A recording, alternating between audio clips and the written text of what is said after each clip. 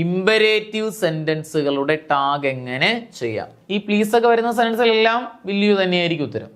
സഹകാരി rice പ്ലസിന്റെ English ക്ലാസ്സിലേക്ക് ഏവർക്കും സ്വാഗതം. നമ്മൾ നോക്കുന്നത് ക്വസ്റ്റ്യൻ ടാഗിന്റെ രണ്ടാമത്തെ ഭാഗമാണ്. അല്ലെ, ഫസ്റ്റ് പാർട്ട് നമ്മൾ പഠിച്ചിരുന്നു. അപ്പോൾ അതൊന്ന് ജസ്റ്റ് ഒന്ന് പറഞ്ഞേ. നമ്മൾ ക്വസ്റ്റ്യൻ ടാഗ് അറിയണമെങ്കിൽ രണ്ട് കാര്യം അറിഞ്ഞിരിക്കണമെന്ന് പറഞ്ഞു. എന്തൊക്കെ അറിയണമെന്ന് പറഞ്ഞു? ഒന്നാമത്തത് തന്നിരിക്കുന്ന സെന്റൻസിലെ സബ്ജക്റ്റ് ഏതാണെന്നും സബ്ജക്റ്റിന് പകരം ഉപയോഗിക്കുന്ന പ്രോനൗണുകൾ ഏതൊക്കെയാണെന്നും പഠിച്ചിരിക്കണം. അതായത് ക്വസ്റ്റ്യൻ ടാഗില് പ്രോനൗണുകളാണ് എപ്പോഴും എന്തായിട്ട് ഉപയോഗിക്കുന്നത്? സബ്ജക്റ്റുകളായിട്ട് ഉപയോഗിക്കുന്നത്. രണ്ടാമത് ഓക്സിലറി വെർബ് അറിയണമെന്ന് പറഞ്ഞു. തന്നിരിക്കുന്ന സെന്റൻസിലെ ഓക്സിലറി വെർബ് ഏതാണെന്ന് നോക്കണം. അതിനനുസരിച്ചാണ് ടാഗ് ചെയ്യേണ്ടത്. ഓക്സിലറിക്ക് രണ്ട് രൂപം ക്വസ്റ്റ്യൻ ടാഗുമായി ബന്ധപ്പെടുത്തി നമ്മൾ പഠിക്കേണ്ടതായിട്ടുണ്ട്. ഒന്ന് പോസിറ്റീവ് രൂപവും രണ്ടാമത്തത് നെഗറ്റീവ് രൂപവും. എന്താണ് ഈ പോസിറ്റീവ് രൂപം? ഓക്സിലറി എങ്ങനെയാണോ പറയുന്നത് അത് അതുപോലെ പറഞ്ഞു കഴിഞ്ഞാൽ അതെല്ലാം പോസിറ്റീവ് രൂപങ്ങൾ. എന്നാൽ തന്നിരിക്കുന്ന ഓക്സിലറിയോടൊപ്പം നോട്ട് ചേർത്ത് പറഞ്ഞാൽ അതെന്തായിട്ട് മാറുന്നു? നെഗറ്റീവ് രൂപം എന്ന് പറഞ്ഞു. മാറ്റമുള്ളത് മാത്രം ഒന്ന് കാണാതെ പഠിച്ചു വയ്ക്കാൻ പറഞ്ഞു. ആമിനോടൊപ്പം നോട്ട് ചേർന്ന് എന്ത് മാറ്റം വരും പറഞ്ഞോ? ആമിനോടൊപ്പം നോട്ട് ചേർന്നാൽ ആറിൻ്റെ എന്നാണ്. വില്ലാണെങ്കിലോ വോണ്ടെന്നാണ്. ഷാളാണെങ്കിൽ ഷാൻഡ്. ക്യാൻ ആണെങ്കിൽ കാണ്ട്. യൂസ്ഡ് ടു ആണെങ്കിൽ എന്തെന്ന് പറയുന്നു? ഡിഡിൻ്റെ എന്ന് പറയുന്നു. നമ്മൾ ആദ്യം പഠിച്ചത് പോസിറ്റീവ് സെന്റൻസുകൾ. എന്ത് ടാഗ്? Negative tag. ഒരു സെന്റൻസ് പോസിറ്റീവ് നെഗറ്റീവ് ഒക്കെ കണ്ടെത്താൻ നിങ്ങൾക്ക് അറിയാം. No, not, none, nothing, never, no one, neither, അതുപോലെ നില്ല്, അതുപോലെ തന്നെ seldom, rarely, barely, hardly, scarcely, little, few. ഈ വാക്കുകൾ വരുന്ന സെന്റൻസ് എല്ലാം നെഗറ്റീവ്. എന്നാൽ ഈ വാക്കുകൾ വരാത്ത സെന്റൻസ് ആണെങ്കിൽ അതെല്ലാം എന്തായിട്ട് മാറുന്നു? പോസിറ്റീവ് സെന്റൻസുകളായിട്ട് മാറുന്നു. ഇനി തന്നിരിക്കുന്ന ഒരു പോസിറ്റീവ് സെന്റൻസ് ആണെങ്കിൽ എന്ത് ടാഗ് ചെയ്യണം? Negative tag. എന്നോടൊപ്പം പറഞ്ഞു നോക്കണേ, അതിനാണ് ഈ പറയുന്നത്. Negative tag. നെഗറ്റീവ് ടാഗിന്റെ ഇക്വേഷൻ എന്ന് പറഞ്ഞേ. എങ്ങനെ പറയാം? ഓക്സിലറി വേർബ്, അത് കഴിഞ്ഞിട്ട് നോട്ട്, സബ്ജക്റ്റ്, ക്വസ്റ്റ്യൻ മാർക്ക്. തന്നിരിക്കുന്ന ഒരു നെഗറ്റീവ് സെന്റൻസ് ആണെങ്കിൽ എന്ത് ടാഗ് ചെയ്യണം? Positive tag. എങ്ങനെ നമുക്ക് പോസിറ്റീവ് ടാഗ് പറയാം? പോസിറ്റീവ് ടാഗിന്റെ ഇക്വേഷൻ എങ്ങനെയായിരുന്നു? Auxiliary verb, subject, question mark. ഇനി അതേപോലെ ഓക്സിലറി ഇല്ലാത്ത സെന്റൻസിന് എങ്ങനെ ടാഗ് കണ്ടെത്താമെന്ന് പറഞ്ഞു. ഡു, ഡസ്, ഡിഡ് വെച്ചിട്ട് ടാഗ് കണ്ടെത്തണമെന്ന് പറഞ്ഞു. സബ്ജക്റ്റുകൾക്ക് മാറ്റം വരുന്ന സെന്റൻസുകളെ കുറിച്ച് പറഞ്ഞു. ദേ സബ്ജക്റ്റ് ആയിട്ട് വരുന്ന വാക്കുകൾ ഏതൊക്കെയാണെന്ന് പറഞ്ഞു. ഏതൊക്കെയായിരുന്നു? These, those, few, a few, somebody, someone, anybody, anyone, അതുപോലെ everybody, every one, some of them, all of them, many of them. ഇങ്ങനെയുള്ള വാക്കുകൾ ഏത് വന്നാലും ഇവയ്ക്ക് പകരം ദേ എടുക്കുക. പ്രത്യേകം ശ്രദ്ധിക്കേണ്ട കാര്യം, സബ്ജക്റ്റ് പ്ലൂറലായി വരുന്ന സെന്റൻസുകളിൽ ഓക്സിലറി വെർബ് എന്താണെങ്കിൽ സിംഗുലാർ ആണെങ്കിൽ അവയുടെ പ്ലൂറലാക്കി വേണം ടാഗ് ചെയ്യാൻ. അത് കഴിഞ്ഞ് നമ്മൾ പറഞ്ഞത് ഇറ്റ് സബ്ജക്റ്റ് ആയിട്ട് വരുന്ന വാക്കുകളാണ്. This, that, little, A little, something, anything, nothing, everything, infant, child, name of country, name of thing ഒക്കെ വന്നു കഴിഞ്ഞാൽ എന്തെടുക്കാം? ഇറ്റ് വെച്ച് ടാഗ് ചെയ്യാം. ഓക്കെ. അതുപോലെ ദീസ്, ദീസ് അല്ലെങ്കിൽ നമ്മൾ ഏത് പറഞ്ഞു? വണ്ണ് അല്ലെങ്കിൽ ദയർ. വൺ അല്ലെങ്കിൽ ദയർ സബ്ജക്റ്റ് ആയിട്ട് വരുന്ന സെന്റൻസുകളിൽ എന്ത് മാറ്റണ്ട? സബ്ജക്റ്റ് വണ്ണ് അല്ലെങ്കിൽ ദയർ തന്നെ ഉപയോഗിക്കുക. എന്നാൽ വൺ ബോയ്, വൺ ഗേൾ എന്നൊക്കെ ആണെങ്കിലോ ഹി അല്ലെങ്കിൽ ഷീ ഉപയോഗിക്കണം. ഇതൊക്കെയാണ് നമ്മൾ പറഞ്ഞത്. നമ്മൾ പഠിക്കുന്നത് അടുത്ത ഭാഗമാണ്. രണ്ടാമത്തെ ഭാഗം. വളരെ പ്രധാനപ്പെട്ട കുറേ ടൈപ്പ് ചോദ്യങ്ങൾ ഈ ഭാഗത്ത് വരും. ശ്രദ്ധയോടെ കേട്ടിരുന്ന് നോട്ട് എഴുതിയെടുത്ത് പഠിക്കുക. എല്ലാവരും എന്നോടൊപ്പം കേട്ട് മനസ്സിലാക്കിയതിന് ശേഷം ആ നോട്ടൊന്ന് കുറിച്ചെടുത്ത് പഠിക്കുക. കാരണം അതിനകത്ത് ഞാൻ ഒന്ന് രണ്ട് കാര്യങ്ങൾ എഴുതി പറയും. അപ്പോൾ അത് നിങ്ങൾക്ക് ചിലപ്പോൾ PDF അവൈലബിലിറ്റി ആകുമ്പോഴത്തേക്കും അല്ലെങ്കിൽ അവൈലബിൾ ആകുമ്പോഴത്തേക്കും ചിലപ്പോൾ അത് എന്ത് ചെയ്യുന്നൂടെ PDF-നകത്ത് കാണില്ല. കാരണം ഞാൻ എഴുതി പറയുന്ന കാര്യങ്ങൾ ചിലപ്പം PDF അതേപോലെയല്ല കിട്ടുന്നത്. അപ്പോൾ അതുകൊണ്ട് ശ്രദ്ധിച്ചോ, എഴുതിയെടുത്തോണേ. എന്നോടൊപ്പം ഒന്ന് എഴുതിയെടുക്കുന്നത് നല്ലതായിരിക്കും. നോക്കിയേ, അപ്പോൾ കാണുന്ന കാര്യങ്ങളെല്ലാം ഞാൻ ഇങ്ങനെ എഴുതും, ബോർഡിൽ എഴുതും. സ്ലൈഡിൽ കാണുന്ന കാര്യങ്ങളെക്കുറിച്ചൊക്കെ ഞാൻ ബോർഡിൽ എഴുതും. അപ്പോൾ അഡീഷണൽ പോയിൻ്റൊക്കെ പറയണം തോന്നി ഞാൻ ബോർഡിലാണ് എഴുതുന്നത്. അപ്പോൾ നിങ്ങൾക്കത് നിങ്ങൾ എഴുതിയെടുത്ത് പഠിക്കുകയാണെങ്കിൽ നിങ്ങൾക്ക് കൂടുതൽ ഉപകാരപ്പെടും. നോക്കിയോ, ശ്രദ്ധിച്ചേ.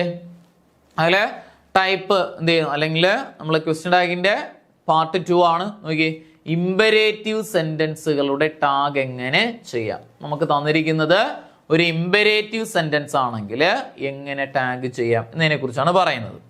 കൂട്ടുകാർ നോക്കിയോണേ, ഇനി നമ്മൾ കുറച്ച് പഠിക്കുന്നത് കോമൺ ടാഗുകളാണ്. കോമൺ ടാഗ് എന്ന് പറഞ്ഞു കഴിഞ്ഞാൽ സെന്റൻസ് നെഗറ്റീവ് എന്നോ പോസിറ്റീവ് എന്നോ നോക്കേണ്ട കാര്യമില്ല.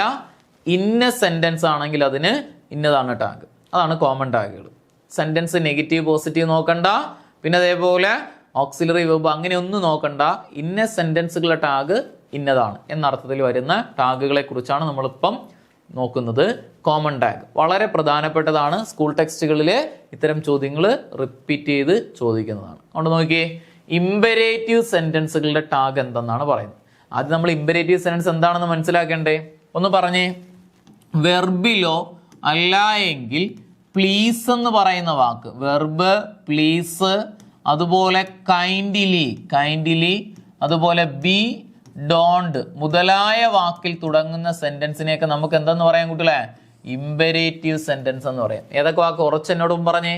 വെർബ് എന്ന് പറഞ്ഞാൽ പ്രവൃത്തിയെ സൂചിപ്പിക്കുന്ന വാക്കുകളാണ്. ഏതൊക്കെയാണ്? വാക്ക്, ഈറ്റ്, ഡാൻസ്, സോൾവ്, ഇങ്ങനെയുള്ള വെർബുകൾ. അല്ലെങ്കിൽ പ്ലീസ് എന്ന വാക്കിൽ തുടങ്ങുന്ന സെന്റൻസ്, അല്ലെങ്കിൽ കൈൻഡ്ലി എന്ന വേർഡ് തുടങ്ങുന്നത്, അല്ലെങ്കിൽ ബി, ഡോണ്ട് മുതലായ വാക്കിൽ തുടങ്ങുന്ന സെന്റൻസിനെയൊക്കെ നമുക്ക് എന്തെന്ന് പറയാം? ഇമ്പരേറ്റീവ് സെന്റൻസ് എന്ന് പറയാം. ഇമ്പരേറ്റീവ് സെന്റൻസ് എങ്ങനെ കണ്ടാൽ തിരിച്ചറിയാൻ കുട്ടികളെ? നോക്കിയേ, പറഞ്ഞേ. വെർബിലോ പ്ലീസ്, കൈൻഡ്ലി, ബി, ഡോണ്ട് മുതലായ വാക്കിൽ തുടങ്ങുന്ന സെന്റൻസിന് പറയുന്ന പേരാണ് ഇമ്പരേറ്റീവ് സെന്റൻസ്. ഇത്തരം സെന്റൻസുകളുടെ ടാഗ് വില്യു ആയിരിക്കും. ഇമ്പരേറ്റീവ് സെന്റൻസുകളുടെ ടാഗ് ഏതായിരിക്കും? കോമൺ ടാഗ് ആണ് വില്യു. തന്നിരിക്കുന്നത് ഒരു ഇമ്പരേറ്റീവ് സെന്റൻസ് ആണെങ്കിൽ നമുക്ക് എന്ത് ടാഗ് എഴുതാൻ കുട്ടികളെ? വില്യു ടാഗ് എഴുതാം. സെന്റൻസ് നെഗറ്റീവോ പോസിറ്റീവോ ഓക്സിലറി ഒന്നും നോക്കാൻ നിൽക്കേണ്ട, വില്യു ടാഗ് എഴുതുക. കോമൺ ടാഗ് ആണ്. നോക്കിയാൽ എങ്ങനെയാണ് ഈ ചോദ്യങ്ങളുടെ ഉത്തരം എന്ന് പറഞ്ഞു നോക്കിയേ. സ്റ്റഡി വെൽ ടാഗ് എങ്ങനെ പറയാണോ? നമുക്ക് സ്റ്റഡി എന്ന് പറയുന്ന വെർബിൽ തുടങ്ങിയിരിക്കുന്നു, ഒരു ഇമ്പരേറ്റീവ് സെന്റൻസ് ആണ്. അതുകൊണ്ട് നമുക്ക് എന്തെന്ന് പറയാം? അവിടെ വില്യു ഉത്തരമായിട്ട് വരുന്നു. എന്ത് വരുന്നു കൂട്ടില്ലേ?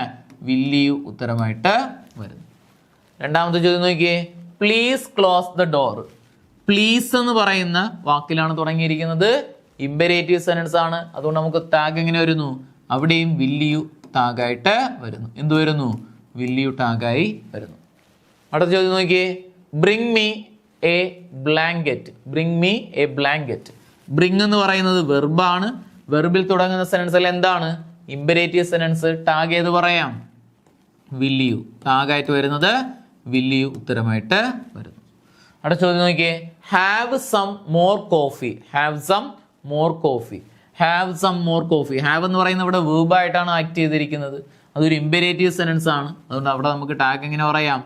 വില്യു ഉത്തരമായിട്ട് വരുന്നു. എന്ത് വരുന്നു? വില്യു ഇവിടെ ഉത്തരമായിട്ട് വരുന്നു. മറ്റൊരു ചോദ്യം നോക്കിയേ. Please Singh a song. Please Singh a song. നമുക്ക് പ്ലീസ് എന്ന് പറയുന്ന വാക്കിലാണ് തുടങ്ങിയിരിക്കുന്നത്. അതൊരു ഇമ്പരേറ്റീവ് സെന്റൻസിനെ സൂചിപ്പിച്ചു. അതുകൊണ്ട് തന്നെ വില്യു നമുക്ക് അവിടെ ഉത്തരമായിട്ട് വരുന്നു. വില്യു അവിടെ ഉത്തരമായിട്ട് വരുന്നു. അപ്പൊ ഇമ്പരേറ്റീവ് സെന്റൻസുകളുടെ ടാഗ് ഏതാണെന്ന് ചോദിച്ചാൽ ഏത് പറഞ്ഞു? വില്യു ആണ്. എങ്ങനെ കണ്ടാൽ തിരിച്ചറിയാന്ന് പറഞ്ഞു? വെർബിലോ പ്ലീസ്, കൈൻഡ്ലി, ബി, ഡോണ്ട് മുതലായ വാക്കിൽ തുടങ്ങുന്ന സെന്റൻസ് എല്ലാം ഇമ്പരേറ്റീവ്. ടാഗ് ഏതാണെന്ന് ചോദിച്ചാൽ വില്യു. മറ്റൊരു ചോദ്യം നോക്കിയേ. Don't make any noise. ഡോണ്ടിൽ തുടങ്ങുന്ന സെന്റൻസ് ഇമ്പരേറ്റീവ് ആണ്. അവിടെ എന്ത് പറയാം? വില്യു. വില്യു ടാഗായിട്ട് വരുന്നു. പ്രത്യേകം എടുത്തു വെച്ച് പഠിക്കുക. ഡോണ്ടിൽ തുടങ്ങുന്ന സെന്റൻസുകളുടെ ടാഗ്, ഡോണ്ടിൽ തുടങ്ങുന്ന സെന്റൻസുകളുടെ ടാഗ് വില്യു ആയിരിക്കും. ഡോണ്ടിൽ തുടങ്ങുന്ന സെന്റൻസുകളുടെ ടാഗ് ഏതാ? വില്യു ആയിരിക്കും. പഠിച്ചു വെച്ചോണേ. ഡോണ്ട് ഒരു സെന്റൻസ് ഡോണ്ടിലാണ് തുടങ്ങുന്നതെങ്കിൽ ഉത്തരം വില്യു ആയിരിക്കും. ഡോണ്ടിൽ തുടങ്ങുന്ന സെന്റൻസുകളുടെ ടാഗ് എല്ലാം വില്യു ആണ്. എന്നാൽ ഈ ഇമ്പരേറ്റീവ് സെന്റൻസിന്റെ ഈ വില്യു ചില അവസരങ്ങളിൽ നമ്മൾ പറഞ്ഞ വില്യു ചില അവസരങ്ങളിൽ എന്തായിട്ട് മാറാറുണ്ട്? വില്യുവിന് പകരം നമുക്ക് വോണ്ട് യു ഉപയോഗിക്കാം. എന്തുപയോഗിക്കാം കുട്ടികളെ? വോണ്ട് യു ഉപയോഗിക്കാം. അതുപോലെ കാണ്ട് യു ഉപയോഗിക്കാം. പറഞ്ഞ കാര്യം എന്താണ് ഞാൻ പറഞ്ഞത്? വില്യുവിന് പകരം ചിലപ്പോഴൊക്കെ നമുക്ക് എന്തുപയോഗിക്കാം? വോണ്ട് യു അല്ലെങ്കിൽ കാണ്ട് യു ഉപയോഗിക്കാം. അതെങ്ങനെ ഉപയോഗിക്കാം, എവിടെ ഉപയോഗിക്കാം, അതിനെക്കുറിച്ചാണ് പറയുന്നത്. ഓക്കെ. എന്നാൽ ഇമ്പരേറ്റീവ് സെന്റൻസ് ഒരു അനിവാര്യതയെയാണ് സൂചിപ്പിക്കുന്നതെങ്കിൽ അല്ലെങ്കിൽ കർശനമായി പാലിക്കേണ്ട കാര്യത്തെ സൂചിപ്പിച്ചാൽ, തന്നിരിക്കുന്ന ഇമ്പരേറ്റീവ് സെന്റൻസ് ഉറപ്പായും ചെയ്യേണ്ട ഒരു കാര്യത്തെയാണ് സൂചിപ്പിക്കുന്നതെങ്കിൽ വില്യുവിന് പകരം നമുക്ക് എന്തുപയോഗിക്കാം? Won't you. കോമൺ ടാഗാണ് വോണ്ട് യു ഉപയോഗിക്കാം. പറഞ്ഞ കാര്യം എന്താണ് കുട്ടികളെ? തന്നിരിക്കുന്ന ഇമ്പരേറ്റീവ് സെന്റൻസ് ഒരു അനിവാര്യതയെ, അനിവാര്യത എന്ന് പറഞ്ഞാൽ ഉറപ്പായും ചെയ്യേണ്ട കാര്യത്തെയാണ് സൂചിപ്പിക്കുന്നതെങ്കിൽ വിൽ യുവിന് പകരം നമുക്ക് എന്തുപയോഗിച്ച് പറയാം? വോണ്ട് യു ഉപയോഗിച്ചിട്ട് പറയാം. ഇനി നിങ്ങൾ ഓപ്ഷനിൽ വോണ്ട് യു ഇല്ല എങ്കിൽ എന്ത് തന്നെ എഴുതാം? വിൽ യു തന്നെ എഴുതാം. വിൽ യുവിന് പകരക്കാരനാണ് വോണ്ട് യു എന്ന് പറയുന്നത്. അപ്പം തന്നിരിക്കുന്ന ഇമ്പരേറ്റീവ് സെന്റൻസ് ഉറപ്പായും ചെയ്യേണ്ട കാര്യങ്ങളാണെങ്കിൽ വിൽ യുവിന് പകരം നമുക്ക് എന്തുപയോഗിച്ച് പറയാം?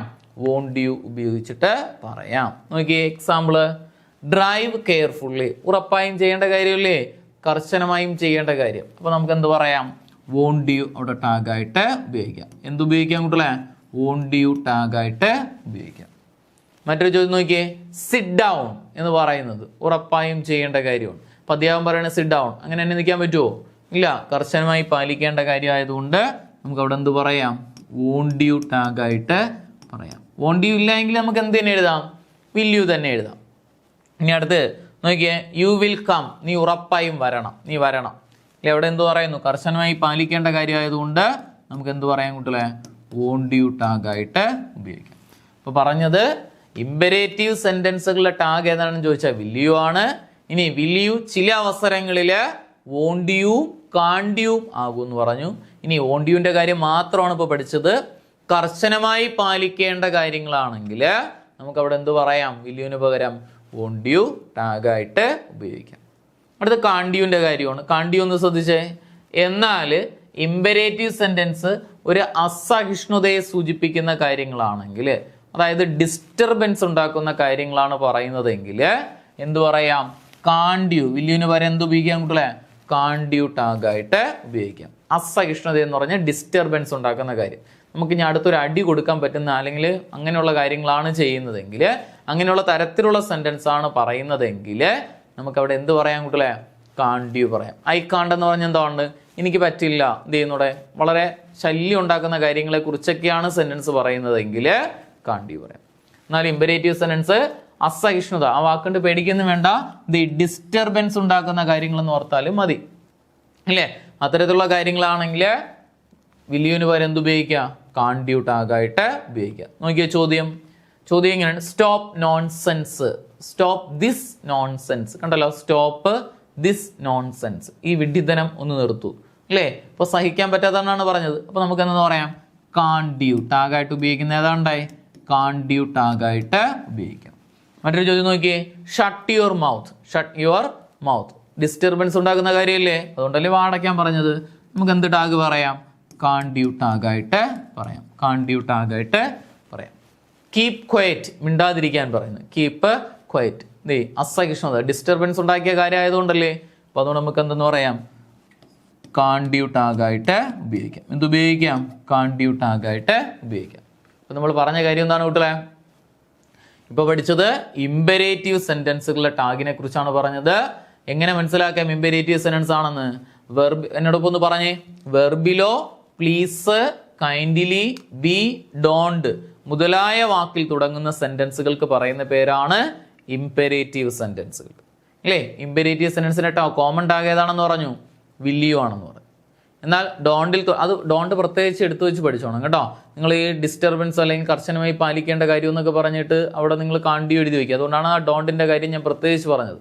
ഡോണ്ടിൽ തുടങ്ങുന്ന സെന്റൻസുകളുടെ ടാഗ് എന്ത് തന്നെയാണ്? വിൽ യു തന്നെയാണ്.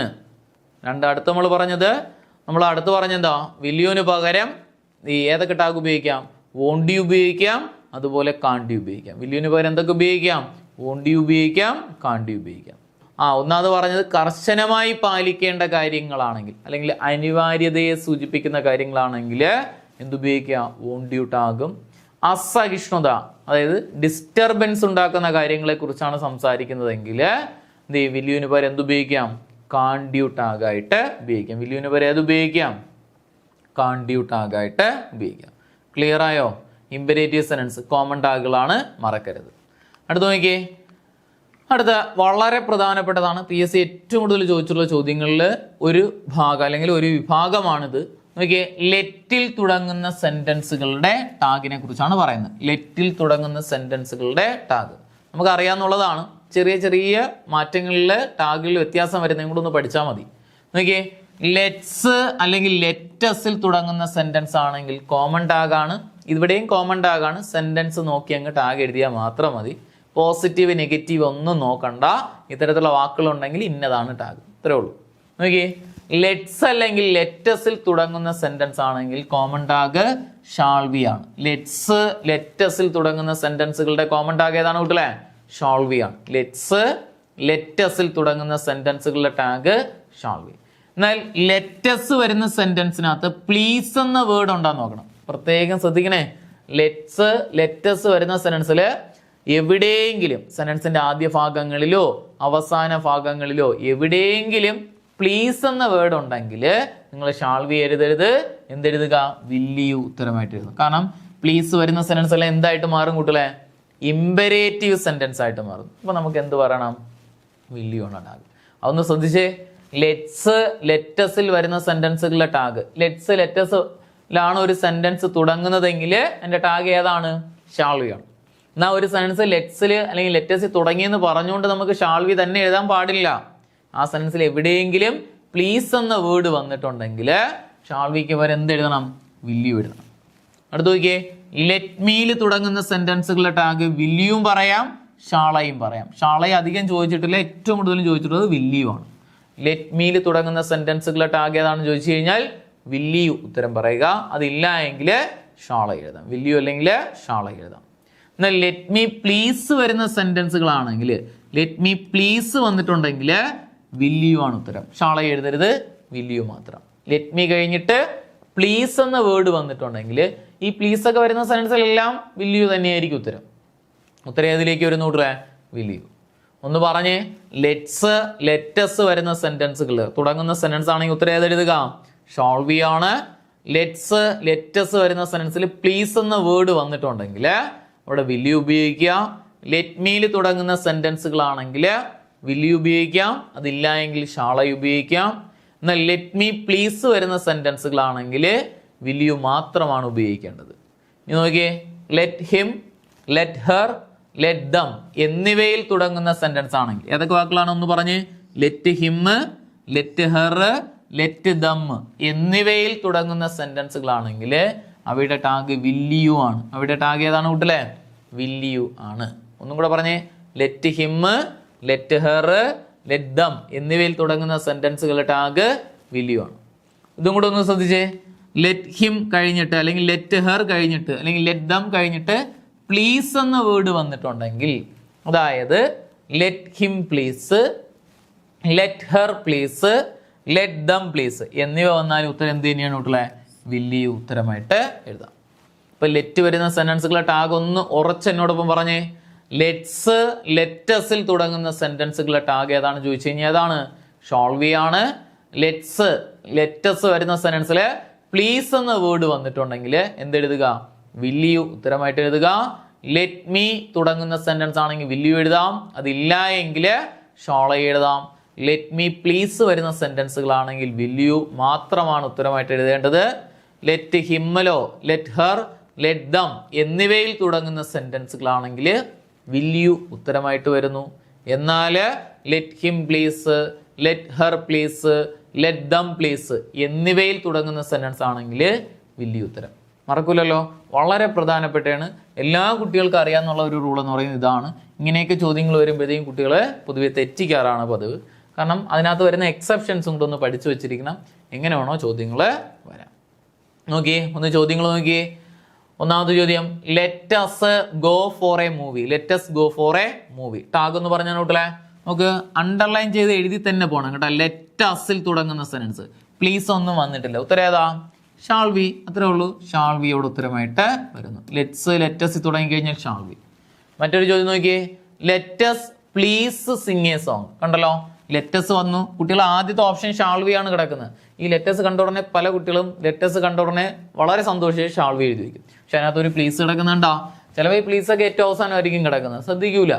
പ്ലീസ് വന്നുകൊണ്ട് അവിടെ ഷാൾ ബി എഴുതാൻ പറ്റുമോ? ഇല്ല. വിൽ യു ആണ് ഉത്തരമായിട്ട് വരുന്നത്. എന്ത് വരുന്നു കൂട്ടിലെ? വിൽ യു അവിടെ ഉത്തരമായിട്ട് വരുന്നു. Let's please sing a song. Will you അവിടെ ഉത്തരമായിട്ട് വരുന്നു. മറ്റൊരു ചോദ്യം നോക്കിയേ, let me have a look. Let മീയിൽ തുടങ്ങുന്ന സെന്റൻസ്. ലെറ്റ് മീയിൽ തുടങ്ങി കഴിഞ്ഞാൽ എന്തെഴുതാം?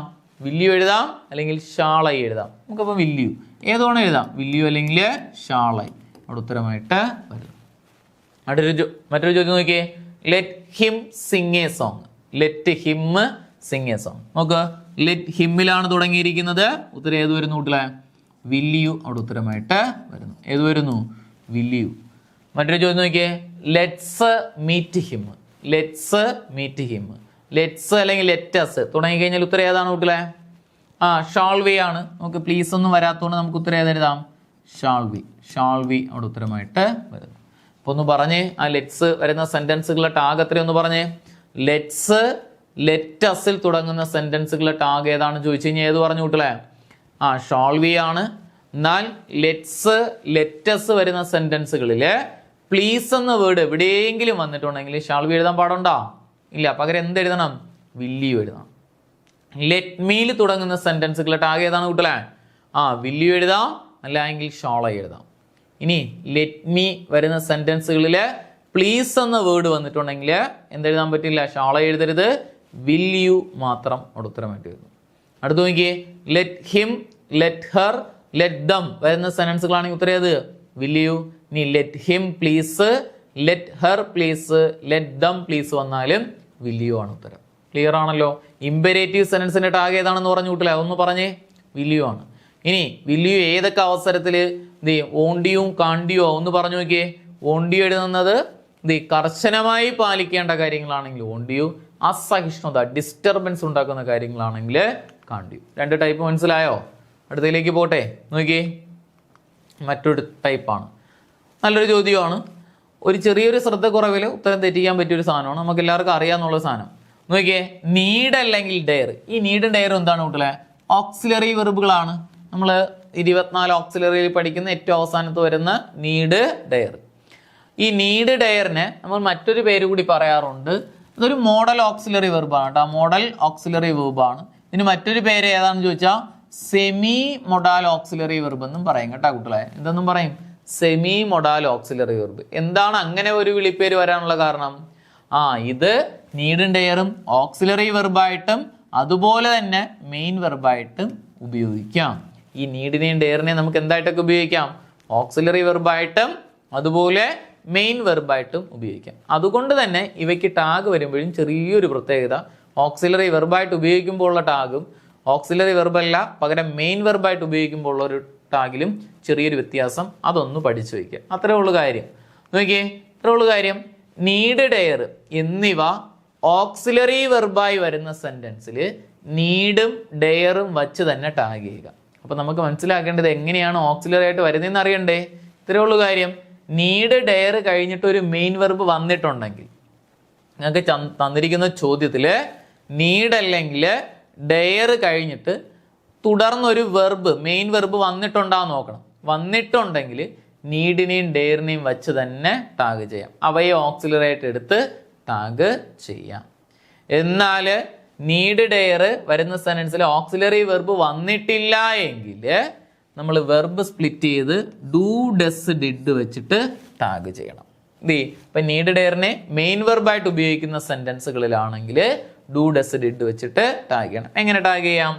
നീഡ് വരുന്ന സെന്റൻസിൽ നീഡ് അല്ലെങ്കിൽ ഡെയർ വരുന്ന സെന്റൻസ് ഇവ മെയിൻ വെർബായിട്ടാണ് ഉപയോഗിച്ചിരിക്കുന്നതെങ്കിൽ നമുക്ക് ഏത് ഓക്സിലറി വെച്ച് ടാഗ് ചെയ്യുക? ഡു വെച്ച് ടാഗ് ചെയ്യുക. നീഡ്സ് എന്നും കിടക്കുന്നു, ഡെയേഴ്സ് എന്നും കിടക്കുന്നു. വരുന്ന സെന്റൻസിലാണെങ്കിൽ എസ്, ഡസ് വെച്ച് ടാഗ് ചെയ്യുക. അതുപോലെ നീഡഡ് എന്നും ഡേഡ് എന്നും വന്ന് കിടക്കുന്നു. വന്നു കഴിഞ്ഞാൽ നമ്മൾ എന്ത് ചേർത്ത് പറയുക? ഡിഡ് വെച്ച് ടാഗ് ചെയ്യുക.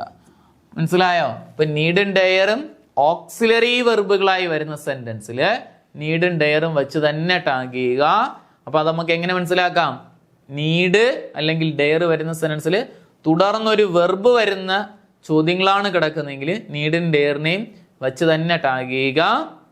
ഇനി നീഡും ഡെയറും ഒരു മെയിൻ വെർബായിട്ട് വരുന്ന സെന്റൻസുകളിലാണെങ്കിൽ ഡു, ഡസ്, ഡിഡ് വെച്ചിട്ട് ടാഗ് ചെയ്യുക.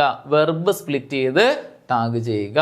അതായത് നമ്മുടെ നീഡ് ഡെയർ കഴിഞ്ഞിട്ട് ഒരു മെയിൻ വെർബ് വന്നിട്ടില്ല എങ്കിൽ നീഡ് ഡെയറിനെ മെയിൻ വെർബായി കരുതി ഡു, ഡസ്, ഡിഡ് വെച്ചിട്ട് ടാഗ് ചെയ്യാം. ചോദ്യത്തിലൂടെ പരിചയപ്പെടാം. ചോദ്യം നോക്കിയേ, they need to sing a song. നോക്കൂട്ടല്ലേ, ദേ സബ്ജക്റ്റ് ആണ്, നീഡ് അവിടെ ഓക്സിലറി ആണെന്ന് നമ്മൾ കണ്ടെത്തണം. ടു സിംഗ് കണ്ടല്ലോ, ടു സിങ്. സിങ് എന്ന് പറയുന്ന വെർബാണ്, വെർബായിട്ട് വന്നിരിക്കുന്നു.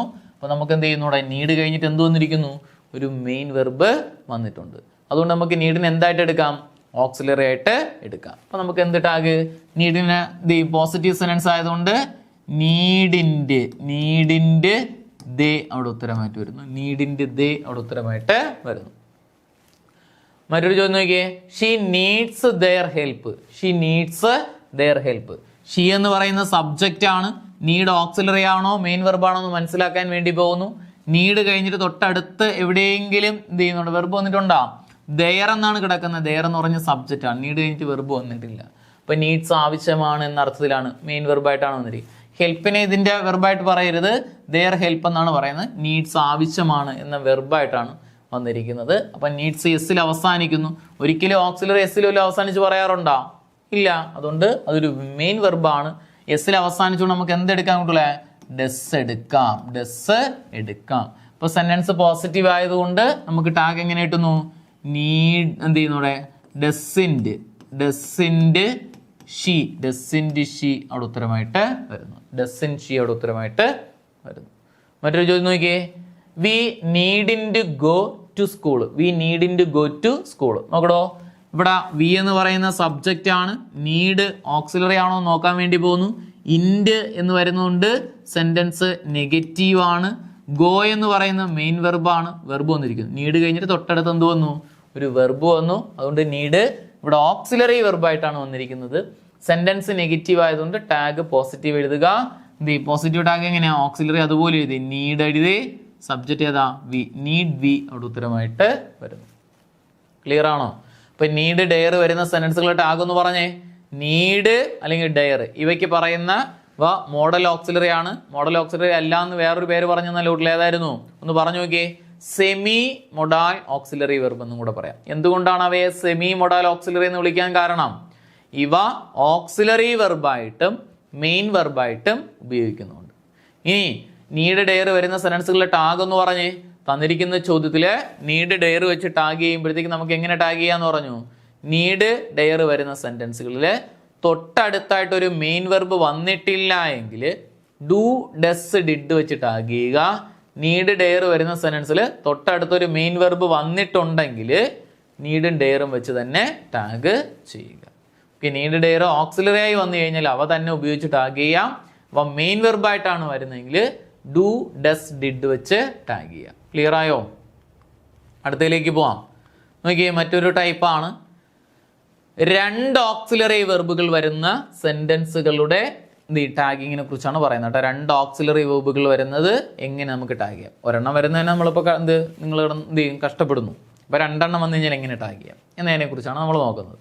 വേറെ ഒന്നുമില്ല, തന്നിരിക്കുന്ന ചോദ്യത്തിൽ രണ്ട് ഓക്സിലറി വെർബുകൾ വന്നാൽ ആദ്യത്തെ ഓക്സിലറിക്ക് അനുസരിച്ച് എന്ത് ചെയ്യാൻ കൂട്ടല്ലേ, ടാഗ് ചെയ്യാം. തന്നിരിക്കുന്ന ചോദ്യത്തിൽ രണ്ട് ഓക്സിലറി വെർബുകളാണ് വരുന്നതെങ്കിൽ അതിൽ ആദ്യം വരുന്ന ഓക്സിലറി വെർബിനനുസരിച്ച് എന്ത് ചെയ്യണം, ടാഗ് ചെയ്യണം. രണ്ടാമത്തതിനെ എടുക്കരുത്.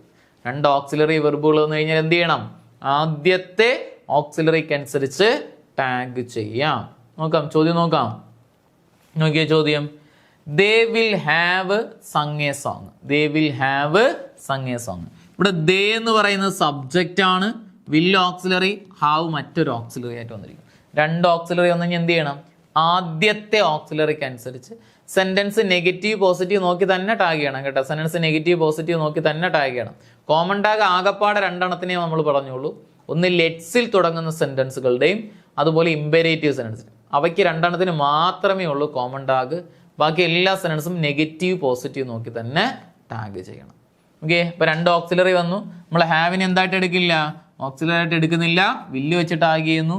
തന്നിരിക്കുന്ന സെന്റൻസ് നെഗറ്റീവ് ആണോ പോസിറ്റീവ് ആണോ, പോസിറ്റീവ് സെന്റൻസ്. വില്ലിനോടൊപ്പം നോട്ട് വരുന്ന എന്ത് മാറ്റം വരും കൂട്ടല്ലേ, വോണ്ട് ആണ്. സബ്ജക്റ്റ് ഏത് വരുന്നു, ദേ. വോണ്ട് ദേ അവിടെ ഉത്തരമായിട്ട് വരുന്നു. ഏത് വരുന്നു, വോണ്ട് ദേ അവിടെ ഉത്തരമായിട്ട് വരുന്നു. മറ്റൊരു ചോദ്യം നോക്കിയേ, they will have written an exam. they will have written an exam. Sorry, they അല്ല, he will have written an exam. he എന്ന് പറയുന്ന സബ്ജക്റ്റ് ആണ്. will ഓക്സിലറി ആണ്. have രണ്ടാമത് വന്നിരിക്കുന്നു, എടുക്കില്ല. വില്ലിനനുസരിച്ച് ടാഗ് ചെയ്യുന്നു. സെന്റൻസ് പോസിറ്റീവ് ആണോ നെഗറ്റീവ് ആണോ, പോസിറ്റീവ് സെന്റൻസ്. അതുകൊണ്ട് നമുക്ക് ടാഗ് എന്നാ കിട്ടുന്നു കൂട്ടില്ലേ, വോണ്ട്, വോണ്ട് ഹി അവിടെ ഉത്തരമായിട്ട് വരുന്നു. വോണ്ട് ഹി അവിടെ ഉത്തരമായിട്ട് വരുന്നു. മറ്റൊരു ചോദ്യം നോക്കിയേ. She wouldn't have sung a song. She wouldn't have sung a song. നോക്കടോ, ഷീ എന്ന് പറയുന്ന സബ്ജക്റ്റ് ആണ്, വുഡ് ഓക്സിലറി, ഹാവ് മറ്റൊരെണ്ണം, രണ്ടാമത്തേനെ വെട്ടിക്കളഞ്ഞു, വുഡിനനുസരിച്ച് ടാഗ് ചെയ്യുന്നു. നമുക്ക് എങ്ങനെ ടാഗ് കിട്ടും നോട്ടില്ലേ? വുഡിൻ്റെ. സെന്റൻസ് പോസിറ്റീവ് ആയതുകൊണ്ട് വുഡിൻ്റെ, വുഡിൻ്റെ ഏത് വരുന്നു അവിടെ? ഷീ അവിടെ ഉത്തരമായിട്ട് വരുന്നു. വുഡിൻ ഷീ അവിടെ ഉത്തരമായിട്ട് വരുന്നു. നമ്മൾ പറഞ്ഞ കാര്യം എന്താണ്? തന്നിരിക്കുന്ന ചോദ്യത്തിൽ 2 ഓക്സിലറി വേർബുകൾ ഉണ്ടെങ്കിൽ എന്ത് ചെയ്യുക? ആദ്യത്തെ ഓക്സിലറിക്ക് അനുസരിച്ച് വേണം നമുക്ക് എന്ത് ചെയ്യേണ്ടത്? ടാഗ് ചെയ്യേണ്ടത്. ആദ്യത്തെ ഓക്സിലറിക്ക് അനുസരിച്ച് ടാഗ് ചെയ്യുക. മറക്കൂലല്ലോ. അപ്പൊ നീഡ് ഡെയർ വരുന്ന സെന്റൻസുകൾ ടാഗ് എങ്ങനെ പറഞ്ഞു കൂട്ടല്ലേ? നീഡ് ഡെയർ ഒരു മെയിൻ വെർബായിട്ടാണ് വരുന്നതെങ്കിൽ ഡു, ഡസ്, ഡിഡ് വെച്ച് ടാഗ് ചെയ്യുക. നീഡ് ഡെയർ ഓക്സിലറി ആയിട്ടാണ് ഉപയോഗിച്ചിരിക്കുന്നതെങ്കിൽ നീഡും ഡെയറും വെച്ച് തന്നെ ടാഗ് ചെയ്യുക. ഓക്കെ, അടുത്ത് നോക്കിയാണ്ടോ? അടുത്ത് മറ്റൊരു നല്ലൊരു ചോദ്യമാണ്. നമ്മൾ നേരത്തെ പറഞ്ഞു 2 ഓക്സിലറി വെർബുകൾ വരുന്ന സെന്റൻസിൽ ആദ്യത്തെ ഓക്സിലറിക്ക് അനുസരിച്ച് ടാഗ് ചെയ്യാൻ പറഞ്ഞു. എന്നാൽ അങ്ങനെ വരുന്ന അവസരങ്ങളിൽ ഇത്തരത്തിലുള്ള ചോദ്യങ്ങളൊന്നും നിങ്ങൾ തെറ്റിക്കും. ഒരു ചോദ്യം അല്ലെങ്കിൽ ഒരു sentence I am afraid, I am sure, I think, I believe, I suspect വാക്കുകൾ നിന്നോടൊപ്പം ഒന്ന് പറഞ്ഞു നോട്ടല്ലേ? 5 വാക്കുകൾ, 5 പ്രയോഗങ്ങളെന്ന് പറഞ്ഞേ. ഐ ആം ഷുവർ അല്ലെങ്കിൽ ഐ ആം അഫ്രൈഡ്. 2 വാക്കുകൾ പറ. I am afraid, I am sure, I think, I believe, I suspect. ഒന്നും കൂടെ പറഞ്ഞേ. I am afraid, I am sure, I think, I believe, I suspect. ഒരു തവണയും കൂടെ പറഞ്ഞേ. ഐ ആം ഷുവർ, രണ്ടാമത്തെ വാക്ക് ഏതാ? I am afraid. അടുത്ത വാക്ക് ഐ തിങ്ക്, അടുത്ത വാക്ക് ഐ ബിലീവ്, ഐ സസ്പെക്റ്റ് എന്നീ വാക്കുകളിലാണ് ഒരു സെന്റൻസ് തുടങ്ങുന്നതെങ്കിൽ ടാഗ് ചെയ്യുന്ന അവസരത്തിൽ ഈ ഭാഗം ഒഴിവാക്കി ബാക്കി നിൽക്കുന്ന ഭാഗത്തിനനുസരിച്ച് വേണം ടാഗ് ചെയ്യാൻ. തന്നിരിക്കുന്ന ഭാഗം ഒഴിവാക്കി ആദ്യം നമ്മൾ ആ സെന്റൻസ് മൊത്തം വായിച്ചു നോക്കണം കേട്ടോ. വായിച്ചു നോക്കിയിട്ട് സെന്റൻസ് ഓവറോൾ നെഗറ്റീവ് ആണോ പോസിറ്റീവ് ആണോ എന്ന് വായിച്ചു നോക്കണം. എന്നിട്ട് വേണം ഈ ഭാഗങ്ങൾ ഒഴിവാക്കി കളയാൻ. നിങ്ങൾക്ക് ആ കാര്യം പറഞ്ഞ് മനസ്സിലായാന്തോ? അതായത് നമ്മൾ ഐ ആം ഷുവർ, നമുക്ക് ചോദ്യം പറയുമ്പോൾ ഞാൻ പറഞ്ഞുതരാം. അതായത് മൊത്തത്തിൽ ആദ്യം ആ സെന്റൻസ് വായിക്കുന്നു. ഐ ആം ഷുവർ അല്ലെങ്കിൽ ഐ ആം അഫ്രൈഡ് എന്ന വാക്കിൽ തുടങ്ങുന്ന ഒരു സെന്റൻസ്. നമ്മളപ്പം സെന്റൻസ് ആദ്യം ഫുള്ള് വായിച്ചു നോക്കിയിട്ട് ആ സെന്റൻസ് നെഗറ്റീവ് ആണോ പോസിറ്റീവ് ആണോ എന്ന് മനസ്സിലാക്കണം. ഇപ്പോൾ പോസിറ്റീവ് ആണോ നെഗറ്റീവ് ആണോ എന്ന് മനസ്സിലാക്കി നമ്മൾ ആ സെന്റൻസ് പോസിറ്റീവ് ആണ് അല്ലെങ്കിൽ നെഗറ്റീവ് ആണെന്ന് എഴുതി വെച്ചു. ഇനി ഐ ആം ഷുവർ അവിടെ ഒഴിവാക്കി.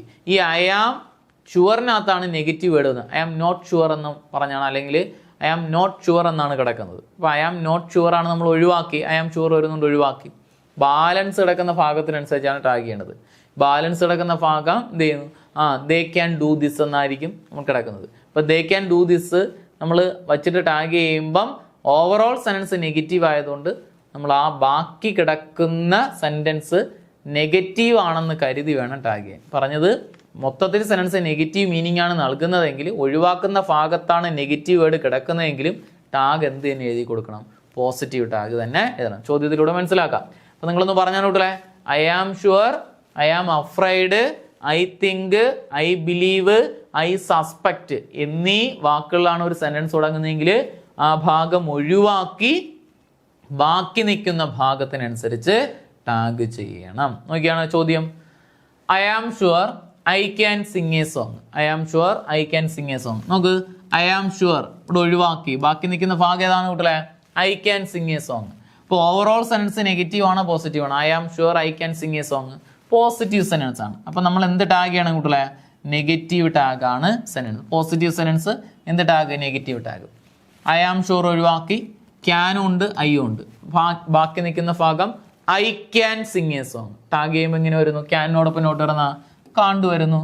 കാണ്ട് ഐ ആണ് ഉത്തരമായിട്ട് വരുന്നത്. ഞാൻ നേരത്തെ പറഞ്ഞില്ലേ, അപ്പോൾ I am not sure, I am not sure. ഇപ്പോൾ അതാ ചോദ്യം ഇങ്ങനെയാണ് നടക്കുന്നത്. I am not sure I can sing a song. I am not sure I can sing a song. അപ്പോൾ ഓവറോൾ സെൻറ്റൻസ് നെഗറ്റീവ് ആണോ പോസിറ്റീവ് ആണോ? സെൻറ്റൻസ് ഒരു negative sentence ആണ്. അപ്പോൾ നമ്മൾ I can sing a song, I am not sure ഒഴിവാക്കി balance ചെയ്യുന്ന ഭാഗം ഏതാണ് കൂട്ടരെ? I can sing a song എന്നാണ് കിടക്കുന്നത്. ഇനി ക്യാൻ ഓക്സിലറി ഐ സബ്ജക്റ്റ് ആണ്. അപ്പോൾ നമ്മൾ നെഗറ്റീവ് സെൻറ്റൻസ് ആയിരുന്നു. അപ്പോൾ നമ്മൾ ടാഗ് എഴുതുമ്പോൾ എന്ത് ചെയ്യണം? പോസിറ്റീവ് ടാഗാണ് എഴുതാൻ. ഒഴിവാക്കിയ ഭാഗത്താണ് നെഗറ്റീവ് വേർഡെങ്കിലും അതിനെ നെഗറ്റീവ് സെൻറ്റൻസ് ആയിട്ട് തന്നെ എടുത്ത് തന്നെ ടാഗ് ചെയ്യണം. അതാണ് ഞാൻ നേരത്തെ പറഞ്ഞത്. അപ്പോൾ നമുക്കിവിടെ ടാഗായിട്ട് വരുന്നത് ക്യാൻ ഐ ആണ്. എങ്ങനെയായിരുന്നു ചോദ്യമെങ്കിൽ I am not sure I can sing a song എന്നായിരുന്നു കിടന്നെങ്കിൽ ക്യാൻ ഐ വന്നനെ. ഇവിടെ നോട്ടൊന്നും ഇല്ലാത്തതുകൊണ്ടാണ് നമ്മൾ എന്ത് ചെയ്യുക, അതായത് ഒഴിവാക്കുന്ന ഭാഗത്ത് നെഗറ്റീവ് വേർഡ് വന്നാലും സെൻറ്റൻസ് നെഗറ്റീവായിട്ട് തന്നെ എടുത്ത് വേണം ടാഗ് ചെയ്യാൻ. മറക്കൂലല്ലോ, ആ കാര്യം ഒന്ന് ശ്രദ്ധിച്ചോണേ. അടുത്ത് നോക്കിയാൽ മറ്റൊരു ചോദ്യം. I believe they are solving the problem. I believe they are solving the problem. നോക്കട്ടോ, ഐ ബിലീവ് ഒഴിവാക്കി ബാലൻസ് ചെയ്യുന്ന ഭാഗ്യത they are solving the problem. Sentence overall positive ആണ്, നെഗറ്റീവ് ടാഗാണ് എഴുതുന്നത്. അപ്പോൾ ദേ സബ്ജക്റ്റ് ആർ ഓക്സിലറി ആണ്. അപ്പോൾ നമ്മൾ ആറിനോടൊപ്പം നോട്ട് വരുന്ന എന്ത് മാറ്റം വരും കുട്ടികളെ? ആറിൻ്റെ സബ്ജക്റ്റ് ഏതാ? ദേ. ആറിൻ്റെ ദേ അവിടെ ഉത്തരമായിട്ട് വരും. അടുത്തൊരു ചോദ്യം നോക്കിയേ. I think he will come soon. I think he will come soon. I think ഒഴിവാക്കി ബാലൻസ് ചെയ്യുന്ന ഭാഗം ഏതാ?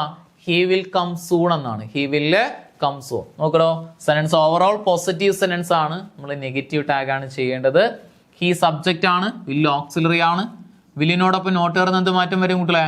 വോണ്ട് വരുന്നു. സബ്ജക്റ്റ് ഹി, വോണ്ട് ഹി അവിടെ ഉത്തരമായിട്ട് വരുന്നു. മറ്റൊരു ചോദ്യം നോക്കിയേ. I don't think she could do it. നോക്കടോ, ഡോണ്ട് വരുന്നതുകൊണ്ട് സെനൻസ് നെഗറ്റീവ് ആണ്. നോക്ക്, അപ്പോൾ ഐ തിങ്ക് വരുന്ന സെനൻസ് ആണ്. അപ്പോൾ നമ്മളിത് ഒഴിവാക്കി, ഈ ഭാഗം ഒഴിവാക്കി. ഇപ്പോൾ സെനൻസ് നെഗറ്റീവ് ആണ്, പോസിറ്റീവ് ടാഗാണ് ചെയ്യേണ്ടത്.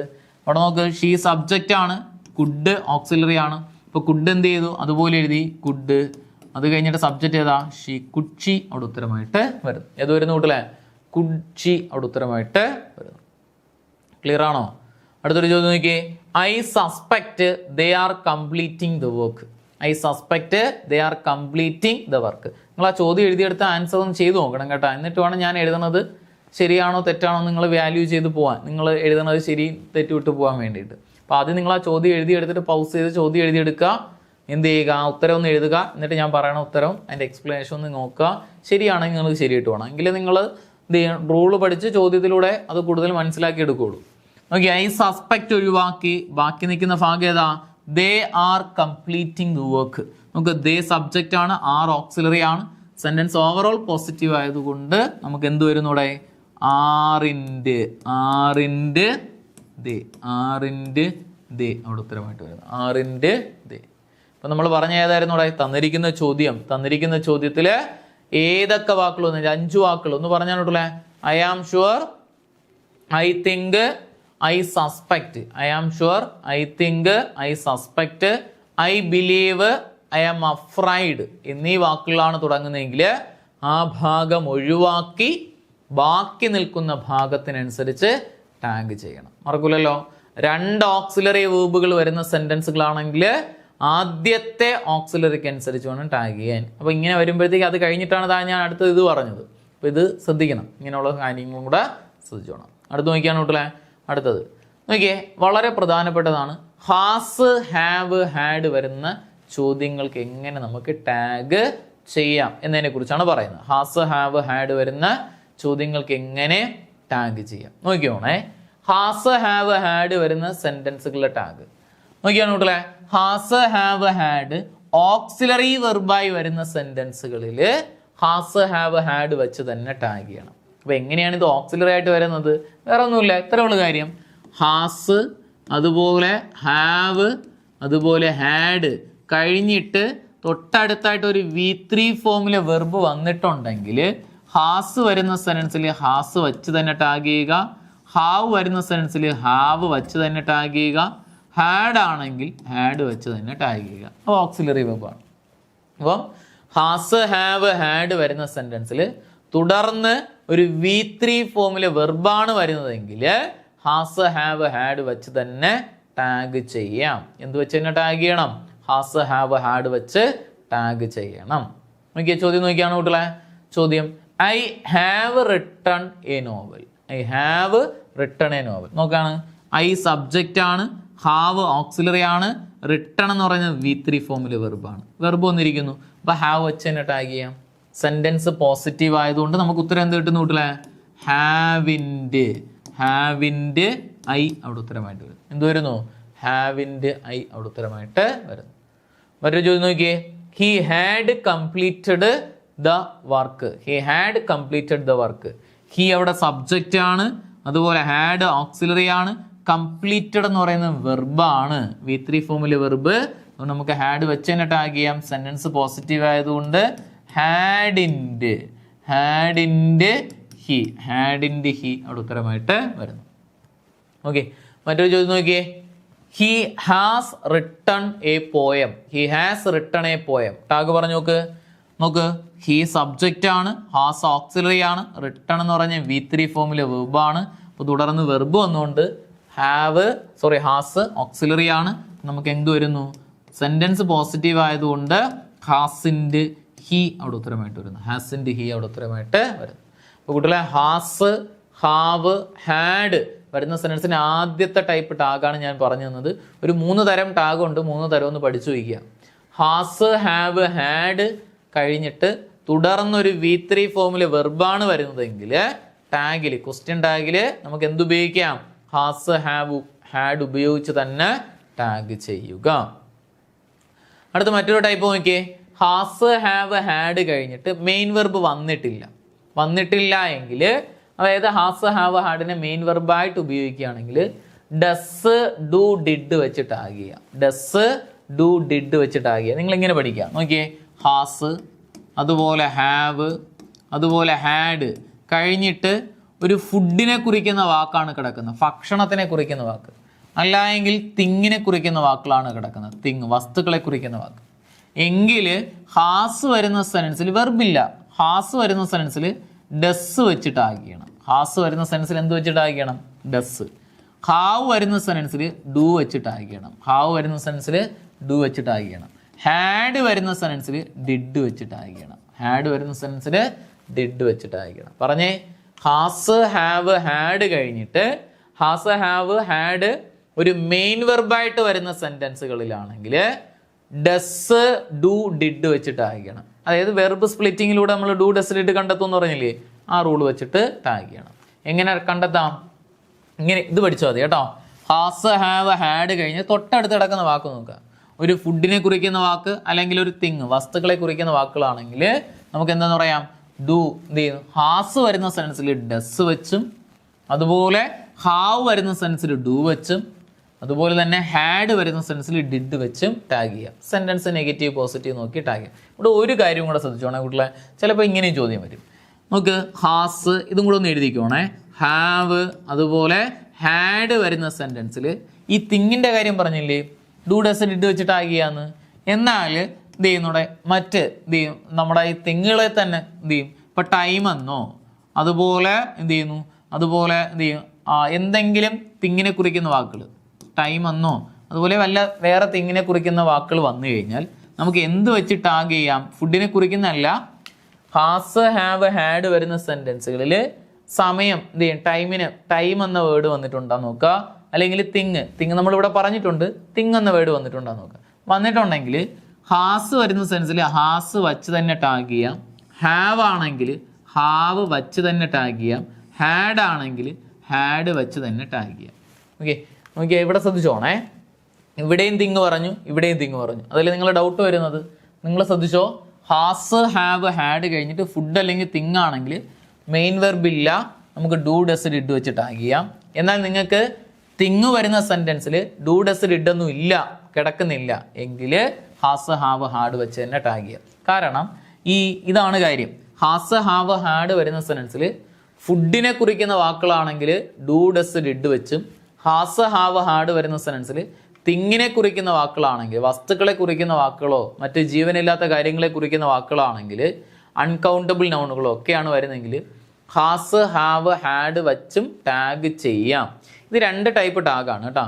അതായത് അമേരിക്കൻ ഇംഗ്ലീഷും ബ്രിട്ടീഷ് ഇംഗ്ലീഷിലും വെച്ചിട്ടാണ് ഈ ടാഗ് പറയുന്നത്.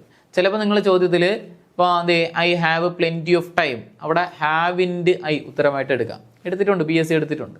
അപ്പോൾ അവിടെ ഡോണ്ട് ഡൈ ഉത്തരമായിട്ട് എടുത്തിട്ടില്ല. അവിടെ നമുക്ക് ഹാവിൻ്റെ ആണ് ഉത്തരമായിട്ട് വരുന്നത്. ഞാൻ പറഞ്ഞു ടൈമിനെ കുറിക്കുന്ന വാക്കുകളൊക്കെ ആണെങ്കിൽ ഹാസ്, ഹാവ്, ഹാഡ് വെച്ച് തന്നെ ടാഗ് ചെയ്യാം. അപ്പോൾ ചില കുട്ടികൾ ചോദിക്കാം അവിടെ വെർബ് ഇല്ലല്ലോ, എന്തുകൊണ്ട് അത് എടുത്തു? അപ്പോൾ നമുക്ക് അതങ്ങനെ ടാഗ് ചെയ്യാം. കാരണം അമേരിക്കൻ ഇംഗ്ലീഷ് പ്രകാരം ഈ ഹാസ്, ഹാവ്, ഹാഡ് കഴിഞ്ഞിട്ട് തുടർന്ന് ജീവനില്ലാത്ത വസ്തുക്കളോ അല്ല എങ്കിൽ എന്ത് ചെയ്യും, വല്ല ടൈമോ ഇങ്ങനെയൊക്കെ വന്നു കഴിഞ്ഞാൽ ഹാസ്, ഹാവ്, ഹാഡ് വെച്ച് തന്നെ ടാഗ് എഴുതാം എന്ന് പറഞ്ഞിട്ടുണ്ട്. ബ്രിട്ടീഷ് ഇംഗ്ലീഷ് പ്രകാരം ഡു, ഡസ്, ഡിഡ് വെച്ചിട്ടും ടാഗ് ചെയ്യാമെന്ന് പറഞ്ഞിട്ടുണ്ട്. നിങ്ങളിത് ഓർമ്മയിലിരിക്കണം, മറക്കരുതേ. നോക്കിയേ, അപ്പോൾ ഹാസ്, അതായത് ചിലപ്പോഴൊക്കെ നിങ്ങൾക്ക് ടൈം എന്നോ തിങ്ങിനെ കുറിക്കുന്ന വാക്കുകളിലൊക്കെ ഹാസ്, ഹാവ്, ഹാഡ് വന്നു കഴിഞ്ഞാൽ നിങ്ങൾ തെറ്റിക്കരുത്. അത് ഡു, ഡസ്, ഡിഡ് ഒന്നും ഇല്ലെങ്കിൽ അതും ഉത്തരമായിട്ട് വരാം. അത് എടുത്തിട്ടുണ്ടെങ്കിൽ അത് തന്നെ ഉത്തരമായിട്ട് വരാം. അതുകൊണ്ടാണ് അത് പറഞ്ഞു തരുന്നത്. അപ്പം നിങ്ങളിങ്ങനെ പഠിക്കുക, ഹാസ്, ഹാവ്, ഹാഡ് കഴിഞ്ഞിട്ട് ഒരു ഭക്ഷണത്തെ കുറിക്കുന്ന വാക്ക് വന്നിട്ടുണ്ടെങ്കിൽ അല്ലെങ്കിൽ തിങ്ങിനെ കുറിക്കുന്ന വാക്കുകൾ വന്നിട്ടുണ്ടെങ്കിൽ ഹാസ് വരുന്ന സെൻസിൽ ഡസ് വെച്ചും ഹാവ് വരുന്ന സെൻസിൽ ഡു വെച്ചും ഹാഡ് വരുന്ന സെൻസിൽ ഡിഡ് വെച്ചും ടാഗ് ചെയ്യുക. എന്നാൽ ഹാസ്, ഹാവ്, ഹാഡ് കഴിഞ്ഞിട്ട് വല്ല ടൈമിനെ കുറിക്കുന്ന വാക്ക്, അൺകൗണ്ടബിൾ നൗണുകളൊക്കെയാണ് വരുന്നതെങ്കിൽ ടൈമിനെയൊക്കെ കുറിക്കുന്ന വാക്ക് അൺകൗണ്ടബിൾ ആയിരിക്കുമല്ലോ.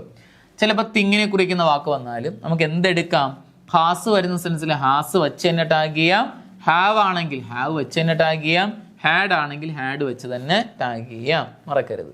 ഓക്കെ, ചോദ്യം നോക്കിയാണ്ടേ, എക്സാമ്പിൾസ് നോക്കിയേ. I had my meal at hotel. I had my meal at hotel. നോക്കടോ, ഹാഡ് കഴിഞ്ഞിട്ട് തൊട്ടടുത്തായിട്ട് മീൽ എന്ന് പറഞ്ഞാൽ ഭക്ഷണം, ഫുഡിനെ കുറിക്കുന്ന വാക്ക്.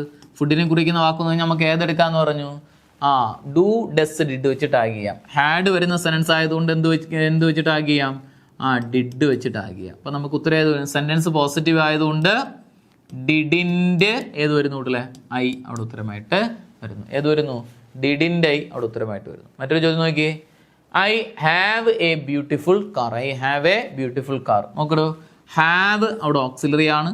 നീ എ ബ്യൂട്ടിഫുൾ കാർ എന്ന് പറയുന്നത് തിങ് ആണ്, തിങ്ങിനെ കുറിക്കുന്ന വാക്ക്. അപ്പോൾ നോക്ക്, ഹാവ് വരുന്ന സെൻറ്റൻസ് ആണ്. ഹാവ് വന്നു കഴിഞ്ഞാൽ നമുക്ക് മെയിൻ വെർബ് ഇല്ലാത്തതുകൊണ്ട് ഏത് വെച്ച് ടാഗ് ചെയ്യാം, ഡു വെച്ച് ടാഗ് ചെയ്യാം. നമുക്ക് ഉത്തരമായിട്ട് വരുന്നത് സെൻറ്റൻസ് പോസിറ്റീവ് ആയതുകൊണ്ട് ഡോണ്ട് ഐ അവിടെ ഉത്തരമായിട്ട് വരുന്നത്. ഡോണ്ട് ഐ ഉത്തരമായിട്ട് വരും. ഇനി ഇൻ കേസ് ചിലപ്പം ചില ചോദ്യങ്ങളിൽ ഡോണ്ട് ഐക്ക് പകരം ഏതെടുത്തിട്ടുണ്ടായിരിക്കും, തിങ് ആയതുകൊണ്ട് ഹാവിൻ്റെ ഐ എടുത്തിട്ടുണ്ടായിരിക്കും.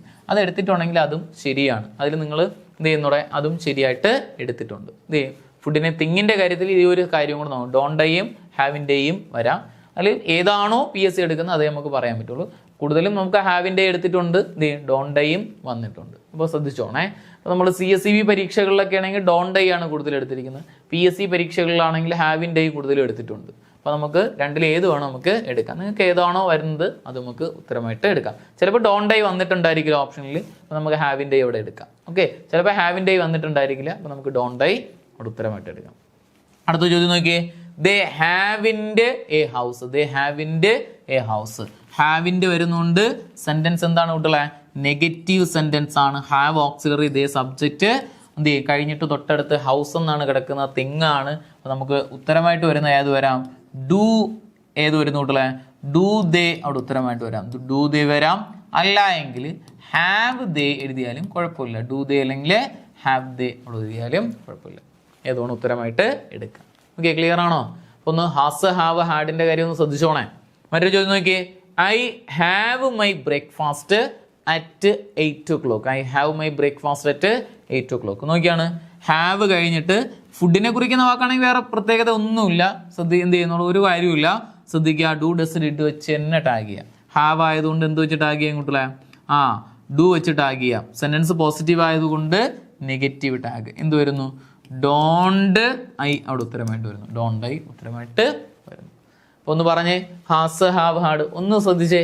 ഓക്കെ, ഹാസ് അതുപോലെ ഹാവ് അതുപോലെ ഹാഡ് വരുന്ന സെൻറ്റൻസുകളിൽ തുടർന്ന് V3 ഫോമിലെ വെർബാണ് വരുന്നതെങ്കിൽ ഹാസ് വരുന്ന സെൻസിൽ ഹാസ് വെച്ചും, ഹാവ് ആണെങ്കിൽ ഹാവ് വെച്ചും, ഹാഡ് ആണെങ്കിൽ ഹാഡ് വെച്ചും ടാഗ് ചെയ്യണം. ടാഗ്. ഇനി നമുക്ക് രണ്ടാമത്തെ ടൈപ്പ് ഏത് പറഞ്ഞു കൂട്ടില്ലേ, ഹാസ് അതേപോലെ ഹാവ് അതുപോലെ ഹാഡ് വരുന്ന സെൻറ്റൻസിൽ തുടർന്ന് ഫുഡിനെ കുറിക്കുന്ന വാക്കാണ് വരുന്നതെങ്കിൽ, അല്ലെങ്കിൽ തിങ്ങിനെ കുറിക്കുന്ന വാക്ക് വന്നാലും നമുക്ക് ഹാസ് വരുന്ന സെൻറ്റൻസുകളിൽ എന്ത് വെച്ച് ടാഗ് ചെയ്യുക, ഡസ് വെച്ചും ഹാവ് വരുന്ന സെനൻസിൽ എന്ത് വെച്ച് ടാഗ് ചെയ്യുക? ഡു വെച്ചും. ഹാഡ് വരുന്ന സെനൻസിൽ ഡിഡ് വെച്ചും ടാഗ് ചെയ്യുക. അതിൽ ഏറ്റവും കൂടുതൽ ഫുഡിൻ്റെ കാര്യത്തിലാണ് കൂടുതലും ചോദിക്കുന്നത്. ഇനി ഹാസ്, അതുപോലെ ഹാവ്, അതുപോലെ ഹാഡ് വരുന്ന സെനൻസിൽ എന്ത് ചെയ്യും? ഒരു അൺകൗണ്ടബിൾ നൗണുകൾ, അതായത് ഏതെങ്കിലും എന്ത് ചെയ്യുന്ന നൗണുകൾ അൺകൗണ്ടബിൾ, ടൈം എന്നോ അങ്ങനെയുള്ള വാക്കുകൾ വല്ലതും വന്നു കഴിഞ്ഞാലോ, അല്ലെങ്കിൽ ചിലപ്പോൾ തിങ്ങുകൾ വന്നാലോ, തിങ്ങിനെ സൂചിപ്പിക്കുന്ന വാക്ക് വന്നാലോ, ഹാസ് ആണെങ്കിൽ ഹാസ് വെച്ച് ടാഗ് ചെയ്യാം, തെറ്റില്ല. ഹാവ് ആണെങ്കിൽ ഹാവ് വെച്ച് തന്നെ ടാഗ് ചെയ്യാം.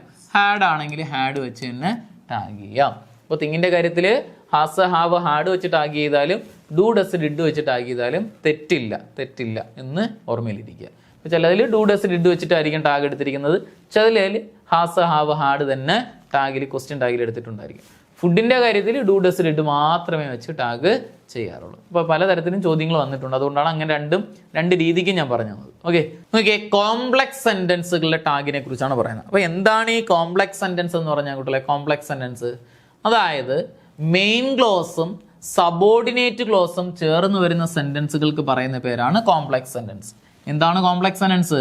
കോംപ്ലക്സ് സെൻറ്റൻസ് എന്താണെന്ന് ചോദിച്ചു കഴിഞ്ഞാൽ മെയിൻ ക്ലോസും സബോർഡിനേറ്റ് ക്ലോസും ചേർന്ന് വരുന്ന സെൻറ്റൻസുകൾക്ക് പറയുന്ന പേര് കോംപ്ലക്സ് സെൻറ്റൻസ്. അപ്പോൾ നമുക്ക് എന്താണ് മെയിൻ ക്ലോസ്, എന്താണ് സബോർഡിനേറ്റ് ക്ലോസ് നോക്കാം. മെയിൻ ക്ലോസ് എന്താണെന്ന് ചോദിച്ചു കഴിഞ്ഞാൽ പൂർണ്ണ അർത്ഥമുള്ള സെൻറ്റൻസുകൾക്ക് പറയുന്ന പേരാണ് മെയിൻ ക്ലോസ്. കംപ്ലീറ്റ് മീനിങ് നൽകുന്ന സെൻറ്റൻസുകൾക്ക് പറയുന്ന പേര് മെയിൻ ക്ലോസ്. എന്നാൽ എന്താണ് ഈ സബോർഡിനേറ്റ് ക്ലോസ് എന്ന് പറഞ്ഞാൽ? കംപ്ലീറ്റ് മീനിങ് നൽകാത്ത സെൻറ്റൻസുകൾക്ക് പറയുന്ന പേരാണ് സബോർഡിനേറ്റ് ക്ലോസ്. ഈ രണ്ട് ക്ലോസും ചേർത്ത് പറഞ്ഞാൽ ആ സെൻറ്റൻസുകൾക്ക് പറയുന്ന പേരാണ് കോംപ്ലക്സ് സെൻറ്റൻസുകൾ എന്ന് പറയുന്നത്. അപ്പം മെയിൻ ക്ലോസും സബോർഡിനേറ്റ് ക്ലോസും ചേർന്ന് വരുന്ന സെൻറ്റൻസ് ആണ് എന്തെന്ന് പറയുന്നത്? Complex sentence. അർത്ഥപൂർണതയുള്ള സെൻറ്റൻസും അർത്ഥപൂർണത ഇല്ലാത്ത സെൻറ്റൻസും ചേർത്ത് പറഞ്ഞു കഴിഞ്ഞാൽ അത് കോംപ്ലക്സ് സെൻറ്റൻസ്. അതായത് കുട്ടികളെ, ഇഫ് വരുന്ന സെൻറ്റൻസുകൾ, അൺലെസ് വരുന്ന സെൻറ്റൻസുകൾ, ഇഫ് അല്ലെങ്കിൽ അൺലെസ് വരുന്ന സെൻറ്റൻസുകളുടെ ടാഗിനെ കുറിച്ചാണ് ഈ പറയുന്നത്. ഇഫും അൺലെസ്സും വരുന്ന സെൻറ്റൻസുകൾ കോംപ്ലക്സ് സെൻറ്റൻസുകൾക്ക് എക്സാമ്പിൾ ആണ്. അപ്പം ഇത്രയുള്ള കാര്യം. തന്നിരിക്കുന്നത് ഒരു കോംപ്ലക്സ് സെൻറ്റൻസ് ആണെങ്കിൽ സബോർഡിനേറ്റ് ക്ലോസ് ഒഴിവാക്കി കളയുക, മെയിൻ ക്ലോസിനനുസരിച്ച് ടാഗ് ചെയ്യുക. സബോർഡിനേറ്റ് ക്ലോസ് ഒഴിവാക്കി കളയുക, മെയിൻ ക്ലോസിനനുസരിച്ച് ടാഗ് ചെയ്യുക. ഓക്കെ, അതായത് അർത്ഥപൂർണത ഇല്ലാത്ത സെൻറ്റൻസിനെ മാറ്റി നിർത്തിയിട്ട് അർത്ഥപൂർണതയുള്ള സെൻറ്റൻസിനനുസരിച്ച് വേണം ടാഗ് ചെയ്യാൻ. നോക്കിയാണ് കൂട്ടളെ. അപ്പോൾ ഇഫ് അല്ലെങ്കിൽ അൺലെസ് ഒക്കെ വരുന്ന സെൻറ്റൻസുകളൊക്കെ എപ്പോഴും ചോദിക്കുന്നതാണ്. അപ്പോൾ ഇത്രയുള്ള കാര്യം. ഇഫ് വരുന്ന ഭാഗവും ഒഴിവാക്കി കളയുക, അൺലെസ് വരുന്ന ഭാഗവും ഒഴിവാക്കി കളയുക, ബാലൻസ് ചെയ്യുന്ന ഭാഗത്തിനനുസരിച്ച് ടാഗ് ചെയ്യുക. ചോദ്യം കാണുമ്പോൾ നിങ്ങൾക്ക് മനസ്സിലാവും. അപ്പം കോംപ്ലക്സ് സെൻറ്റൻസുകളുടെ ടാഗിങ്ങിനെ കുറിച്ച് പറഞ്ഞു കഴിഞ്ഞാൽ എന്ത് പറഞ്ഞു? മെയിൻ ക്ലോസിനനുസരിച്ച് വേണം ടാഗ് ചെയ്യാൻ, സബോർഡിനേറ്റ് ക്ലോസ് ഒഴിവാക്കിയിട്ട് മെയിൻ ക്ലോസിനനുസരിച്ച് ടാഗ് ചെയ്യണം. എന്താണ് മെയിൻ ക്ലോസ്, എന്താണ് സബോർഡിനേറ്റ് ക്ലോസ് എന്നറിയാം.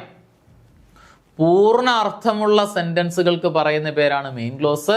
അർത്ഥപൂർണത ഇല്ലാത്ത സെൻറ്റൻസിന് പറയുന്ന പേര് സബോർഡിനേറ്റ് ക്ലോസ്. നോക്കിയാണ് കുട്ടികളെ ചോദ്യം. If I go there I will solve the problem. If I go there I will solve the problem. നോക്കടോ, ഇവിടെ മെയിൻ ക്ലോസും സബോർഡിനേറ്റ് ക്ലോസും വന്നിട്ടുണ്ട്. ഇഫ് വരുന്ന ഭാഗമാണ് സബോർഡിനേറ്റ് ക്ലോസ്, അൺലെസ് വരുന്ന ഭാഗങ്ങൾ സബോർഡിനേറ്റ് ക്ലോസ്. ആ ഭാഗവും ഒഴിവാക്കുക, ബാലൻസ് ചെയ്യുന്ന ഭാഗത്തിനനുസരിച്ച് ടാഗ് ചെയ്യണം. ആദ്യം നമ്മൾ ഈ സെൻറ്റൻസ് നെഗറ്റീവ് ആണോ പോസിറ്റീവ് ആണോ കുട്ടികളെ? ഇഫ് ഐ ഗോ ദെയർ, ഞാൻ എന്ത് ചെയ്യും? I will solve the problem. ഇത് നെഗറ്റീവ് ആണോ പോസിറ്റീവ് ആണോ? അത്രേ ഉള്ളൂ. പോസിറ്റീവ് സെൻറ്റൻസ് ആണ് തന്നിരിക്കുന്ന ഒരു പോസിറ്റീവ് സെൻറ്റൻസ്. ഓക്കെ, ഇഫ് വരുന്ന ഭാഗം ഏതാ? ഇഫ് ഐ ഗോ ദെയർ അർത്ഥം ഉണ്ടാ? ഞാൻ അവിടെ പോകുകയാണെങ്കിൽ. ഇല്ല, ഒഴിവാക്കി. ബാക്കി നിൽക്കുന്ന ഭാഗം ഏതാ? I will solve the problem. അതിനനുസരിച്ച് ടാഗ് ചെയ്യുക. സെൻറ്റൻസ് പോസിറ്റീവ് ആയതുകൊണ്ട് നെഗറ്റീവ് ടാഗ്. വില്ലിനോടൊപ്പം നോട്ട് ചേർന്ന് എന്ത് മാറ്റം വരുന്നു കൂട്ടല്ലേ? വോണ്ട് വരുന്നു. സബ്ജക്റ്റ് ഏതാ? ഐ. വോണ്ട് ഐ അവിടെ ഉത്തരമായിട്ട് വരുന്നു. വോണ്ട് ഐ അവിടെ ഉത്തരമായിട്ട് വരുന്നു. മറ്റൊരു ചോദ്യം നോക്കി. Unless you go by taxi, unless you go by taxi you will miss the train. കണ്ടല്ലോ, അൺലെസ് എന്ന് പറഞ്ഞ ഇഫിൻ്റെ ഓപ്പോസിറ്റ് ആണ്.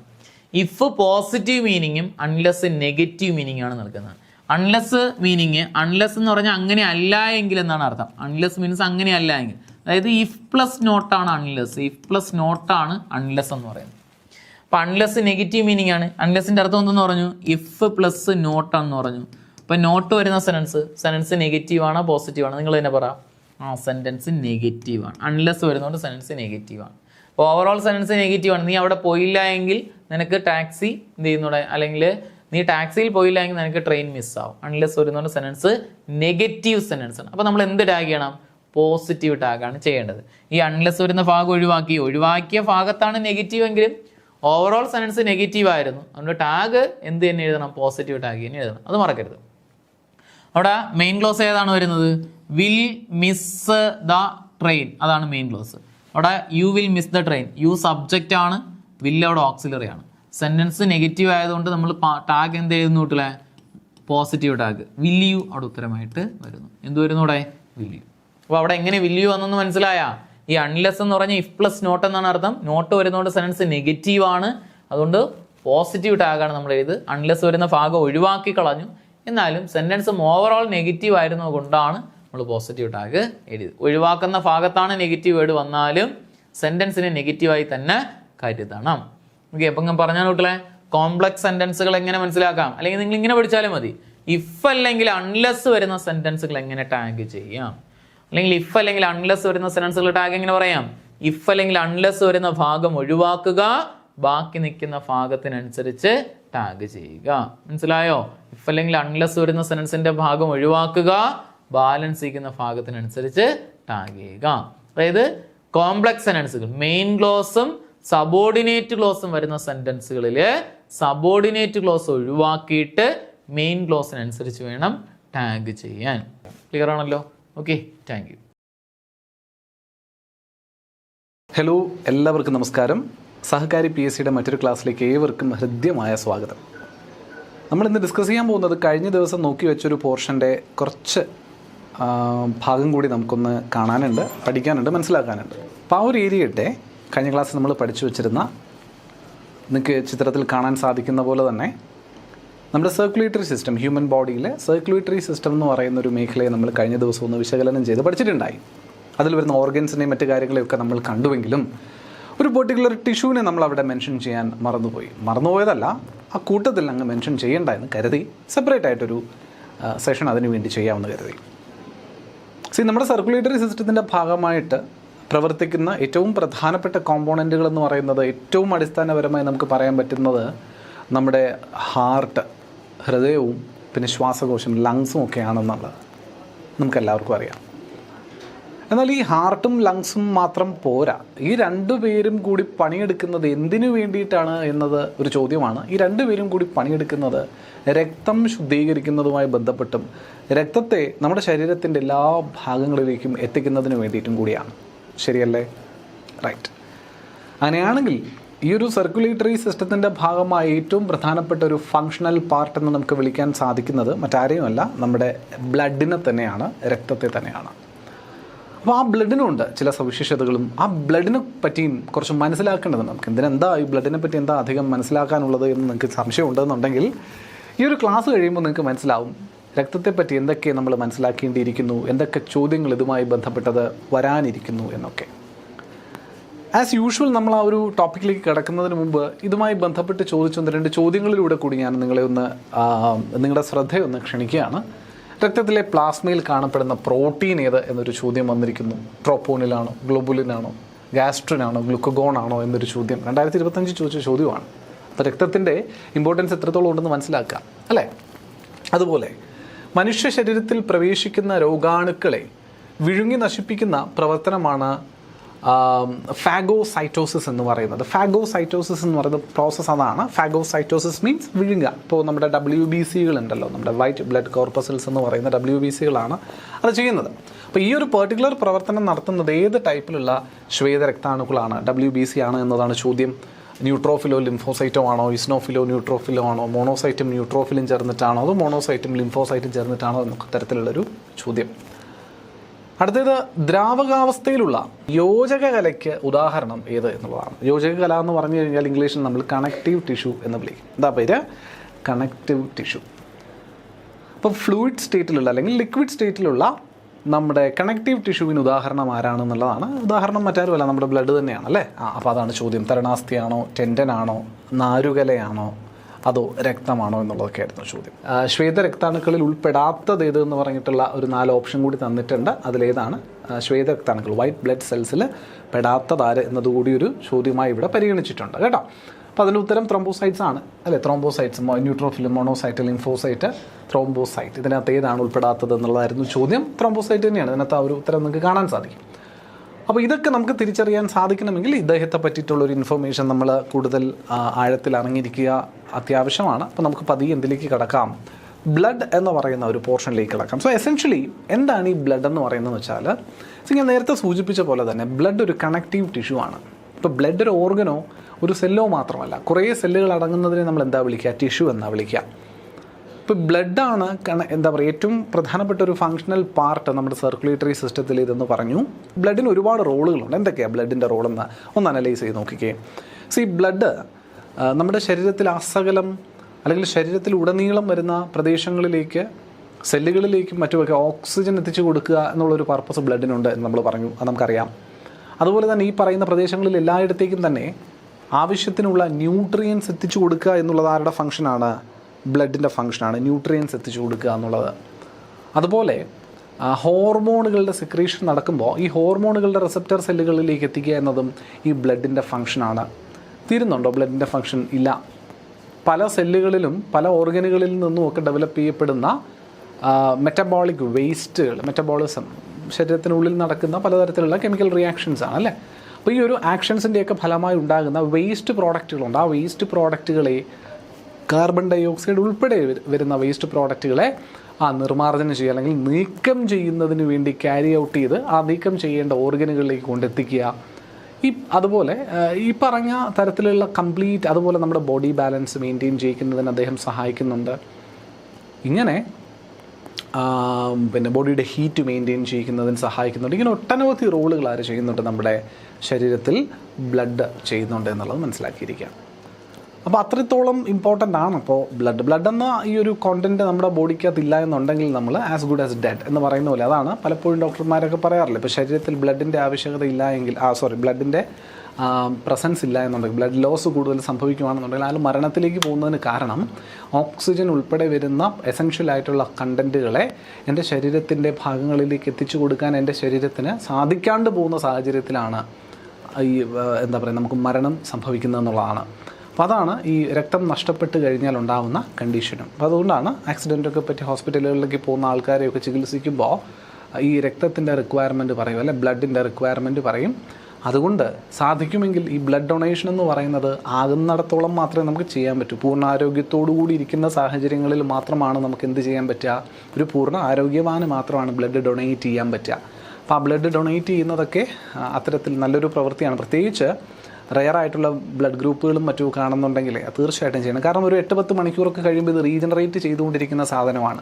അതുകൊണ്ട് കൊടുത്തു എന്ന് കരുതി നമുക്ക് യാതൊരു ബുദ്ധിമുട്ടും ഉണ്ടാകാൻ പോകുന്നില്ല. അളവിൽ പരിമിതമായ 480-400 മില്ലി എന്നൊക്കെ നമ്മൾ പറയുന്ന ഒരു തവണ എടുക്കുന്നത്. അപ്പോൾ അതിൽ താഴെയാണ് നമ്മൾ കൊടുക്കുന്നതെന്നുണ്ടെങ്കിൽ we will be definitely fine if we are a healthy adult. നമ്മളൊരു ഹെൽത്തി ആയിട്ടുള്ളൊരു അഡൽട്ട് ആണെന്നുണ്ടെങ്കിൽ. അങ്ങനെ ആ ഒരു ബ്ലഡ് കൊടുക്കുന്നത് കൊണ്ട് ഈ രക്തത്തിൻ്റെ അളവ് ഒരു ശരീരത്തിൽ കുറയുന്നതിനെ പ്രിവെൻറ്റ് ചെയ്യാൻ സാധിക്കുമെങ്കിൽ ആ ശരീരത്തിലെ ജീവനെ നമുക്ക് നിലനിർത്താനുള്ള ഒരു കഴിവുണ്ട് എന്നുള്ളതാണ് വാസ്തവം. അറിഞ്ഞോ അറിയാതെയോ നമ്മൾ എന്താ പറയുക, അറിയുന്ന ഒരാളുടെയോ അറിയാത്ത ഒരാളുടെയോ ഒക്കെ ജീവൻ നിലനിർത്തുന്നതിന് സഹായിക്കാൻ സാധിക്കുമെങ്കിൽ അതിലും വലിയൊരു പുണ്യമില്ലല്ലോ. അപ്പോൾ അതുകൊണ്ട് ഛേദമില്ലാത്തൊരു ഉപകാരമാണ് ഡൊണേറ്റ് യുവർ ബ്ലഡ് എന്നുള്ളത് കേട്ടോ. ആവശ്യത്തിന് മാത്രം 3-4 മാസം ഇൻ്റർവെല്ലുകളിലൂടെ മാത്രമാണ് നിങ്ങൾക്കത് ചെയ്യാൻ പറ്റുക, അല്ലെങ്കിൽ അങ്ങനെ ചെയ്യാൻ പാടുള്ളൂ. നമ്മുടെ ആരോഗ്യം കൂടി പരിഗണിക്കേണ്ടതുണ്ട്. ഓക്കെ, സോ ആ ഒരു ബ്ലഡിൻ്റെ ഇമ്പോർട്ടൻസ് അപ്പോൾ എത്രത്തോളം ഉണ്ട് എന്നുള്ളത് നമുക്ക് മനസ്സിലായി. അപ്പോൾ അതുകൊണ്ട് തന്നെയാണ് നമ്മുടെ ഈ ഒരു PSC പരീക്ഷകളിലൊക്കെ തന്നെയും ബ്ലഡിനൊരു ഇമ്പോർട്ടൻസ് കൊടുത്ത് തന്നെ ചോദ്യങ്ങളും വരുന്നത് എന്നുള്ളതാണ്. ബിക്കോസ് ഇവൻ അത്യാവശ്യം ഇമ്പോർട്ടൻ്റ് ആണ് താനും. നമുക്ക് നോക്കാം ആരാണ് ഈ ബ്ലഡ് എന്ന് പറയുന്നത്. അപ്പോൾ എസെൻഷ്യലി കുറച്ച് നേരം കൊണ്ട് നമ്മൾ പറയുന്നുണ്ട് ബ്ലഡ് എന്നൊക്കെ. അപ്പോൾ ഇവൻ എസെൻഷ്യലി ഇതൊരു ടിഷ്യൂ ആണ്. ഇതൊരു ഓർഗനായിട്ട് പരിവർത്തനപ്പെടുത്തി നമുക്ക് കൺസിഡർ ചെയ്യാനൊന്നും പറ്റത്തില്ല. ബ്ലഡ് എന്ന് പറയുന്നത് ഒരു ടിഷ്യൂ ആണ്, ഒരു കലയാണ്. എന്നാൽ സെല്ലെന്ന് വിളിക്കാനും പറ്റത്തില്ല, ഓർഗൻ എന്ന് വിളിക്കാം. അതുകൊണ്ടാണ് നമ്മൾ കുറേ സെല്ലുകളുടെ കൂട്ടമുണ്ട് ഇവിടെ. കുറേ സെല്ലുകളുടെ ഒരു കൂട്ടമാണ് നമ്മുടെ ബ്ലഡ് എന്ന് പറയുന്നത്. പലതരത്തിലുള്ള സെല്ലുകൾ ഇതിനകത്ത് നമുക്ക് കാണാൻ സാധിക്കും. അങ്ങോട്ടേക്ക് പോകുമ്പോൾ നമ്മൾ ഓരോന്നോരോന്നായിട്ട് പഠിക്കും. അതുകൊണ്ട് തന്നെ കോമ്പിനേഷൻ ഓഫ് സെൽസിനെ നമ്മൾ ജനറലി ഒരു ശരീരഭാഗത്ത് ടിഷ്യൂ എന്നാണല്ലോ നമ്മൾ വിളിക്കുക. അതുകൊണ്ടാണ് ബ്ലഡിനെ നമ്മൾ എന്ത് തന്നെ വിളിക്കുന്നത്, ടിഷ്യൂ എന്ന് തന്നെ വിളിക്കുന്നത്. It is A connective tissue. അതൊരു യോജക കലയാണ്, കണക്റ്റീവ് ടിഷ്യൂ ആണ് ബ്ലഡ് എന്ന് പറയുന്നത്. that consist of a lot of materials including plasma, blood cells, platelets, etc. ഇതിനകത്ത് ഒരുപാട് കാര്യങ്ങൾ പറയാം. ഓക്സിജൻ ഉണ്ട്, കാർബൺ ഡൈ ഓക്സൈഡ് ഉണ്ട്, വേസ്റ്റ് മെറ്റീരിയൽസ് ഉണ്ട്, ടോക്സിക് വേസ്റ്റ് മെറ്റീരിയൽസ് ഉണ്ട്, പ്ലാസ്മയുണ്ട്, ബ്ലഡ് സെൽസ് ഉണ്ട്, പിന്നെ പ്ലേറ്റ്ലെറ്റുകളുണ്ട്, ഹോർമോണുകളുണ്ട്, വാട്ടർ കണ്ടൻറ് ഉണ്ട്. ഇങ്ങനെ ഒട്ടനവധി കാര്യങ്ങളുണ്ട് ബ്ലഡിൽ നിന്ന് നമുക്ക് പറയാൻ പറ്റും. ഏറ്റവും ചുരുക്കി എത്രയെങ്കിലും ഉണ്ട് എന്നുള്ളത് നമ്മൾ പറയുന്നതാണ്. It circulates throughout our body delivering oxygen and nutrients to various cells and tissues. ശരിയാണല്ലോ. അത് തന്നെയാണ് ബ്ലഡിൻ്റെ ഏറ്റവും പ്രധാനപ്പെട്ട ഫംഗ്ഷൻ എന്ന പോലെ നമ്മൾ നേരത്തെ സൂചിപ്പിച്ചത്. വിവിധ തരത്തിലുള്ള സെൽസിലും ടിഷ്യൂസിലുമൊക്കെ ഓക്സിജനും ന്യൂട്രിയൻസും എത്തിച്ചു കൊടുക്കുക എന്നുള്ളതാണ് പ്രധാന പണി. And it makes up total നമ്മുടെ ശരീരത്തിലെ ബ്ലഡ് എത്രത്തോളം ഉണ്ടെന്ന് ചോദിച്ചു കഴിഞ്ഞാൽ ഒരു 8% വരും നമ്മുടെ ബോഡി വെയ്റ്റിൻ്റെ. ഓൾമോസ്റ്റ് 8% ഓൾമോസ്റ്റ് കേട്ടോ. ഇത് എക്സാക്റ്റ് ഒന്നുമല്ല. മാത്രമല്ല ശരീരഭാരം മാറുന്നതിനനുസരിച്ച് ആൾക്കാരിൽ വ്യത്യാസം ഉണ്ടാകും. എല്ലാവരുടെയും ശരീരത്തിൽ ഒരേപോലുള്ള ബ്ലഡിൻ്റെ അളവായിരിക്കണം എന്ന് നിർബന്ധമൊന്നുമില്ല. നല്ലൊരു അപ്രോക്സിമേറ്റ് ആവറേജ് ഒരു ഹെൽത്തി ആയിട്ടുള്ളൊരു മനുഷ്യ ശരീരത്തിൻ്റെ കാര്യമാണ് നമ്മൾ ഉദ്ദേശിക്കുന്നത്. Almost it makes up of 8% of our body weight. നമ്മുടെ ബോഡി വെയ്റ്റിൻ്റെ 8% എന്തായിരിക്കും? ബ്ലഡ് ആയിരിക്കും എന്നുള്ളതാണ് പറയുന്നത്. അപ്പോൾ 100 കിലോഗ്രാം ഭാരമുള്ളൊരു മനുഷ്യൻ്റെ 8 കിലോഗ്രാം ഭാരമെന്ന് പറയുന്നത് ശരീരത്തിലെ ബ്ലഡ് മാത്രം അടങ്ങുന്ന ഭാരമാണെന്നുള്ളതാണ്. വളരെ വലിയൊരു ക്വാണ്ടിറ്റി ഒന്നും അല്ല എങ്കിലും ചെറിയൊരു ക്വാണ്ടിറ്റി തന്നെയാണ് ബ്ലഡിൻ്റെ പ്രസൻസ് നമ്മുടെ ബോഡിക്ക് അത് പറയാം. അപ്പോൾ അതുകൊണ്ടാണ് ബ്ലഡ് ലോസ് വളരെ സിഗ്നിഫിക്കൻ്റ് ആകുന്നത്. ബ്ലഡ് ലോസ് ഉണ്ടായാൽ വളരെയധികം പ്രശ്നം ഉണ്ടാകുന്നതിന് കാര്യം നമ്മുടെ ശരീരത്തിൽ ഒരുപാട് ക്വാണ്ടിറ്റിയിലുള്ള ബ്ലഡൊന്നും അവൈലബിൾ അല്ലതാരും. ഇനി 8% എന്ന് ഞാൻ പറഞ്ഞുവെങ്കിലും ഞാൻ നേരത്തെ പറഞ്ഞ ഒരു ആവറേജ് ഹെൽത്തി അഡൽട്ടിൻ്റെ കാര്യത്തിൽ ഇത് ശതമാനത്തിൽ 8% എങ്കിൽ എത്ര ലിറ്റേഴ്സ് ഓഫ് ബ്ലഡ് ഉണ്ട് എന്നുള്ളതും സാധാരണ PSCയിൽ ചോദ്യമായിട്ട് കണ്ടിട്ടുള്ളതാണ്. So an average adult poses around 5 to 6 liters of blood. എത്രയുണ്ട്? 5 മുതൽ 6 ലിറ്റർ ഓഫ് ബ്ലഡാണ് ഒരു ആവറേജ് ഹെൽത്തി ആയിട്ടുള്ള ഒരു അഡൽട്ടിൻ്റെ കാര്യത്തിൽ നമ്മൾ പറയുന്ന ബ്ലഡിൻ്റെ പ്രസൻസ്. PSC പരീക്ഷയിൽ ചോദിക്കുമ്പോൾ എഴുതേണ്ട ഉത്തരത്തിൽ ഈ പറയുന്ന ഞാൻ നേരത്തെ സൂചിപ്പിച്ച പോലെ ഈ വാല്യൂസിന് വ്യത്യാസം ഉണ്ടാവും ഡിപ്പെൻഡിങ് അപ്പോൺ ഇൻഡിവിജ്വൽസ് മാറുന്നതിനനുസരിച്ച് അതിൽ variations we can see variations over the. പക്ഷേ PSCയുടെ ഉത്തരങ്ങളിൽ നമ്മളിത് തന്നെയാണ് കാണിക്കേണ്ടത് കേട്ടോ. എത്ര ശതമാനം എന്ന് ചോദിച്ചാൽ 8, എത്ര ഉണ്ട് ലിറ്റേഴ്സിലെന്ന് ചോദിച്ചു കഴിഞ്ഞാൽ 5 to 6 liters of blood will be present in an average healthy human adult എന്ന് വേണം പറയാനെന്നുള്ളതാണ്. ക്ലിയർ ആണല്ലോ ഇത്രയും പറഞ്ഞ കാര്യങ്ങൾ? റൈറ്റ്. ഈ ബ്ലഡിൻ്റെ പ്യൂരിഫിക്കേഷൻ ഞാൻ നേരത്തെ പറഞ്ഞല്ലോ. It is not just to deliver new materials but it is also for collection of older materials അല്ലെങ്കിൽ വേസ്റ്റ് മെറ്റീരിയൽസ്. പുതിയ ഫ്രഷ് ആയിട്ടുള്ള ഓക്സിജനെയും ന്യൂട്രിയൻസിനെയും അങ്ങോട്ട് സപ്ലൈ ചെയ്യുക എന്നുള്ളത് മാത്രമല്ല, ആവശ്യമില്ലാത്ത ഉപയോഗശൂന്യമായ അല്ലെങ്കിൽ അപകടകാരികളായിട്ടുള്ള മെറ്റീരിയൽസ് നമ്മുടെ ശരീരത്തിനുള്ളിൽ ഉണ്ടാകുന്നതിനെ ട്രാൻസ്പോർട്ട് ചെയ്ത് അതെവിടെ കൊണ്ടുവച്ചിട്ടാണോ റിമൂവ് ചെയ്യേണ്ടത് ആ റിമൂവൽ പ്രോസസ്സിങ് യൂണിറ്റുകളിലേക്ക് എത്തിച്ചു കൊടുക്കുന്ന പണിയും ആര് തന്നെയാണ് ചെയ്യുന്നത്? ബ്ലഡ് തന്നെയാണ് ചെയ്യുന്നത്. അതായത് blood enters the kidney where it is filtered to remove nitrogenous waste out of the blood plasma. ഇപ്പോൾ ബ്ലഡിൻ്റെ ആ ഒരു സൈറ്റോപ്ലാസത്തിന് അല്ലെ ബ്ലഡിൻ്റെ ഒരു എന്താ പറയുക ഒരു മെട്രിക്സിനെയാണ് നമ്മൾ ഈ എന്ത് വിളിക്കുന്നത്? പ്ലാസ്മ എന്ന് വിളിക്കുന്നത്. ബ്ലഡിൽ അടങ്ങിയിരിക്കുന്ന ദ്രാവകത്തെയാണ് നമ്മൾ എന്ത് വിളിക്കുക? പ്ലാസ്മ എന്ന് വിളിക്കുക. ആ പ്ലാസ്മയിലാണ് നിരവധി സെല്ലുകളും മറ്റു കാര്യങ്ങളൊക്കെ നമുക്ക് കാണാൻ പറ്റുക. അപ്പോൾ ഈ ബ്ലഡ് പ്ലാസ്മയിൽ നിന്ന് നൈട്രോജിനസ് ആയിട്ടുള്ള വേസ്റ്റുകൾ റിമൂവ് ചെയ്യുന്നതിന് വേണ്ടിയിട്ട് ബ്ലഡിന് എവിടേക്ക് കൊണ്ടുപോകുന്നു എന്നാണ് പറയുന്നത്? കിഡ്നിയിലേക്ക് കൊണ്ടുപോകും. From where this processing is taking place. ഈ റിമൂവൽ പ്രോസസ്സ് അല്ലെങ്കിൽ പ്യൂരിഫിക്കേഷൻ പ്രോസസ്സ് ടേക്ക് പ്ലേസ് ചെയ്യുന്നത് കിഡ്നിയിലാണ്. അപ്പോൾ കിഡ്നിയിലാണ് എന്ന് പറയുന്നുവെങ്കിലും നിങ്ങൾ ഒരു കാര്യം ശ്രദ്ധിക്കണം. നൈട്രോജനസ് വേസ്റ്റുകളുടെ റിമൂവലിന് അല്ലെങ്കിൽ സാധാരണ മെറ്റബോളിക് വേസ്റ്റുകളുടെ റിമൂവലിന് കേന്ദ്രമാകുന്നത് കിഡ്നിയാണ് എങ്കിലും toxic substances which is produced inside, ഇപ്പോൾ അമോണിയൊക്കെ പോലുള്ള ടോക്സിക് സബ്സ്റ്റൻസ് നമ്മുടെ ബോഡിയിൽ ഡെവലപ്പ് ആവുന്നുണ്ട്. Ammonia is highly harmful, toxic ആണ്, വിഷാംശമുള്ള വസ്തുവാണ്. അപ്പോൾ ഈ അമോണിയൊക്കെ നമ്മുടെ ബോഡിക്ക് ഉള്ളിൽ തന്നെ നാച്ചുറലി ഫോം ആകുന്ന കണ്ടീഷൻസ് ഉണ്ട്. പക്ഷേ നാച്ചുറലി നമ്മുടെ ബോഡിക്കകത്ത് അമോണിയ ഫോം ചെയ്യുന്നത് is harmful to our body എന്നറിയുന്ന ശരീരം അതിനെ എന്ത് ചെയ്യാൻ സാധിക്കുന്നു?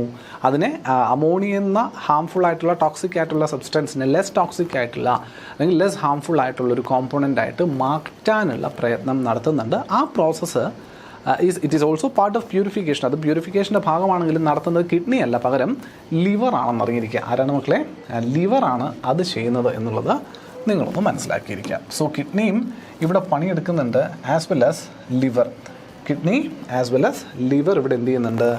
പണിയെടുക്കുന്നുണ്ട് എന്നുള്ളത് മനസ്സിലാക്കുക. Okay, so liver will be removing the toxic waste from the blood and kidney will be removing the general metabolic waste അല്ലെങ്കിൽ nitrogenous waste from the human body അല്ലെങ്കിൽ ബ്ലഡ് സ്ട്രീം എന്നുള്ളത് മനസ്സിലാക്കുക. ബ്ലഡ് പ്ലാസ്മ എന്ന് പറഞ്ഞാൽ തെറ്റില്ല. Essentially അതെല്ലാം കൂടി എവിടെയാണ് വരിക? ബ്ലഡിൻ്റെ പ്ലാസ്മയിൽ തന്നെയാണ് നമുക്ക് കാണാൻ സാധിക്കുക എന്നുള്ളതാണ്. ക്ലിയർ അല്ലേ? അത്രയും പറഞ്ഞ കാര്യങ്ങൾ വ്യക്തമാണെന്ന് പ്രതീക്ഷിക്കുവാണ്. സോ ഞാൻ നേരത്തെ സൂചിപ്പിച്ചല്ലോ, ബ്ലഡിൽ ഒട്ടനവധി കോമ്പോണൻറ്റുകളുണ്ട്. അപ്പോൾ അവ എന്തൊക്കെയാണ് എന്നുള്ളത് നമുക്കൊന്ന് ഒരു ഫ്ലോ ചാർട്ട് പോലെ പഠിക്കാനാണെന്നുണ്ടെങ്കിൽ ഏറ്റവും ഈസി ആയിട്ട് നിങ്ങൾക്ക് പഠിക്കാൻ പറ്റുന്ന രീതിയാണ് ഞാൻ ഈ തന്നിരിക്കുന്നത് കേട്ടോ. ഇത്രയും ഘടകങ്ങൾ. അപ്പോൾ എസെൻഷ്യലി ഒരു കുഞ്ഞ് ബ്ലഡിനകത്ത് ഇത്രയും അധികം കോമ്പോണൻറ്റുകളുണ്ടോ, കണ്ടൻറ്റുകളുണ്ടോ എന്നൊക്കെ ചോദിച്ചു കഴിഞ്ഞാൽ 100% ശരിയാണ്. ഇത്രയും അധികം കണ്ടൻറ്റ് നമുക്കിവിടെ കാണാൻ സാധിക്കും, ബ്ലഡിൽ കാണാൻ സാധിക്കുന്നുണ്ട്. എന്തൊക്കെയാണ് നമുക്കൊന്ന് ഡീറ്റെയിൽഡ് ആയിട്ട് നോക്കാം. സോ ഇതിനകത്ത് നമ്മുടെ ഹോൾ ബ്ലഡിനെ നമുക്ക് 2 കോമ്പോണൻറ്റുകളായിട്ട് തിരിക്കുവാണെങ്കിൽ ഫോംഡ് എലമെൻറ്റ്സ്, ബ്ലഡിൽ ഫോം ചെയ്തിരിക്കുന്ന എലമെൻറ്റ്സ് എന്ന് പറയുന്ന ഒരു ക്ലാസിഫിക്കേഷൻ കൊടുക്കാം. Like you C over here, formed elements എന്ന് പറയുന്നൊരു ക്ലാസിഫിക്കേഷനും, അതുപോലെ ബ്ലഡ് പ്ലാസ്മയുടെ കാര്യം ഞാൻ പറഞ്ഞല്ലോ. ബ്ലഡിൽ വരുന്ന ആ ഒരു ഫ്ലൂയിഡിക് മെട്രിക്സിനെ നമ്മൾ എന്ത് വിളിക്കുക? പ്ലാസ്മ എന്ന് വിളിക്കുന്നത്. അതിനകത്താണ് ബാക്കി ഈ സെല്ലുകളും മറ്റു കാര്യങ്ങളും എല്ലാം കാണാൻ സാധിക്കുന്നത്. അപ്പോൾ ഈ പ്ലാസ്മയിൽ അസോസിയേറ്റ് ചെയ്ത് കാണുന്ന കുറച്ച് ആൾക്കാരും ഉണ്ടാവും. അതുപോലെ ഫോംഡ് എലമെൻറ്റ്സ് എന്ന ഇപ്പോൾ സെല്ലുകളും മറ്റു കാര്യങ്ങളും കൂടെ നമ്മൾ പറഞ്ഞില്ലേ, ബ്ലഡ് സെല്ലും മറ്റുമൊക്കെ, അതെല്ലാം ഫോംഡ് എലമെൻറ്റ്സാണ്. ബ്ലഡിൽ ഫോം ചെയ്യുന്ന ബോൺ മാരോവിൽ നിന്നൊക്കെ ഫോം ചെയ്തു വരുന്ന എലമെൻറ്റ്സിനെയാണ് ഫോംഡ് എലമെൻറ്റ്സ് എന്ന് വിളിക്കുക. എസെൻഷ്യലി അതാണ് നമ്മുടെ ബ്ലഡ് സെൽസ് അല്ലെങ്കിൽ കോർപ്പസൽസ് എന്നൊക്കെ വിളിക്കാം. RBC WBC ഐറ്റംസ് ഒക്കെ വരുന്ന എവിടെയാണ്? ഈ ഒരു ഫോംഡ് എലമെൻറ്റ്സ് എന്ന് പറയുന്ന കാറ്റഗറിക്കുള്ളിലാണ്. അതുപോലെ പ്ലാസ്മയിലും അത്തരത്തിൽ കുറച്ച് ഘടകങ്ങൾ ഇൻക്ലൂഡഡ് ആണ്. അപ്പോൾ പ്ലാസ്മ എന്നത് കേവലം ഒരു ഫ്ലൂയിഡ് മെട്രിക്സ് അല്ല, അതിനകത്ത് കുറേ കോമ്പോണൻറ്റുകൾ ഇൻക്ലൂഡഡ് ആണെന്നുള്ളതാണ്. വെറും വെള്ളമല്ല പ്ലാസ്മ, അതിനകത്ത് കുറേ കാര്യമുണ്ട്. എന്തൊക്കെയുണ്ട് നോക്കിക്കേ. അപ്പോൾ ഞാൻ ആദ്യം ആ പ്ലാസ്മയിലെ കാര്യം അങ്ങ് പറഞ്ഞിട്ട് ഫോംഡ് എലമെൻറ്റ്സിലേക്ക് പോവാം. സോ ബ്ലഡിലെ ഘടകമായിട്ടുള്ള പ്ലാസ്മ നോക്കുമ്പോൾ പ്ലാസ്മയ്ക്കുള്ളിൽ അമിനോ ആസിഡ്സിൻ്റെ പ്രസൻസ് കാണാം, നൈട്രോജനസ് വേസ്റ്റിൻ്റെ പ്രസൻസ് കാണാം. നേരത്തെ നമ്മൾ പറഞ്ഞു ഓർക്കുന്നുണ്ടോ? Nitrogenase waste present in the plasma of the blood എന്ന് നമ്മളൊരു സ്റ്റേറ്റ്മെൻറ്റ് നേരത്തെ സൂചിപ്പിച്ചിരുന്നു. അതുപോലെ ഇലക്ട്രോലൈറ്റ്സ് ഉണ്ട്, ന്യൂട്രിയൻസ് കാണാൻ സാധിക്കും, പ്രോട്ടീൻസ്, അമിനോ ആസിഡ്സ് ഉണ്ടല്ലോ, അപ്പോൾ പ്രോട്ടീൻസ് ഉണ്ടാവും, ഡിസോൾവ്ഡ് ആയിട്ടുള്ള ഗ്യാസസ് ഉണ്ടാവും, നമ്മുടെ കാർബൺ ഡൈ ഓക്സൈഡ്, ഓക്സിജനൊക്കെ പോലുള്ള ഡിസോൾവ്ഡ് ഗ്യാസസ് ഉണ്ടാവും. അപ്പോൾ ഇതെല്ലാം വരുന്ന പ്രോട്ടീൻസ്, ഇതെല്ലാം വരുന്നത് പ്ലാസ്മയ്ക്കുള്ളിലാണ്. ഇതെല്ലാം പ്ലാസ്മയിൽ അടങ്ങുന്ന ഘടകങ്ങളാണ്. അതൊന്നും സെല്ലുകളുടെ ഭാഗമായിട്ടുള്ളതല്ല എന്നുള്ളതാണ്. ഇതിൽ പ്രത്യേകം ശ്രദ്ധിക്കേണ്ട കാര്യം, പ്രോട്ടീൻസ് എന്നോണം പ്ലാസ്മയിൽ കാണുന്ന പ്രോട്ടീൻസിനെ കൃത്യമായിട്ട് നമ്മൾ തരംതിരിച്ച് വെച്ചിട്ടുണ്ട്. ആരൊക്കെയാണ് മക്കളെ? 1 ആൽബുമിൻസ്, 2 ഫൈബ്രിനോജൻ, 3 ഗ്ലോബുലിൻസ്. അപ്പോൾ ആൽബുമിൻസ്, ഫൈബ്രിനോജൻ ആൻഡ് ഗ്ലോബുലിൻസ് ഇപ്പോൾ നമ്മുടെ ത്രോംബോസൈറ്റ്സ് അല്ലെങ്കിൽ പ്ലേറ്റ്ലെറ്റുകളുടെയൊക്കെ ഫോർമേഷനൊക്കെ സംബന്ധിച്ച് ഇമ്പോർട്ടൻ്റ് ആയിട്ടുള്ള ആളാണ് ഈ ഫൈബ്രിനോജൻ എന്നൊക്കെ പറയുന്നത്. ബ്ലഡ് ക്ലോട്ടിങ്ങിനപ്പോൾ സഹായിക്കുന്ന പ്രോട്ടീൻ ചോദിച്ചാൽ ഫൈബ്രിനോജൻ എന്ന് പറയണം. പ്രോട്ടീൻ, ബ്ലഡ് ക്ലോട്ടിങ്ങിന് സഹായിക്കുന്ന പ്രോട്ടീൻ ഏതാണെന്നൊക്കെ ചോദിച്ചാൽ നമുക്ക് പറയേണ്ടത് ഫൈബ്രിനോജൻ ആണ്. കാരണം അവനാണ് ത്രോംബോസൈറ്റ്സിൻ്റെ അല്ലെങ്കിൽ നമ്മുടെ പ്ലേറ്റ്ലെറ്റുകളുടെ നിർമ്മാണത്തിനൊക്കെ സഹായിക്കുകയൊക്കെ ചെയ്യുന്നത്, ഫൈബ്രിനോജൻ എന്ന പ്രോട്ടീൻ. അതുപോലെ ആൽബുമിൻസ് ഉണ്ട്, ഗ്ലോബുലിൻസ് ഉണ്ട്. അപ്പോൾ ഈ 3 ഐറ്റംസും albumins, fibrinogen and globulins are the protein content present in the plasma of the blood. Blood പ്ലാസ്മയിൽ കാണാൻ സാധിക്കുന്ന പ്രോട്ടീൻ കണ്ടൻറ്റുകളാണ് ആൽബുമിനും ഗ്ലോബുലിനും ഫൈബ്രിനോജനും എന്നത് മനസ്സിലാക്കിയിരിക്കുക. സോ ഇത് പ്ലാസ്മയെ അസോസിയേറ്റ് ചെയ്ത് നിൽക്കുന്ന കണ്ടൻറ്റുകളാണ് നമ്മൾ കണ്ടത്. ഓക്കെ, ഇപ്പോൾ gases, nitrogenase waste, electrolytes, nutrients, amino acid, proteins എന്നിവയെല്ലാം എവിടെ പ്രസൻ്റാണ്? ബ്ലഡ് പ്ലാസ്മയിൽ പ്രസൻ്റാണ്. അതിൽ പ്ലാസ്മയിൽ കാണുന്ന പ്രോട്ടീനുകൾ ഇവ 3 പേരുമാണ് എന്നുള്ളത് മനസ്സിലാക്കിയിരിക്കുക. ഇത് പറ്റിയിട്ടുള്ള ചോദ്യമായിരുന്നു ആദ്യത്തെ ക്വസ്റ്റ്യൻ നമ്മൾ കണ്ടിരുന്നത്. ഇനി when it comes to the formed elements, ഈ ബ്ലഡിൽ ഉണ്ടാകുന്ന എലമെൻറ്റ്സിനെ നോക്കിയാൽ ഉണ്ടാകുന്നത് ബോൺ മാരോയിൽ നിന്നും മറ്റുമൊക്കെയാണ്. ബോൺ മാരോയിൽ നിന്ന് ഉണ്ടായി ബ്ലഡിലേക്ക് എന്താ പറയുക ഫോം ആകുന്ന എലമെൻറ്റ്സ് എന്ന് പറയുന്നതാണ് 1 എറിത്രോസൈറ്റ്സ്, 2 പ്ലേറ്റ്ലെറ്റ് അല്ലെങ്കിൽ ത്രോംബോസൈറ്റ്സ് എന്നൊക്കെ വിളിക്കാം നമുക്ക്, 3 ലൂക്കോസൈറ്റ്. ഓക്കെ, ആരൊക്കെയുണ്ട്? എറിത്രോസൈറ്റ് ഉണ്ട്, പ്ലേറ്റ്ലെറ്റുകളുണ്ട്, പിന്നെ ലൂക്കോസൈറ്റ് ഉണ്ട്. ഈ എറിത്രോസൈറ്റാണ് is otherwise called as the red blood corpuscles അല്ലെങ്കിൽ red blood cells. RBC, red blood cell എന്നോ റെഡ് ബ്ലഡ് കോർപ്പസൽസ് എന്നോ വിളിക്കുന്ന RBC യാണ് അതർവൈസ് കോൾഡ് ആസ് എറിത്രോസൈറ്റ്. ഇത് നിങ്ങൾക്ക് പരീക്ഷയ്ക്ക് ചോദ്യം തരുമ്പോൾ ഈ RBC എന്നത് കുറച്ചുകൂടി കോമൺ നെയിം ആയതുകൊണ്ട് ചിലപ്പോൾ RBC എന്ന പദപ്രയോഗത്തിന് പകരം എറിത്രോസൈറ്റ് എന്ന പദം അവിടെ ഉപയോഗിച്ച് കണ്ടേക്കാം. അപ്പോൾ എറിത്രോസൈറ്റ് കാണുമ്പോൾ നിങ്ങൾ വ്യാകുലപ്പെടരുത്. എറിത്രോസൈറ്റ് എന്നത് RBCയെ തന്നെ എറിത്രോസൈറ്റ് അല്ലെ, എറിത്രോ. അപ്പോൾ ഇതിനകത്ത് 6 കിടപ്പുണ്ട് അല്ലേ, എറിത്രോവിനകത്ത് 2 6 കിടപ്പുണ്ട് അല്ലെ, 6 കിടപ്പുണ്ട്. അപ്പോൾ 6 ഉള്ളവൻ RBC എന്ന് ആലോചിച്ചാൽ മതി. ഇപ്പുറത്ത് ആരില്ല, 6 ഇല്ല. ലൂക്കോസൈറ്റ്സിൽ ആരില്ലടാ? ലൂക്കോസൈറ്റ് പറയുന്നതിനകത്ത് 6 ഇല്ലല്ലോ. അപ്പോൾ 6 ഇല്ലാത്തവൻ WBC, അങ്ങനെ ആലോചിച്ചാൽ മതി. ഓക്കെ, അങ്ങനെ എന്തെങ്കിലും ഒരു ക്ലൂ വെച്ചിട്ട് എന്തെങ്കിലും ഒരു ഗസ് വെച്ചിട്ട് നിങ്ങൾ ലോജിക്കലി ഒന്ന് കണക്ട് ചെയ്യാൻ ശ്രമിക്കണം. അപ്പോൾ എറിത്രോസൈറ്റ്സ് RBCയും ലൂക്കോസൈറ്റുകൾ എന്തെന്നും വിളിക്കാം നമുക്ക് WBC, അല്ലെങ്കിൽ വൈറ്റ് ബ്ലഡ് കോർപ്പസൽസ് അഥവാ വൈറ്റ് ബ്ലഡ് സെൽസ്. ഈ 2 കൂട്ടർക്കും അല്ല, ഈ 3 കൂട്ടർക്കും അതത് ഫങ്ഷൻസ് ഉണ്ട്. കൃത്യമായ ഡിവിഷൻ ഓഫ് ലേബർ നമുക്കിവിടെ കാണാൻ സാധിക്കും, ബ്ലഡിൽ കാണാൻ പറ്റും. ബ്ലഡിലെന്നല്ല കേട്ടോ, നമ്മുടെ ശരീരത്തിൽ എൻ്റയർ ഓർഗൻസിൻ്റെ കാര്യത്തിൽ കൃത്യമായൊരു ഡിവിഷൻ ഓഫ് ലേബർ കാണാൻ സാധിക്കും. ഓരോരുത്തരും എന്തെല്ലാം ജോലി ചെയ്യണം എന്നുള്ള വ്യക്തമായിട്ട് നിർദ്ദേശിച്ചു കൊടുത്തിട്ടുള്ള ഒരു രീതി നമ്മുടെ ശരീരത്തിൽ കാണാൻ പറ്റും. ബ്ലഡിൻ്റെ കാര്യത്തിലും വിപരീതമൊന്നുമല്ല. ബ്ലഡിനകത്തുള്ള ഫോംഡ് എലമെൻറ്റ്സ് ആയിട്ടുള്ള RBCക്കും WBCക്കും പ്ലേറ്റ്ലെറ്റുകൾക്കും എല്ലാം തന്നെ കൃത്യമായ റോളുകൾ അസൈൻ ചെയ്ത് കൊടുത്തിട്ടുണ്ട്. അത് അവർ കൃത്യമായി നിർവഹിച്ച് പോകുന്നുണ്ടാവും. ആ നിർവഹണത്തിൽ എന്തെങ്കിലും പോരായ്മകൾ ഉണ്ടാകുന്ന സമയത്താണ് നമുക്ക് ബുദ്ധിമുട്ടുകൾ ഉണ്ടാകുന്നത്, അല്ലെങ്കിൽ ഇൽനെസ്, അസുഖം എന്ന് പറയുന്ന സുഖമില്ലാത്ത അവസ്ഥ ഉണ്ടാകുന്നതെന്നുള്ളതാണ്. ഓക്കെ, അപ്പോൾ നമ്മൾ സപ്പോർട്ട് ചെയ്യാൻ വേണ്ടിയിട്ട് എന്തെങ്കിലുമൊക്കെ മെഡിസിൻസോ മറ്റു കാര്യങ്ങളൊക്കെ നമ്മൾ എന്ത് ചെയ്ത് കൊടുക്കേണ്ടി വരും, എക്സ്റ്റേണലി ഒന്ന് സപ്പോർട്ട് ചെയ്ത് ഇതൊക്കെ കൊടുക്കേണ്ടി വരുന്നു എന്നുള്ളതാണ് പഴയ അവസ്ഥയിലേക്ക് വരാൻ കേട്ടോ. ആ അസുഖ അവസ്ഥ മാറി സുഖാവസ്ഥയിലേക്ക് പരിണമിക്കാനായി. തീർന്നിട്ടില്ല. ഈ ഫോംഡ് എലമെൻറ്റ്സിൽ 3 പേരുണ്ട് എന്ന് പറഞ്ഞുവെങ്കിലും ഈ 3 പേരിൽ ലൂക്കോസൈറ്റ് എന്ന WBCക്ക് വീണ്ടും ഫർദർ ഡിവിഷൻസ് പറയാൻ സാധിക്കും. വീണ്ടും 5 ക്ലാസിഫിക്കേഷൻ അവനുണ്ട്. ആർക്ക്? WBCക്ക്. അപ്പോൾ ആരായി 5 ക്ലാസിഫിക്കേഷൻ? അതിൽ പ്രധാനമായും എനിക്ക് WBCയെ 2ആയിട്ട് തരംതിരിച്ച് പറയാം. 1 ഗ്രാനുലോസൈറ്റ്സ് എന്നും 2 അഗ്രാനുലോസൈറ്റ്സ് എന്നും. അപ്പോൾ ഗ്രാനുലോസൈറ്റ്സ് എന്നും അഗ്രാനുലോസൈറ്റ്സ് എന്നും പറയുന്ന ക്ലാസിഫിക്കേഷൻ ഞാൻ ആർക്ക് കൊടുക്കുന്നതാണ്? അത് WBCക്ക് കൊടുക്കുന്ന മേജർ ക്ലാസിഫിക്കേഷനാണ്. അപ്പോൾ ഗ്രാനുലോസൈറ്റ്സ് ആരാണ്? WBC ആണ്. അഗ്രാനുലോസൈറ്റ്സ് ആരാണ്? അതും WBC ആണ്. ഇതിലെ പേര് പരാമർശിക്കുന്നത് പോലെ തന്നെയാണ് സൈറ്റ്, CYTES, സൈറ്റ്. സൈറ്റ് എന്നാൽ ഉദ്ദേശിക്കുന്നത് സെൽ ബോഡി എന്നാണ്, അല്ലെങ്കിൽ സെല്ലെന്നോ സെൽ ബോഡി എന്നോ വല്ല ഉദ്ദേശം മനസ്സിലാക്കിക്കോ. ഓക്കെ, CYTE സൈറ്റ് എന്ന് ഉദ്ദേശിക്കുന്നത് എന്തിനെയാണ്? സെൽ ബോഡിയെയാണ്, സെല്ലിൻ്റെ സ്ട്രക്ചർ. അപ്പോൾ ഇവിടെ ഗ്രാനുലോ സൈറ്റ് എന്നും അഗ്രാനുലോ സൈറ്റ് എന്നും അല്ലേ കിടക്കുന്നത്? അതിനർത്ഥം സെൽ ബോഡിയിൽ ഗ്രാന്യൂൾസ് ഉള്ളവനും സെൽ ബോഡിയിൽ ഗ്രാന്യൂൾസ് ഇല്ലാത്തവനും എന്നല്ലേ അർത്ഥം? ഇപ്പോഴൊരു A ചേർത്ത് പറയുന്നത് ഇല്ലാത്തവനെയാണ് അല്ലേ? അപ്പോൾ അഗ്രാനുലോസൈറ്റ്സ് എന്ന് പറയുമ്പോൾ ആരായിരിക്കും? ഗ്രാന്യൂൾസ് സൈറ്റിൽ, അതായത് സെൽ ബോഡിയിൽ ഇല്ലാത്തവനെ വിളിക്കുന്ന പേര് അഗ്രാനുലോസൈറ്റ്സ്. സിമിലർലി ഗ്രാനുലോസൈറ്റ്സ് ആരായിരിക്കും? സൈറ്റ്സിൽ, അതായത് സെൽ ബോഡിയിൽ ഗ്രാന്യൂൾസിൻ്റെ പ്രസൻസ് ഉള്ള ആശാന്മാരെ വിളിക്കുന്ന പേര് ഗ്രാനുലോസൈറ്റ്സ്. പിടികിട്ടിയോ? അതിനർത്ഥം WBCയിൽ 2 തരം WBCകളുണ്ട്.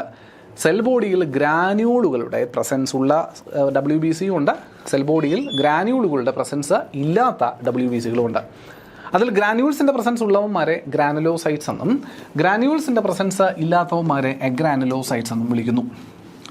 ക്ലിയർ ആണേ? റൈറ്റ്. ഇനി ഞാൻ പറഞ്ഞത് WBC മൊത്തത്തിൽ 5 തരത്തിലുണ്ടെന്ന് പറഞ്ഞല്ലോ. അപ്പോൾ ഒരു 3-2 ഡിവിഷൻ എന്ന പോലെ ആയിരിക്കണം ഗ്രാനുലോസൈറ്റ്സിലും അഗ്രാനുലോസൈറ്റ്സിലും മറ്റുമാർ ഇൻക്ലൂഡ് ചെയ്യേണ്ടി വരിക ആണല്ലോ. അല്ലാണ്ട് 2.5 വീതം ഇൻക്ലൂഡ് ചെയ്യാനൊന്നും പറ്റത്തില്ലല്ലോ. ഇല്ല. ഇതിൽ ഗ്രാനുലോസൈറ്റ്സിൽ, അതായത് സൈറ്റോപ്ലാസത്തിൽ അല്ലെങ്കിൽ സെൽ ബോഡിക്കുള്ളിൽ ഗ്രാന്യൂൾസിൻ്റെ പ്രസൻസ് ഉള്ള WBCകളുടെ എണ്ണമാണ് കൂടുതലെന്നറിഞ്ഞിരിക്കുക. 3 പേര്: ന്യൂട്രോഫിൽ, ബേസോഫിൽ, ഇസ്നോഫിൽ. ഇവിടെയും പഠിക്കാൻ ഒരു കുണുക്ക് വഴി ഞാൻ പറഞ്ഞുതരാം. ഗ്രാന്യൂൾസിനെ ഈ സെൽ ബോഡിക്കകത്ത് ഫില്ല് ചെയ്തിരിക്കുകയാണ്. ഗ്രാന്യൂൾസിനെ സെൽ ബോഡിക്കകത്ത് എന്ത് ചെയ്തിരിക്കുവാണ്? ഫില്ല് ചെയ്തിരിക്കുമല്ലേ. ഗ്രാന്യൂൾസ് ഉണ്ടെന്ന് പറഞ്ഞാൽ ഗ്രാന്യൂൾസ് ഫിൽഡാണ്. ഗ്രാന്യൂൾസ് ഫില്ല് ചെയ്തിരിക്കുവാണ്. അപ്പോൾ ഈ WBCകളിൽ പേര് പരിശോധിക്കുമ്പോൾ അവസാനിക്കുന്നത് ഫില്ലുകളിലുള്ളവന്മാർ നോക്കിക്കേ: ന്യൂട്രോഫിൽ, ബേസോഫിൽ, ഇസ്നോഫിൽ. ഇതിൽ 3ലും അവസാനിക്കുന്നത് ഫില്ലിലല്ലേ, അതായത് ഫില്ല് ചെയ്തിട്ടുള്ളവന്മാരാണ്. അവന്മാരെന്തായി? ഗ്രാന്യൂൾസ് ഫില്ല് ചെയ്തവന്മാരായി, ഗ്രാനുലോസൈറ്റ്സ്. പഠിക്കാൻ എളുപ്പമുണ്ട്. ഫില്ലില്ലാത്തവന്മാരെന്താ? അഗ്രാനുലോസൈറ്റ്സ്. ഫില്ലില്ലാത്തവന്മാർക്ക് വെറും സൈറ്റാണ് അല്ലേ, വെറും സൈറ്റാണ്. അതുകൊണ്ട് അവൻ ലിംഫോ സൈറ്റ് എന്നും മോണോ സൈറ്റ് എന്നും അറിയപ്പെടുന്നു. അവന് ഫില്ലില്ല, പകരം സൈറ്റ് മാത്രം, സെൽ ബോഡി മാത്രം. ഓക്കെ, വേറെയും വ്യത്യസ്തതകളുണ്ട് ഈ പറയുന്ന മാതിരി ലൂക്കോസൈറ്റ്സും RBCയും ഒക്കെ തമ്മിൽ. പ്രധാനമായിട്ടും പറയുന്ന ലൂക്കോസൈറ്റ്സ് ആയ WBCകൾക്ക് ന്യൂക്ലിയസിൻ്റെ പ്രസൻസ് പറയാം, അവിടെ പറയാൻ പറ്റില്ല എന്നൊക്കെ പറയുന്ന പോലെയൊക്കെ. ന്യൂക്ലിയസിൻ്റെ എന്നല്ല, നമ്മൾ ഈ പറയുന്ന ഗ്രാന്യൂൾസിൻ്റെ പ്രസൻസ് കാണും, അവിടെ കാണില്ല എന്നൊക്കെ പറയുന്ന പോലെ. പിന്നെ നമുക്ക് എന്തായാലും അങ്ങോട്ട് പോകുമ്പോൾ അതിൻ്റെ ഡീറ്റെയിൽസ് എന്തായാലും ഞാനിപ്പോൾ പറയുന്നത് നിങ്ങൾ കൺഫ്യൂഷൻ ആക്കുന്നില്ല. പോകെ നമുക്ക് എന്നാൽ ആ സാധനങ്ങളൊന്ന് മനസ്സിലാക്കിയിരിക്കാം. സോ ബേസിക് ആയിട്ടുള്ള ബ്ലഡിൻ്റെ ഒരു പ്രസൻസും അടങ്ങുന്ന ഘടകങ്ങളും എന്തൊക്കെയാണ് എന്നുള്ളത് ഈ ഒരു സ്ലൈഡിൽ നിന്നല്ലെങ്കിൽ ഈ ഒരു ചിത്രത്തിൽ നിന്ന് നിങ്ങൾക്ക് തിരിച്ചറിയാൻ സാധിച്ചിട്ടുണ്ടാവുമെന്നാണ് ഞാൻ പ്രതീക്ഷിക്കുന്നത്. ക്ലിയർ ആണല്ലോ? മുന്നോട്ട് പോവാം. റൈറ്റ്. So moving on. ഈ രക്തകോശങ്ങൾ, ബ്ലഡ് സെൽസ് എല്ലാം കൂടി ചേരുന്നത് ഒരു 45% ഓഫ് ദി ബ്ലഡ് കേട്ടോ. എൻ്റയർ ബ്ലഡിൻ്റെ ഒരു 45% ബ്ലഡ് സെല്ലുകൾ അടങ്ങും. ഇതും ചോദിക്കാൻ സാധ്യതയുള്ളതാണ്. ശരീരത്തിൻ്റെ ഒരു ആവറേജ് ആയിട്ടുള്ള ഹെൽത്തി ആയിട്ടുള്ളൊരു ഹ്യൂമൻ ശരീരത്തിൽ ബ്ലഡിൽ പ്ലാസ്മയുടെ കണ്ടൻ്റ് ആണോ അതോ RBCയുടെ കണ്ടൻ്റ് ആണോ കൂടുതൽ? അത് ഒരു കോമൺ ലോജിക്ക് ഉപയോഗിച്ച് ആലോചിച്ചാലും പിടികിട്ടുന്നതാണ്. ഈ RBCയും അല്ലെങ്കിൽ ബ്ലഡ് സെൽസും മറ്റു കാര്യങ്ങളൊക്കെ നിൽക്കേണ്ടത് ഈ പ്ലാസ്മയിലാണ്. അപ്പോൾ പ്ലാസ്മയാണ് കൂടുതൽ വേണ്ടത് അല്ലേ? പ്ലാസ്മയാണ് 55% കോൺട്രിബ്യൂട്ട് ചെയ്യുന്നത്. ബാക്കി രക്തകോശങ്ങളെല്ലാം കൂടി 45% മാത്രമാണ് അതിനകത്ത് കോൺട്രിബ്യൂട്ട് ചെയ്ത് നിൽക്കുന്നത് എന്നുള്ളതാണ് മനസ്സിലാക്കേണ്ടത് കേട്ടോ. അപ്പോൾ പ്ലാസ്മയ്ക്കകത്ത് നമുക്കറിയാവുന്ന പോലെ ജലം, പ്രോട്ടീനുകൾ, മറ്റ് ഘടകങ്ങളൊക്കെ നമ്മൾ നേരത്തെ കണ്ടതാണ്. ചുവന്ന രക്തകോശങ്ങൾ, വെളുത്ത രക്തകോശങ്ങൾ, പ്ലേറ്റ്ലെറ്റുകളെല്ലാം സെല്ലുകൾ എന്ന രീതിയിൽ പിന്നെ ബ്ലഡിലുണ്ടാവും. പക്ഷേ വലിയ വ്യത്യാസമൊന്നുമില്ല കേട്ടോ. ജസ്റ്റ് ഒരു 10% ഡിഫറൻസ് ആണ് ഇപ്പോൾ തമ്മിൽ വന്നിരിക്കുന്നത് അല്ലേ? ജസ്റ്റ് ഒരു 10% ഡിഫറൻസ് മാത്രമാണ്. 45% of blood cells and 55% of the plasma contribute to the formation of ബ്ലഡിൻ്റെ ഫോർമേഷനിൽ. ഇതാണ് അതിൻ്റെ ഒരു രീതി അല്ലെങ്കിൽ ഒരു എന്താ പറയുക, കോൺസ്റ്റിറ്റ്യൂഷൻ എന്ന് വേണമെങ്കിൽ നമുക്ക് പറയാൻ പറ്റും. ഇങ്ങനെയാണ് കോൺസ്റ്റിറ്റ്യൂട്ട് ചെയ്തിരിക്കുന്നത് ബ്ലഡിനെ. Okay, right. പ്ലാസ്മ, രക്തത്തിൻ്റെ ആ ദ്രാവക ഭാഗത്തെ നമ്മൾ വിളിക്കുന്ന പേര് ദ ഫ്ലൂയിഡ് മെട്രിക്സ് ഓഫ് അല്ലെങ്കിൽ the liquid matrix of the blood. ഇളം മഞ്ഞനിറമാണ്, ലൈറ്റ് യെല്ലോയിഷ് ഇൻ കളർ. ഇതൊക്കെ ഐഡൻറ്റിഫൈ ചെയ്യാൻ ചിലപ്പോൾ ചോദിക്കും, അതുകൊണ്ടാണ് പറയുന്നത് കേട്ടോ. ലൈറ്റ് യെല്ലോയിഷ് ഇൻ കളർ ഗ്ലൂക്കോസിനെ കോശങ്ങളിൽ എത്തിക്കുന്നു. ഗ്ലൂക്കോസിനെ കോശങ്ങൾ, സെൽസിൽ ഗ്ലൂക്കോസിനെ എത്തിക്കുന്നത് പ്ലാസ്മയാണ്.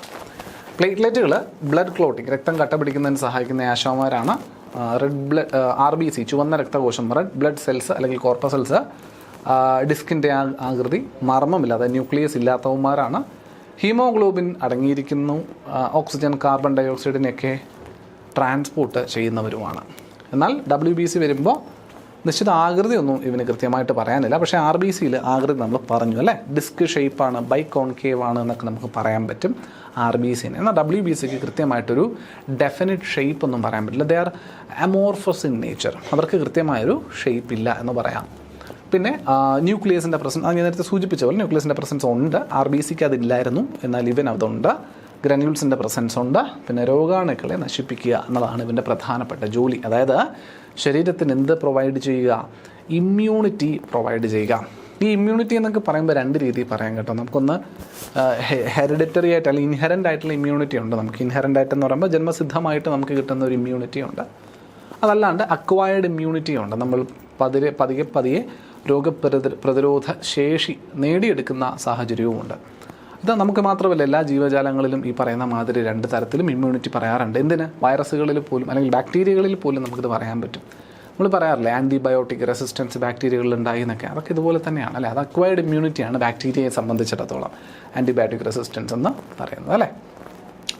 ശരി, നിങ്ങൾ അതിലേക്കൊന്നും ഇപ്പോൾ ഒരുപാട് ആഴത്തിലിറങ്ങി ചെല്ലേണ്ടതില്ല. നമുക്ക് ബ്ലഡുമായി ബന്ധപ്പെട്ട കാര്യങ്ങളിലേക്ക് കൂടുതൽ ഇമ്പോർട്ടൻ്റ് ആയിട്ട് നോക്കി പോകാനായിട്ട് ശ്രദ്ധിക്കാം. So the first blood cell that we are discussing is erythrocyte. ആരാണ് എറിത്രോസൈറ്റ് എന്നാണ് പറഞ്ഞത്? റെഡ് ബ്ലഡ് കോർപ്പസൽസ് അല്ലെങ്കിൽ റെഡ് ബ്ലഡ് സെൽസ് ആണ് എറിത്രോസൈറ്റ്സ് എന്ന് പറഞ്ഞു. സോ ദീസ് ആർ ആക്ച്വലി നിങ്ങൾക്ക് ഈ ചിത്രത്തിൽ കാണാൻ സാധിക്കുന്നത് പോലെ ബൈകോൺകേവ് അല്ലെങ്കിൽ ഡിസ്ക് ഷേപ്ഡ് ആണ് ഈ സെൽസ്. ഇതെങ്ങനെ ഇരിക്കും ഈ സെൽസ് എന്ന് പറയുമ്പോൾ? ഇതെൻ്റെ സെക്ഷൻ വരച്ചിരിക്കുന്നതാണേ. എൻ്റെ സെക്ഷണൽ ഡ്രോയിങ് ഞാൻ ഈ സൈഡിൽ നിന്ന് ഇങ്ങനെ നോക്കിക്കഴിഞ്ഞാൽ ഈ ഒരു രീതിയിലായിരിക്കും. ഈ രണ്ട് സൈഡിൽ നടുഭാഗം കുഴിഞ്ഞിട്ട് അഗ്രവശങ്ങളെ രണ്ടും ഒരല്പം തള്ളിയിട്ട് വീതിച്ചിട്ടിരിക്കുന്ന രീതിയിലാണ് നമുക്ക് ആരെ കാണാൻ പറ്റും. നമ്മൾ ഈ ഒരു കയ്യിൽ ഇങ്ങനെ വെച്ച് കറക്കുന്നൊരു ഉപകരണമൊക്കെ ഇടയ്ക്ക് ഇറങ്ങിയിട്ടുണ്ടായിരുന്നില്ല, ഒരു ബാലൻസിങ് വീൽ. അപ്പോൾ അതിനകത്ത് നമ്മൾ ആ കൈ കൊണ്ട് പിടിക്കുന്ന ഭാഗമൊക്കെ ഇരിക്കുന്നത് പോലെ ആണ് ഈ RBC സെല്ലിൻ്റെ ഷേപ്പ് ഉണ്ടാവുക. ആ ഷേപ്പിനെയാണ് നമ്മൾ എന്തെന്ന് വിളിക്കുന്നത്? ബൈകോൺകേവ് എന്ന് വിളിക്കുന്നത്. ബൈകോൺകേവ് എന്ന് പറഞ്ഞാൽ രണ്ട് വശവും കുഴിഞ്ഞിരിക്കുന്നുണ്ട് അല്ലേ? രണ്ട് വശവും ഇങ്ങനെ കുഴിഞ്ഞിരിക്കുന്നത്, അതുകൊണ്ട് തന്നെ ബൈകോൺകേവ് എന്ന് വിളിക്കുക. ഇവിടെ കിട്ടുന്നുണ്ടോ? രണ്ട് ഭാഗവും കോൺകേവ് ഷേപ്പിൽ കുഴിഞ്ഞകത്തേക്ക് ഇരിക്കുന്നു എന്നതുകൊണ്ടാണ് അതിനെ ബൈകോൺകേവ് എന്ന് വിളിക്കുക. Without A nucleus. അപ്പോൾ RBCകൾക്ക് എന്തില്ല? ന്യൂക്ലിയസിൻ്റെ പ്രസൻസ് ഇല്ല. പക്ഷേ അവൻ എന്തുണ്ട്? ന്യൂക്ലിയസ് ഇല്ല, പക്ഷേ WBCക്ക് ന്യൂക്ലിയസ് ഉണ്ടായിരുന്നു. പക്ഷേ RBCക്ക് WBCക്ക് ഇല്ലാത്ത ഒരുത്തൻ്റെ പ്രസൻസ് ഉണ്ട്. ആരാന്നറിയോ? ഹീമോഗ്ലോബിൻ. ഇതാണ് which is an iron rich protein called haemoglobin. RBCകളിൽ ഒരു അയൺ റിച്ച് ആയിട്ടുള്ള ഒരു പ്രോട്ടീൻ ഹീമോഗ്ലോബിൻ കാണാൻ സാധിക്കും. And this haemoglobin gives blood its red colour. അല്ലെങ്കിൽ ആർ ബി സി ആകുന്നതിന് കാരണക്കാരൻ ആരാണെന്ന് ചോദിച്ചാൽ അത് ഹീമോഗ്ലോബിനാണ്. അതായത് red haemoglobin gives R B C or even ബ്ലഡിന് റെഡ് കളർ കൊടുക്കും. കാരണം ആർ ബി സി ഉള്ളതുകൊണ്ടാണ് ബ്ലഡ് റെഡ് കളറിൽ കാണുന്നത്. ആർ ബി സികളെല്ലാം ഞാൻ ബ്ലഡിൽ നിന്ന് റിമൂവ് ചെയ്താൽ അതിനൊരു ലൈറ്റ് യെല്ലോ കളർ ആയിരിക്കും കാണാൻ പറ്റുക. ആർ ബി സി വരുമ്പോൾ അത് റെഡ് കളറിലും ആകുന്നു. അപ്പോൾ ആർ ബി സിക്ക് അറിയാം റെഡ് കൊടുക്കുന്നത് അത് ഹീമോഗ്ലോബിനാണ്. മാത്രമല്ല ഈ ഹീമോഗ്ലോബിനാണ് ആർ ബി സിയെ നമ്മൾ നേരത്തെ സൂചിപ്പിച്ച അതിൻ്റെ പ്രധാന ഫംഗ്ഷൻ ചെയ്യുന്നതിന് സഹായിക്കുന്നത്. എന്ത് ഫംഗ്ഷൻ? ഓക്സിജനെയും കാർബൺ ഡൈ ഓക്സൈഡിനെയും ട്രാൻസ്പോർട്ട് ചെയ്യേണ്ട പണി എടുപ്പിക്കുന്നത് ഹീമോഗ്ലോബിനാണ്. ഹീമോഗ്ലോബിൻ എന്ന പ്രോട്ടീനുമായിട്ട് അറ്റാച്ച് ചെയ്തിട്ടാണ് ഓക്സിജൻ മോളിക്യൂൾസും അതുപോലെ കാർബൺ ഡൈ ഓക്സൈഡും ഒക്കെ ട്രാൻസ്പോർട്ട് ചെയ്യുക ബ്ലഡ് മുഖാന്തരം. ഓക്സി ഹീമോഗ്ലോബിൻ, കാർബോക്സി ഹീമോഗ്ലോബിൻ എന്നൊക്കെ പറയുന്ന കോമ്പൗണ്ടുകളൊക്കെ ആയിട്ടാണ് ഇതിനകത്ത് ബ്ലഡിൻ്റെ ഉള്ളിലൂടി ആര് ട്രാൻസ്പോർട്ട് ചെയ്ത് പോവുക? ഓക്സിജനും കാർബൺ ഡൈ ഓക്സൈഡും ഒക്കെ ട്രാൻസ്പോർട്ട് ചെയ്ത് പോവുക. So it is very essential to have a blood cell with iron rich protein called haemoglobin. അപ്പോൾ ഹീമോഗ്ലോബിൻ്റെ അളവ് HB എന്ന് നമ്മൾ വിളിക്കും. സാധാരണഗതിയിൽ ബ്ലഡിൽ ഹീമോഗ്ലോബിൻ്റെ അളവ് ശരിക്കും പറഞ്ഞ ഒരു നിർണായകമായിട്ടുള്ള ഘടകമാണ്. അപ്പം നമ്മൾ ഈ ഹീമോഗ്ലോബിൻ്റെ അളവ് കുറയുന്ന സാഹചര്യമൊക്കെ ബ്ലഡിൽ ഉണ്ടാകാറുണ്ട്. ഈ നമ്മുടെ ശരീരത്തിലേക്ക് ഓക്സിജൻ കൊണ്ടുപോകുന്നത് ഹീമോഗ്ലോബിനാണെന്ന് പറഞ്ഞു, അല്ലെ ആർ ബി സിയുടെ ഭാഗമായിട്ടുള്ള ഹീമോഗ്ലോബിനാണ്. സോ ഹീമോഗ്ലോബിൻ്റെ അളവ് നമ്മുടെ ആർ ബി സിയിൽ രക്തത്തിൽ കുറഞ്ഞു കഴിഞ്ഞാൽ രക്തത്തിൻ്റെ ചുവപ്പ് നിറത്തിന് ചെറിയൊരു റിഡക്ഷൻ കാണാൻ സാധിക്കും. കണ്ണിൻ്റെയൊക്കെ കൺപോളകളൊന്ന് മലർത്തി നോക്കിയാൽ ഉള്ളിൽ കണ്ണിൻ്റെ ഭാഗങ്ങളിൽ നല്ല ചുവന്നിരിക്കേണ്ട കൺപോളയ്ക്ക് ഉൾവശം വെളുത്തിരിക്കുന്നത് പോലെ കാണാൻ സാധിക്കും. അതുപോലെ തന്നെ നാവ് കുറച്ച് ചുവപ്പ് നിറം മങ്ങുന്നത് കാണാൻ സാധിക്കും. അതുപോലെ എസെൻഷ്യലി നമുക്ക് ഏറ്റവും പ്രധാനമായിട്ടും അനുഭവപ്പെടുന്നത് ഹീമോഗ്ലോബിൻ കുറവാണ് എങ്കിൽ അതികഠിനമായിട്ടുള്ള ക്ഷീണം അനുഭവപ്പെടും. ഫെറ്റീഗ്, എന്താ പറയുക, ഡിസിനെസ്, തലകറക്കം ഒക്കെ അനുഭവപ്പെടും. അതായത് ഈ ആർ ബി സി ആണ് അല്ലെങ്കിൽ ഹീമോഗ്ലോബിൻ ആണ് ഓക്സിജൻ എൻ്റെ ശരീരത്തിൽ എല്ലായിടത്തേക്കും എത്തിച്ചു കൊടുക്കുന്നത്, ന്യൂട്രിയൻസ് എത്തിച്ചു കൊടുക്കുന്നത്, അല്ലേ? അപ്പോൾ ഈ ഓക്സിജൻ എൻ്റെ ശരീരത്തിൽ എല്ലായിടത്തേക്കും വേണ്ട പോലെ എത്തിയില്ല എന്നുണ്ടെങ്കിൽ സ്വാഭാവികമായിട്ടും എനിക്ക് ചെയ്യേണ്ട എയറോബിക് ആക്ടിവിറ്റികൾ പലതും എനിക്ക് ചെയ്യാൻ പറ്റാണ്ട് വരികയും സ്വാഭാവികമായി ഞാൻ ക്ഷീണിതനാവുകയും ചെയ്യുന്നു. അപ്പോൾ നിരന്തരം ഞാൻ വളരെയധികം ക്ഷീണിതനായി എനിക്ക് തോന്നുകയാണെന്നുണ്ടെങ്കിൽ ഒന്ന് പോയി ഹീമോഗ്ലോബിൻ ചെക്ക് ചെയ്യുന്നത് നല്ലതായിരിക്കും. പ്രത്യേകിച്ച് ഹീമോഗ്ലോബിൻ കണ്ടൻറ്റിലൊക്കെ ഡെഫിഷ്യൻസീസ് ഉണ്ടാകുന്നത് സ്ത്രീകളിലാണ്. താരതമ്യേന പുരുഷന്മാരെ അപേക്ഷിച്ച് നോക്കുമ്പോൾ സ്ത്രീകളിൽ ഹീമോഗ്ലോബിൻ്റെ കണ്ടൻറ്റ് കുറയുക എന്നത് വളരെ കോമൺ ആയിട്ട് കാണുന്നൊരു അസുഖമാണ്. അപ്പം ഞാനിവിടെ പറഞ്ഞു ഇതൊരു അസുഖമാണെന്ന് പറഞ്ഞു. ആ അസുഖത്തിൻ്റെ പേര് അനീമിയ. അസുഖത്തിൻ്റെ പേരാണ് അനീമിയ. നമ്മൾ വിളർച്ച എന്നൊക്കെ പറയും. വളർച്ചയല്ല, വിളർച്ച മലയാളത്തിൽ നമ്മൾ പറയാറുണ്ട്, അല്ലേ? Anaemia. Vitamin B9, folic acid tablets ഒക്കെ സ്കൂൾ കുട്ടികൾക്ക്, പ്രത്യേകിച്ച് പെൺകുട്ടികൾക്ക് സ്കൂളിൽ തന്നെ വിതരണം ചെയ്യുന്ന പദ്ധതിയൊക്കെ ഉണ്ട് ഗവൺമെൻറ് സ്കൂളുകളിൽ. അതൊക്കെ ഈ പറയുന്ന അനീമിക് കണ്ടീഷൻ സ്ത്രീകളിൽ കുഞ്ഞുങ്ങളിൽ ഉണ്ടാകാതിരിക്കാൻ വേണ്ടിയിട്ടുള്ള ഒരു പ്രിവെൻറ്റീവ് മെഷർ എന്ന പോലെയാണ് ഈ folic acid tablet which is rich in iron content. കാരണം ഹീമോഗ്ലോബിൻ എന്ന് പറയുന്നത് ഒരു അയൺ റിച്ച് പ്രോട്ടീനാണ്, അല്ലേ? അപ്പോൾ അയൺ കണ്ടൻറ്റ് നമ്മൾ കഴിക്കുന്ന ആഹാരത്തിൽ കുറവുണ്ടാകുമ്പോഴാണ് ഹീമോഗ്ലോബിൻ എൻറിച്ച്മെൻറ്റ് ബ്ലഡിൽ നടക്കാണ്ട് വരികയും ഹീമോഗ്ലോബിൻ കണ്ടൻറ്റ് കുറയുകയും ചെയ്യുന്നത്. സോ ആഹാരത്തിൽ അയണിൻ്റെ കണ്ടൻറ്റ് മതിവരുവോളം സാധാരണയായി കഴിക്കുന്ന ആഹാരത്തിൽ നിന്നും കിട്ടാതെ വരുന്ന കുട്ടികളുടെ കാര്യത്തിൽ അത് സപ്ലിമെൻറ്റ്സ് ആയിട്ട് കൊടുക്കേണ്ടി വരുന്നു. വിച്ച് ഫോളിക് ആസിഡ് ടാബ്ലറ്റ്സ് കൊടുക്കേണ്ടി വരുന്നു. അയൺ കണ്ടൻറ്റിൻ്റെ കുറവ്, ഡെഫിഷ്യൻസി സ്ത്രീകളിൽ മാത്രമൊന്നും അല്ല കാണുക, പുരുഷന്മാരിലും കാണാൻ സാധിക്കും. പക്ഷേ പൊതുവിൽ ഏറ്റവും കൂടുതൽ 95% കാണുന്നതും സ്ത്രീകളിൽ തന്നെയാണ് അനീമിക് കാണുന്നതെന്നുള്ളതാണ്. ക്ലിയർ ആണേ മക്കളെ? ഒന്ന് ശ്രദ്ധിക്കുക. So that is about the red blood cells അല്ലെങ്കിൽ എറിത്രോസൈറ്റ്സ്. അപ്പോൾ ഈ ഹീമോഗ്ലോബിൻ കണ്ടൻറ്റ് കുറഞ്ഞാൽ ഇത്തരത്തിലുള്ള ഒരു ബുദ്ധിമുട്ടുണ്ടാകും. സോ HBയുടെ കണ്ടൻറ്റ് ഒരു വിധം ഒന്നൊന്ന് മെയിൻറ്റെയിൻ ചെയ്ത് നിർത്തുക എന്നുള്ളത് എസെൻഷ്യലാണ്. അതിന് വേണ്ടിയിട്ടുള്ള അത് നമ്മൾ മരുന്ന് കഴിക്കുകയോ ഫോളിക് ആസിഡ് ടാബ്ലറ്റ് കഴിക്കുകയോ ഒന്നും വേണമെന്നില്ല. ആഹാരത്തിലൂടെ ഈസി ആയിട്ട് നമുക്ക് നമ്മുടെ ഹീമോഗ്ലോബിൻ ലെവൽ മെയിൻറ്റെയിൻ ചെയ്തുകൊണ്ട് പോകാൻ സാധിക്കുന്നതേ ഉള്ളൂ. വലിയ കാര്യമൊന്നുമല്ല. കഴിക്കുന്ന ആഹാരത്തിനകത്ത് ലീഫി വെജിറ്റബിൾസ് ഉണ്ടാവുക, കീരയോ അല്ലെങ്കിൽ മുരിങ്ങയിലയോ ഒക്കെ പോലുള്ള കണ്ടൻറ്റുകൾ കൊണ്ടുവരിക, റെഡ് മീറ്റ് കഴിക്കാൻ സാധിക്കുക, ലിവർ മീറ്റ് കഴിക്കുന്നവരാണെങ്കിൽ ലിവർ കഴിക്കാൻ കഴിക്കുക, അല്ലെങ്കിൽ നമ്മുടെ കറുത്ത മുന്തിരി ജ്യൂസ് അടിച്ചു കുടിക്കുക, ഡേറ്റ്സ് കഴിക്കുക ധാരാളം. ഡേറ്റ്സ് എന്ന് പറയുമ്പോൾ ഈ ഓറഞ്ച് കളറിൽ ശർക്കര പാനിയിലിട്ട ഡേറ്റ്സ് അല്ല, നല്ല കറുത്തിരിക്കുന്ന ഡേറ്റ്സ് ഉണ്ട്, നല്ല കറുകറായിരിക്കുന്ന ഡേറ്റ്സ് ഉണ്ട്. വില കുറച്ച് കൂടുതലാണ് അതിനൊക്കെ അല്ലേ. അപ്പോൾ ആ ഒരു ഡേറ്റ്സ് ഒക്കെ ഇതൊക്കെ കഴിക്കുമ്പോൾ തന്നെ നമ്മുടെ ബ്ലഡ് കൃത്യമായിട്ട് നല്ല പോലെ എൻ്റർ ചെയ്യുന്നത് കാണാൻ സാധിക്കും കേട്ടോ. സോ ബ്ലഡിൽ ഈ ഒരു ഹീമോഗ്ലോബിൻ കണ്ടൻറ്റിനെ നിലനിർത്താനായിട്ട് ഇതെല്ലാം അയൺ റിച്ച് ഫുഡാണ്. ഞാനിപ്പോൾ ഈ പറഞ്ഞതെല്ലാം റിച്ച് ഇൻ അയൺ ഫുഡാണ്. അപ്പോൾ അത് കഴിച്ച് നിങ്ങൾക്ക് ഹീമോഗ്ലോബിൻ ലെവൽ മെയിൻറ്റെയിൻ ചെയ്യാൻ പറ്റും. ഇപ്പോൾ ഒരുപാടൊക്കെ താഴെ പോയി കഴിഞ്ഞാൽ ആദ്യമൊക്കെ നമ്മൾ മരുന്ന് കഴിക്കേണ്ടി വരും, ഒന്ന് മെയിൻറ്റെയിൻ ചെയ്ത് മുകളിൽ കൊണ്ടുവരാം. ബട്ട് പിന്നെ അത് സസ്റ്റെയിൻ ചെയ്യുന്നതിന് ഈ ആഹാരങ്ങളൊക്കെ കഴിച്ച് മാത്രം ചെയ്താൽ മതി.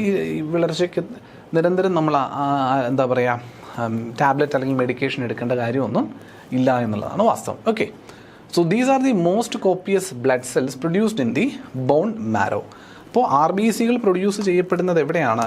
ആർ ബി സികളെന്നല്ല, നമ്മുടെ ബ്ലഡിൽ അടങ്ങുന്ന എല്ലാ ബ്ലഡ് സെൽസും പ്രൊഡ്യൂസ് ചെയ്യുന്നത് ബോൺ മാരോവിൽ തന്നെയാണ് കേട്ടോ.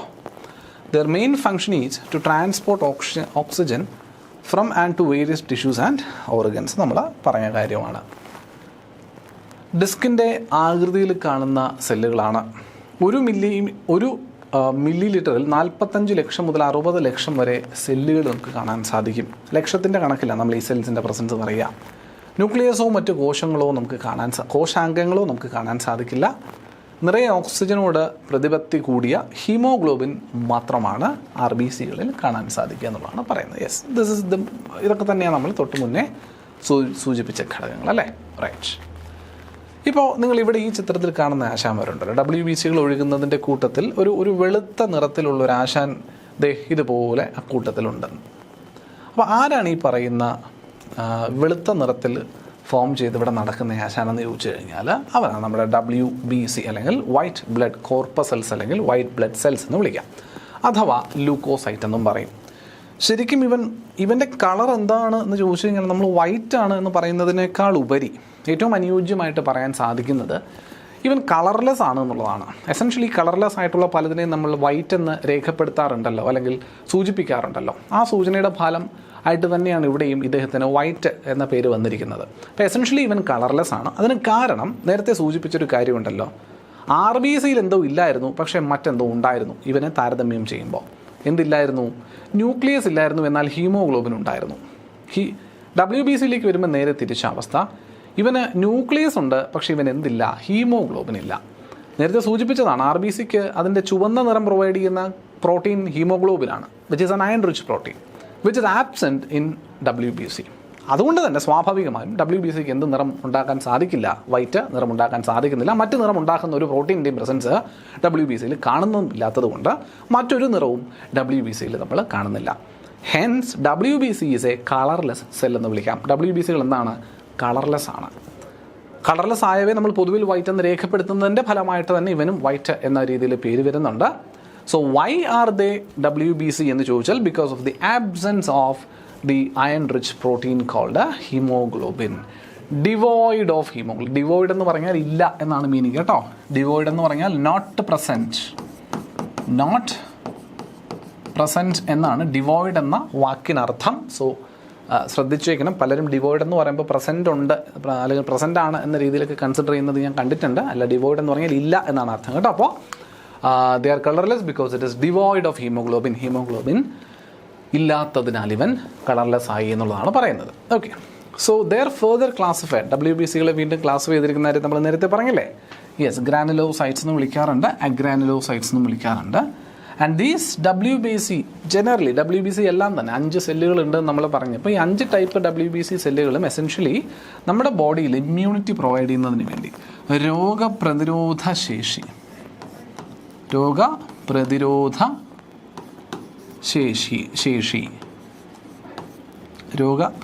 ശേഷി പ്രൊവൈഡ് ചെയ്യുന്നതിന് വേണ്ടിയിട്ട് നിലനിൽക്കുന്ന ഘടകങ്ങളാണ്. അപ്പോൾ നമ്മുടെ ബോഡിക്ക് ആരാ ഇമ്മ്യൂണിറ്റി തരുന്നത്? WBCകളാണ്.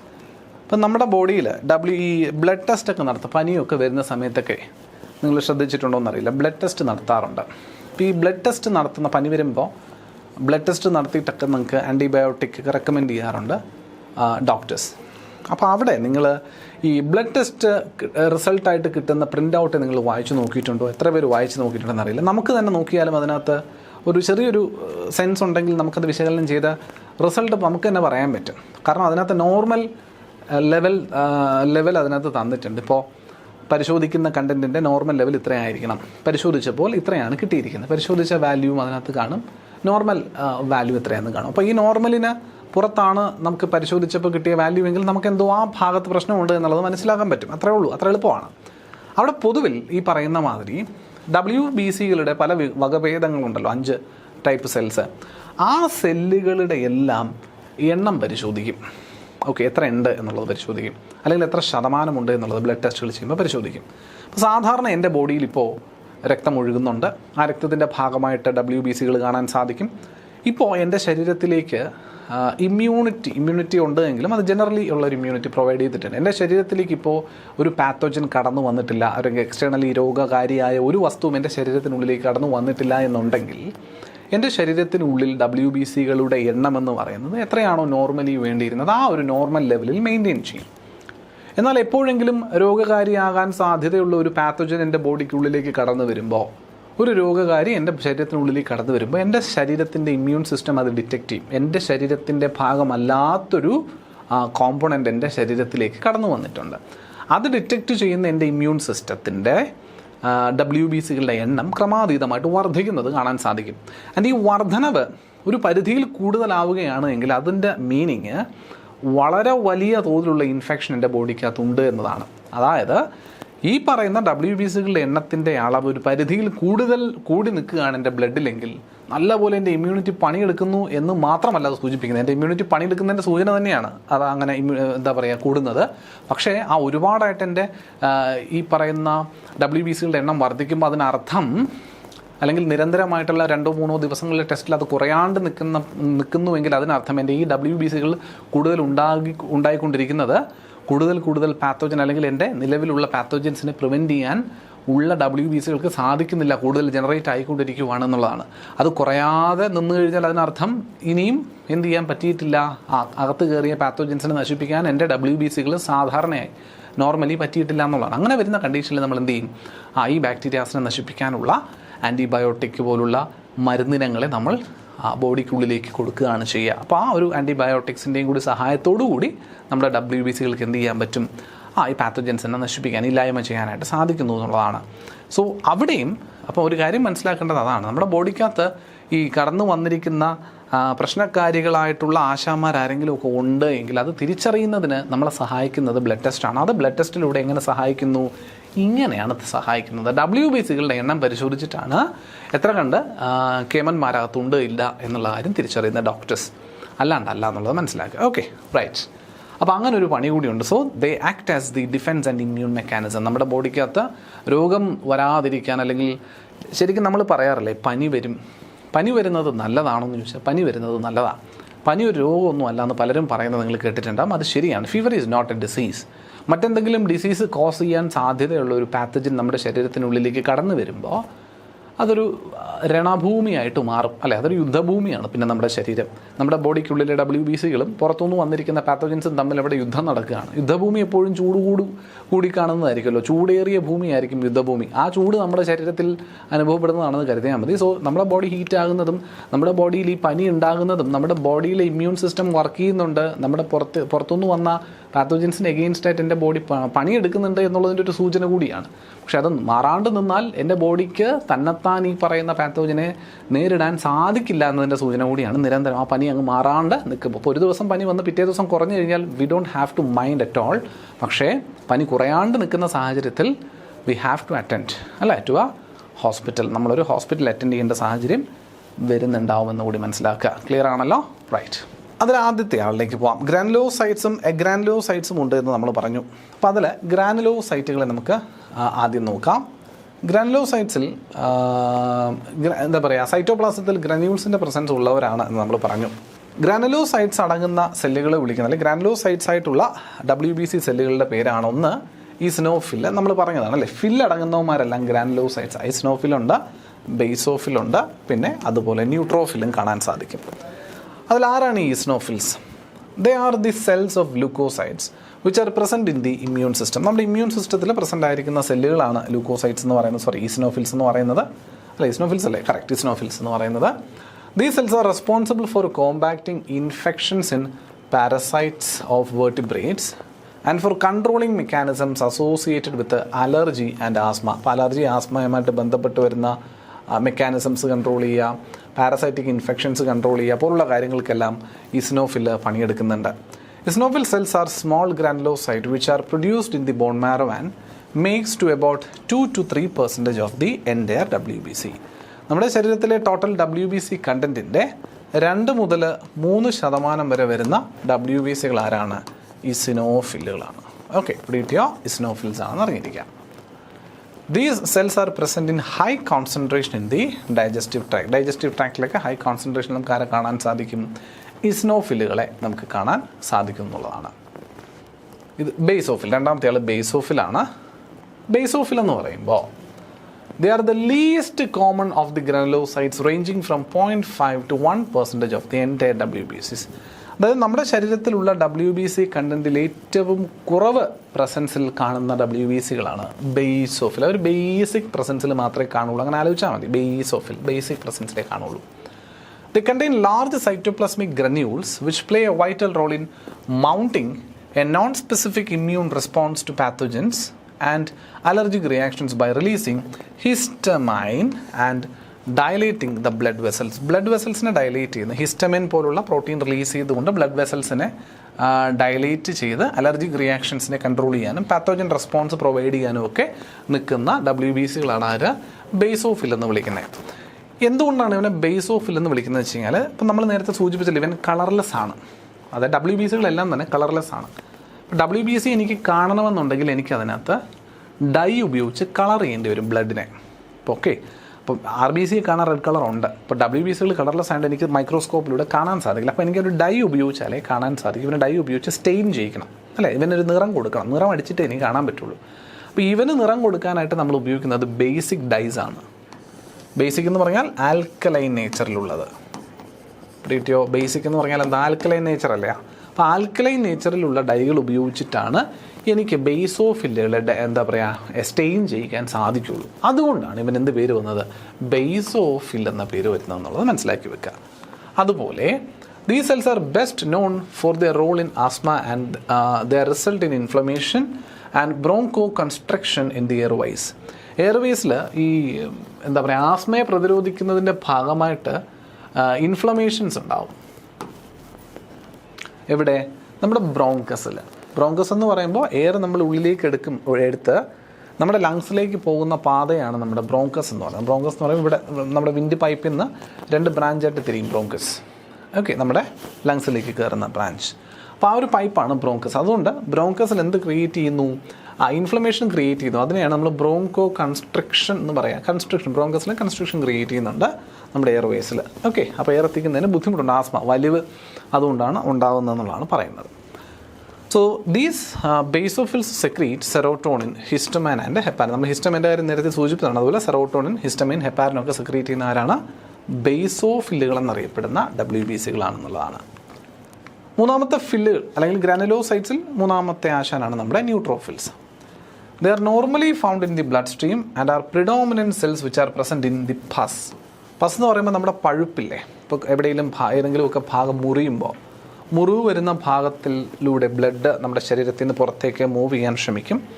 ബ്ലഡ് നമ്മുടെ ശരീരത്തിൽ നിന്ന് പുറത്തേക്ക് പോകുന്നതിനെ പ്ലേറ്റ്ലെറ്റുകളാണ് പ്രിവെൻറ്റ് ചെയ്യുക. അല്ലെങ്കിൽ ബ്ലഡ് ക്ലോട്ടിംഗ് എന്നൊരു മെക്കാനിസം ഉപയോഗിച്ചിട്ട് ബ്ലഡ് ഫ്ലോ ശരീരത്തിൽ നിന്ന് പുറത്തേക്ക് പോകുന്നതിനെ പ്രിവെൻറ്റ് ചെയ്യുന്നത് പ്ലേറ്റ്ലെറ്റുകളാണ്. അതൊരു മാർവലസ് ആയിട്ടുള്ളൊരു കണ്ടുപിടുത്തമാണെന്ന് പറയേണ്ടി വരും. ഈ ഹ്യൂമൻ ബോഡി ഡിസൈൻ ചെയ്ത ദൈവത്തിൻ്റെ ഒരു കണ്ടുപിടുത്തം അല്ലേ. അതായത് ബ്ലഡ് എന്ന് പറയുന്ന ആശാൻ അല്ലെങ്കിൽ ബ്ലഡ് എന്ന് പറയുന്ന എൻറ്റിറ്റി നമ്മുടെ ശരീരത്തിനുള്ളിൽ ഒരു കാരണവശാലും ക്ലോട്ട് ചെയ്യാൻ പാടില്ല. ബ്ലഡ് ക്ലോട്ട് ചെയ്താൽ തീർന്നു, ആൾ വടിയാവും.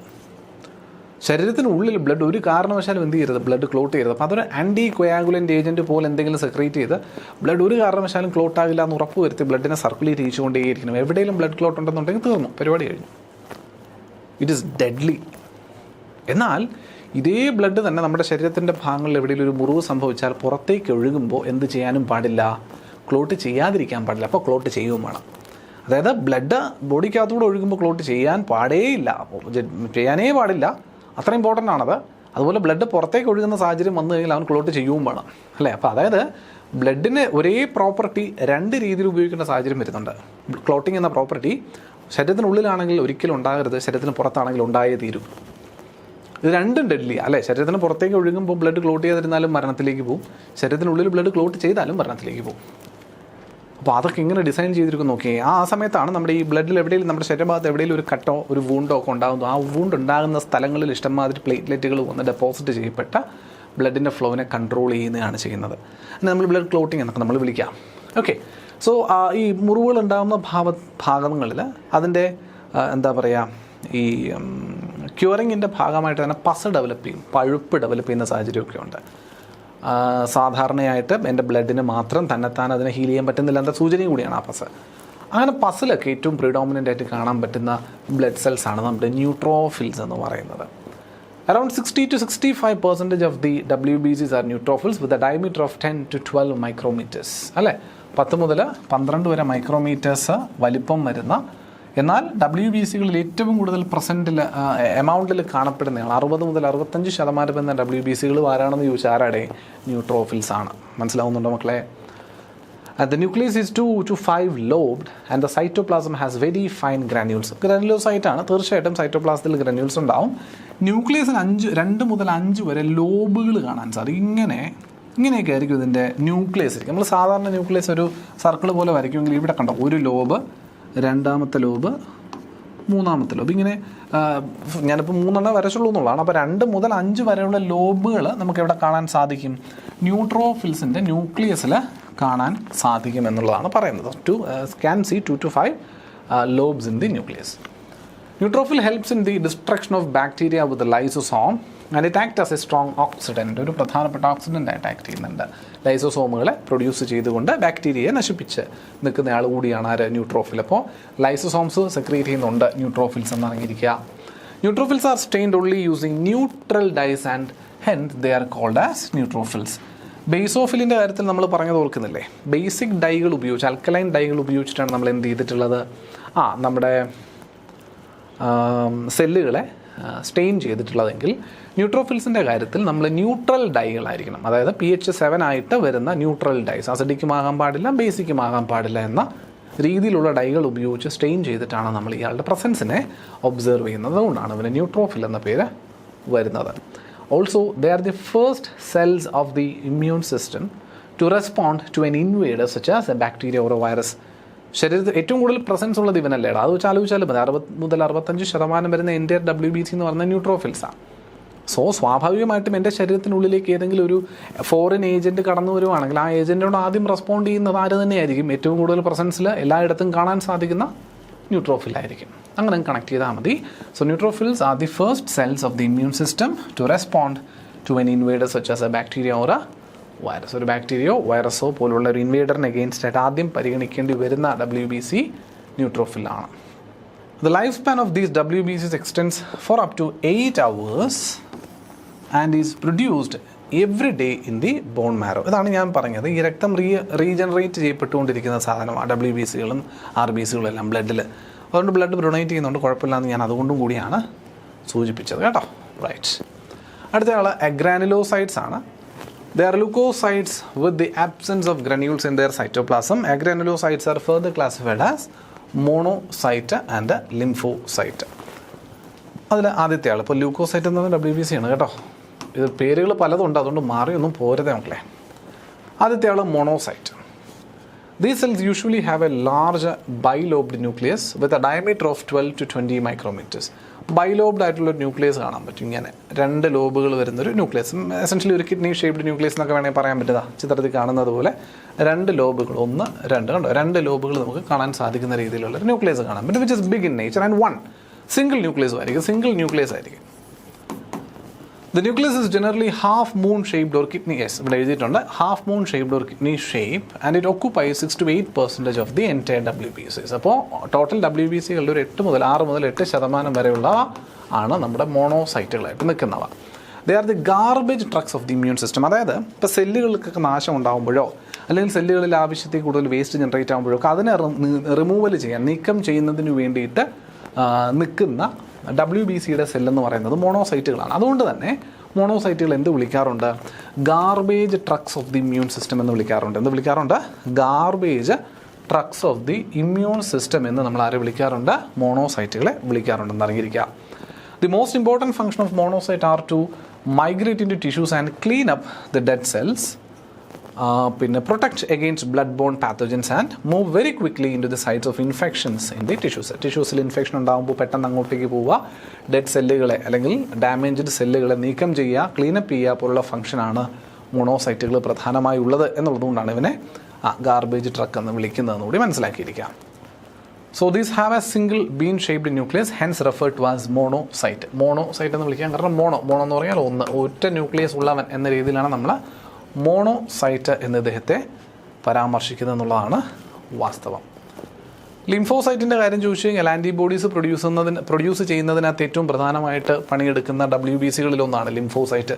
നമുക്കറിയാമല്ലോ, പിന്നെ ബി ലിംഫോസൈറ്റും ടി ലിംഫോസൈറ്റും എന്നൊക്കെ പറയുന്ന രണ്ട് രീതിയിലുള്ള ലിംഫോസൈറ്റുകൾ നമ്മൾ പറയാറുണ്ട്. ബി ലിംഫോസൈറ്റ് എന്ന് പറയുമ്പോൾ അവൻ ബോൺ മാരോയിൽ തന്നെ പ്രൊഡ്യൂസ് ചെയ്യുന്നതും ടി ലിംഫോസൈറ്റ് എന്ന് പറയുന്നത് തൈമസിൽ produce ചെയ്യുന്നതുമാണ്.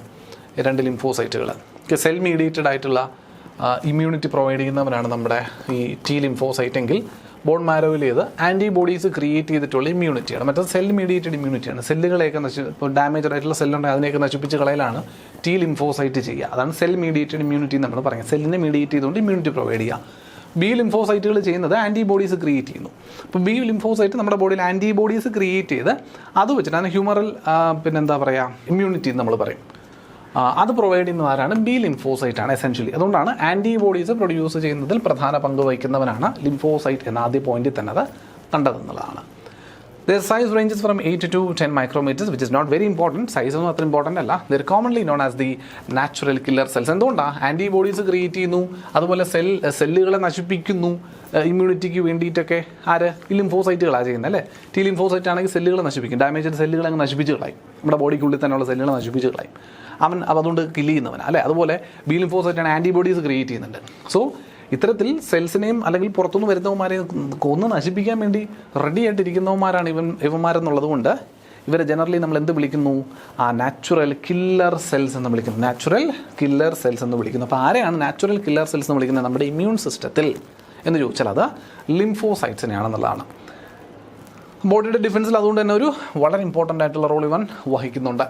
These white blood cells are colourless cells formed in lymphoid tissue. They are formed in lymphoid tissue and hence the name lymphocytes. പിടികിട്ടിയോ?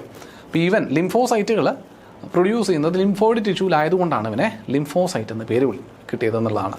There are two types of lymphocytes, B lymphocytes and T lymphocytes. These cells are very important in the immune system and are responsible for humoral and cell-mediated immunity. അപ്പോൾ humoral immunity കാരണക്കാരനായിരുന്നു ചോദിച്ചാൽ അത് B ലിംഫോസൈറ്റും cell mediated ഇമ്മ്യൂണിറ്റിക്ക് കാരണമായതായിരുന്നു ചോദിച്ചാൽ അത് T ലിംഫോസൈറ്റുമാണ് എന്നുകൂടി മനസ്സിലാക്കി കേട്ടോ. Humoral എന്ന് പറയുമ്പോൾ ആൻറ്റിബോഡി ക്രിയേറ്റ് ചെയ്തിട്ടുണ്ടാകുന്ന ഇമ്മ്യൂണിറ്റിയാണ് ഹ്യൂമറൽ ഇമ്മ്യൂണിറ്റി എന്ന് വിളിക്കുക. ആൻറ്റിബോഡി സെക്രീറ്റ് ചെയ്താൽ ആൻറ്റിബോഡി പ്രൊഡ്യൂസ് ചെയ്തുകൊണ്ട് ഇമ്മ്യൂണിറ്റി പ്രൊവൈഡ് ചെയ്യുന്നതിനാണ് ഹ്യൂമറൽ ഇമ്മ്യൂണിറ്റി എന്ന് പറയുക. സെൽ മീഡിയേറ്റഡ് ഞാൻ നേരത്തെ സൂചിപ്പിച്ച പോലെ സെല്ലുകൾക്ക് നാശം കൊണ്ടുവന്ന് സെല്ലുകൾ നശിപ്പിച്ച് കളഞ്ഞിട്ട് രോഗാവസ്ഥയില്ല പ്രതിരോധം ഉറപ്പാക്കുന്ന പരിപാടിയാണ് നമ്മൾ സെൽ മീഡിയേറ്റഡ് ഇമ്മ്യൂണിറ്റി എന്ന് വിളിക്കുക. അപ്പോൾ ഇത് ടി ലിംഫോസൈറ്റാണ് ചെയ്യുന്നത്, മറ്റവൻ ബി ലിംഫോസൈറ്റ് ആണ് എന്നുള്ളത് മനസ്സിലാക്കാം. ഓക്കെ, സോ നെക്സ്റ്റ് WBCകൾ അവിടെ തീർന്നിരിക്കുവാണ്. ഇനി നോക്കേണ്ടത് പ്ലേറ്റ്ലെറ്റുകളാണ്. ത്രോംബോസൈറ്റ്സ് എന്ന് നമുക്ക് മറ്റൊരു രീതിയിൽ പ്ലേറ്റ്ലെറ്റുകളെ വിളിക്കാവുന്നതാണ്. Thrombocytes are specialised blood cells produced from the bone marrow and they come into play when there is a bleeding or hemorrhage. ഇപ്പോൾ ഈ ഹെമറേജ് എന്ന വാക്ക് പലർക്കും അറിഞ്ഞുകൂടാ. എന്താണ് ഈ ഹെമറേജ്? ഇപ്പോൾ നമ്മൾ പൊതുവിൽ ഡോക്ടേഴ്സൊക്കെ സിനിമകളിലൊക്കെ നിങ്ങൾ കേട്ടിട്ടുണ്ടാകും, ഇൻറ്റേർണൽ ഹെമറേജ് ഉണ്ട്, ബുദ്ധിമുട്ടാണ് റിക്കവറി എന്നൊക്കെ പറയുന്നത് കേട്ടിട്ടുണ്ടാകും ഡോക്ടേഴ്സ്. ഈ ഇൻറ്റേർണൽ ഹെമറേജ് എന്ന് പറയാൻ ഉദ്ദേശിക്കുന്നത് ഇൻറ്റേർണൽ ബ്ലീഡിംഗ് ആണ്. ഇതാണ് ഇൻറ്റേർണൽ ബ്ലീഡിംഗ് ആണ്. ഇപ്പോൾ bleeding is essentially called as haemorrhage. കിട്ടുന്നുണ്ടോ? അപ്പോൾ അത് പ്രിവെൻറ്റ് ചെയ്യാനിരിക്കുന്നവന്മാരാണ് ആര്? പ്ലേറ്റ്ലെറ്റുകൾ അല്ലെങ്കിൽ ത്രോംബോസൈറ്റ്സ് എന്ന് പറയുന്ന ആശാന്മാർ.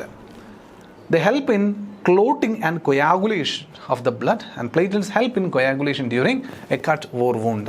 ചുമ്മാ നമ്മുടെ ശരീരത്തിനകത്തിരിക്കുമ്പോൾ കൊയാഗുലേറ്റ് ആവാനോ ക്ലോട്ട് ആവാനൊന്നും പോരുത്, അത് പാടില്ല. നമ്മൾ നേരത്തെ പറഞ്ഞു അത് അപകടമാണ്.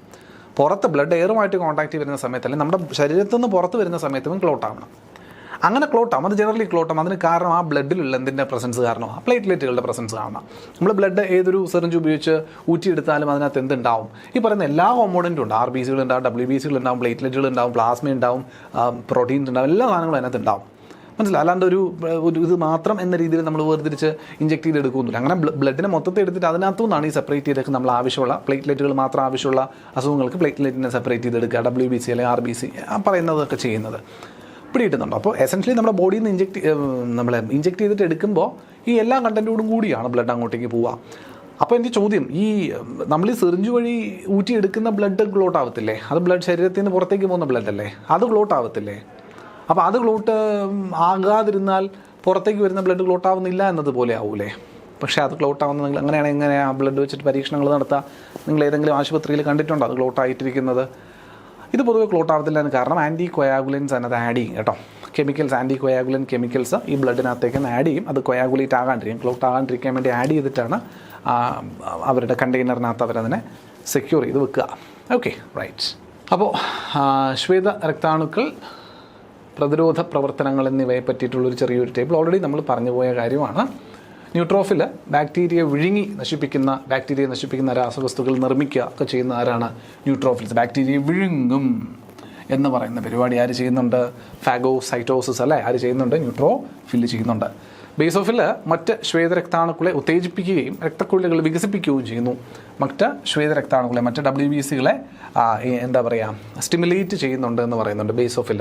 ഇസിനോഫിൽ അന്യവസ്തുക്കളെ നശിപ്പിക്കുന്ന രാസവസ്തുക്കൾ ഉണ്ടാക്കുന്നുണ്ട്. വിഴുങ്ങൽ പ്രതികരണത്തിനാവശ്യമായ രാസവസ്തുക്കളൊക്കെ ഉൽപ്പാദിപ്പിക്കുന്നുണ്ട്. ഈ ഫാഗോസൈറ്റോസിസിനൊക്കെ വേണ്ടി വരുന്ന കെമിക്കൽസൊക്കെ നിർമ്മിക്കും കൂടി ചെയ്യുന്നുണ്ട് ഇസിനോഫിൽ. മോണോസൈറ്റ് രോഗാണുക്കളെ വിഴുങ്ങി നശിപ്പിക്കുന്നുണ്ട്. ന്യൂട്രോഫിലും അതുപോലെ മോണോസൈറ്റും കേട്ടോ. അപ്പോൾ ന്യൂട്രോഫിലും മോണോസൈറ്റുമാണ് എന്ത് ചെയ്യുന്നത്? രോഗാണുക്കളെ വിഴുങ്ങി, അല്ലെങ്കിൽ ഫാഗോസൈറ്റോസിസ് എന്ന് പറയുന്ന പ്രോസസ്സിന് വിധേയമാകുന്ന WBCകൾ ഏതൊക്കെയാണ്? ന്യൂട്രോഫിലും മോണോസൈറ്റും എന്ന് ഇതിൽ നിന്ന് നമുക്ക് വ്യക്തമാണ്. ലിംഫോസൈറ്റുകൾ എന്ത് ചെയ്യുന്നു? രോഗാണുക്കളെ പ്രത്യേകം തിരിച്ചറിഞ്ഞ് നശിപ്പിക്കുന്ന പരിപാടി ആര് ചെയ്യുന്നുണ്ട്? ലിംഫോസൈറ്റ് ചെയ്യുന്നുണ്ട്. അതിൻ്റെ രണ്ട് രീതികളും നമ്മൾ പറഞ്ഞതാണ്, B ലിംഫോസൈറ്റ്സും T ലിംഫോസൈറ്റ്സിൻ്റെയും കാര്യങ്ങളും. ക്ലിയർ അല്ലേ? That's it. ഇത്രയുമാണ് പ്രധാനമായും നമ്മുടെ ബ്ലഡിലടങ്ങുന്ന ഘടകങ്ങളുമായി ബന്ധപ്പെട്ട് നമുക്ക് മനസ്സിലാക്കാനും പഠിക്കാനും ഉള്ളത്. ഇനി ഞാൻ നേരത്തെ സൂചിപ്പിച്ച പോലെ ബ്ലഡിനകത്തുള്ള ഓരോ ഘടകത്തിനും നിശ്ചിതമായിട്ടുള്ള അളവ് നിർദ്ദേശിക്കപ്പെട്ടിട്ടുണ്ട്. അതിൽ കുറയുമ്പോൾ ഡെഫിഷ്യൻസി ഡിസോർഡേഴ്സ് ഉണ്ടാകാനുള്ള സാധ്യതയുണ്ട്. ഉദാഹരണമാണ് ഞാൻ നേരത്തെ അയൺ കണ്ടൻ്റായ ഹീമോഗ്ലോബിൻ കുറയുമ്പോൾ അനീമിയ പോലുള്ള അസുഖമുണ്ടാകുന്നു എന്ന് പറഞ്ഞത്. സമാനമായ വാല്യൂസ് എത്ര കണ്ട ആവശ്യമുണ്ട്, എന്തൊക്കെ അളവിൽ എന്നുള്ളതിനെ പറ്റിയിട്ടുള്ളൊരു ചെറിയൊരു ടേബിൾ കൂടി ഇതിനകത്ത് ഇൻക്ലൂഡഡ് ആണ്. അതും സാധാരണയായി വേണമെങ്കിൽ ചോദിക്കാവുന്നൊരു ചോദ്യമാണ്. ഹീമോഗ്ലോബിൻ്റെ കണ്ടൻറ്റ് എന്ന് പറയുന്നത് 100 ml രക്തത്തിൽ 12 മുതൽ 17 മില്ലിഗ്രാം എങ്കിലും വേണം. 12 to 17 മില്ലിഗ്രാം രക്തമാണ്. ഇതിൽ പുരുഷന്മാർക്കും സ്ത്രീകൾക്കും വ്യത്യാസമാണ് വേണ്ട കണ്ടൻറ്റ്. എന്നിരുന്നാലും average 12 to 17 grams haemoglobin presence ഉണ്ടായിരിക്കണം. അതിലൊക്കെ താഴെ പോകുന്ന സാഹചര്യം, ഇപ്പോൾ 9 താഴേക്ക് 10 ആണെങ്കിലും പിന്നെയും കുഴപ്പമില്ല, മാനേജ് ചെയ്യാൻ പറ്റും, ഫുഡിലൂടെ തന്നെ മാനേജ് ചെയ്യാൻ പറ്റും. ഈവൻ ബിലോ 5, 6 അല്ലെങ്കിൽ 6, 7 ആ റേഞ്ചിലൊക്കെ നമ്മുടെ ഹീമോഗ്ലോബിൻ്റെ ലെവൽ വരുവാണെന്നുണ്ടെങ്കിൽ അനീമിയയുടെ മരുന്ന് കഴിക്കേണ്ടി വരും. കുറച്ച് ദിവസത്തേക്ക് മരുന്ന് കഴിക്കേണ്ടി വരും. ഒന്ന് അപ്ലിഫ്റ്റ് ചെയ്ത് ഒരു 10-12 എത്തിക്കഴിഞ്ഞാൽ പിന്നെ നമ്മൾ ആഹാരത്തിൽ അത് മെയിൻറ്റെയിൻ ചെയ്താൽ മതിയാവും. അതുപോലെ ശ്വേതരക്താണുക്കളുടെ കണ്ടൻറ്റ് അല്ലെങ്കിൽ പ്രസൻസ് എന്ന് പറയുന്നത് 5000 മുതൽ 10,000 പെർ മില്ലി-ലിറ്റർ. അതുപോലെ നമ്മുടെ RBCകളുടെ കാര്യത്തിൽ 45 to 60 lakh പെർ മില്ലി-ലിറ്റർ ബ്ലഡാണ് നമ്മൾ നേരത്തെ കണ്ടതാണ് അല്ലേ. WBCകൾ എന്ന് പറയുമ്പോൾ 1000 മുതൽ 10,000 വരെയും, RBCകൾ എന്ന് പറയുമ്പോൾ 45 മുതൽ 60 ലക്ഷം വരെയുമാണ് കാണുന്നത് എന്നുള്ളതാണ്. പ്ലേറ്റ്ലെറ്റുകൾ എന്ന് പറയുമ്പോൾ 2.5 ലക്ഷം മുതൽ ഒരു 3.5 ലക്ഷം വരെയാണ് പെർ മില്ലി-ലിറ്റർ ഓഫ് ബ്ലഡ്. ഇപ്പോൾ നമ്മൾ ഈ പണ്ട് ഏതൊക്കെയോ അസുഖങ്ങൾ വന്ന സമയത്ത് കണ്ടിട്ടില്ലേ, പ്ലേറ്റ്ലെറ്റിൻ്റെ കൗണ്ട് കുറയുന്നു എന്ന് ജനറലി പറയുന്നത് ഈ പ്ലേറ്റ്ലെറ്റ് കൗണ്ട് കുറയുന്നതിനെ പറ്റിയിട്ടൊക്കെയാണ് കേട്ടോ. അപ്പോൾ അത് മിനിമം 2.5 ലക്ഷം വേണം. അതിൽ താഴെയാണെങ്കിൽ നമ്മളത് കൂട്ടാനുള്ള ചികിത്സ തേടേണ്ടി വരുന്നു എന്നുള്ളതാണ് പറയാനുള്ളത്. ക്ലിയർ അല്ലേ? Thank you so much. ഇത്രയേ ഉള്ളൂ നമ്മുടെ ഈ സർക്കുലേറ്ററി സിസ്റ്റം അസോസിയേറ്റ് ചെയ്ത് നമ്മൾ പഠിക്കുന്ന സിസ്റ്റം ബേസ് ചെയ്തിട്ടുള്ള കാര്യങ്ങളെ കഴിഞ്ഞ ദിവസം നമ്മൾ കണ്ടതായിരുന്നു. ഇന്ന് നമ്മൾ നോക്കിപ്പോയത് ആ സിസ്റ്റത്തിലെ പ്രധാനപ്പെട്ട ഫങ്ഷണൽ പാർട്ടായിട്ടുള്ള ബ്ലഡുമായിട്ട് അസോസിയേറ്റ് ചെയ്ത് വരുന്ന കാര്യങ്ങളുമാണ്. നമ്മൾ ബ്ലഡിനെ പറ്റിയിട്ടൊക്കെ ഇത്രയും കാര്യങ്ങൾ മാത്രം പഠിച്ചു പോയാൽ മതി. ഇതിൽ നിന്നും മാത്രമായിരിക്കും നിങ്ങൾക്ക് പരീക്ഷയ്ക്ക് ചോദ്യം ചോദിക്കുന്നുണ്ടെങ്കിൽ അത് ചോദിക്കുക. അപ്പോൾ നമ്മൾ ഇന്ന് ഡിസ്കസ് ചെയ്ത ബ്ലഡ് എന്ന പോർഷനുമായി ബന്ധപ്പെട്ട വസ്തുതകളെല്ലാം കൃത്യമായിട്ട് എല്ലാവർക്കും മനസ്സിലായിട്ടുണ്ടാവുമെന്ന് ശുഭപ്രതീക്ഷയോടുകൂടി ഇന്നത്തെ ഈ ഒരു സെഷൻ നമ്മളിവിടെ വൈൻഡപ്പ് ചെയ്യുന്നു.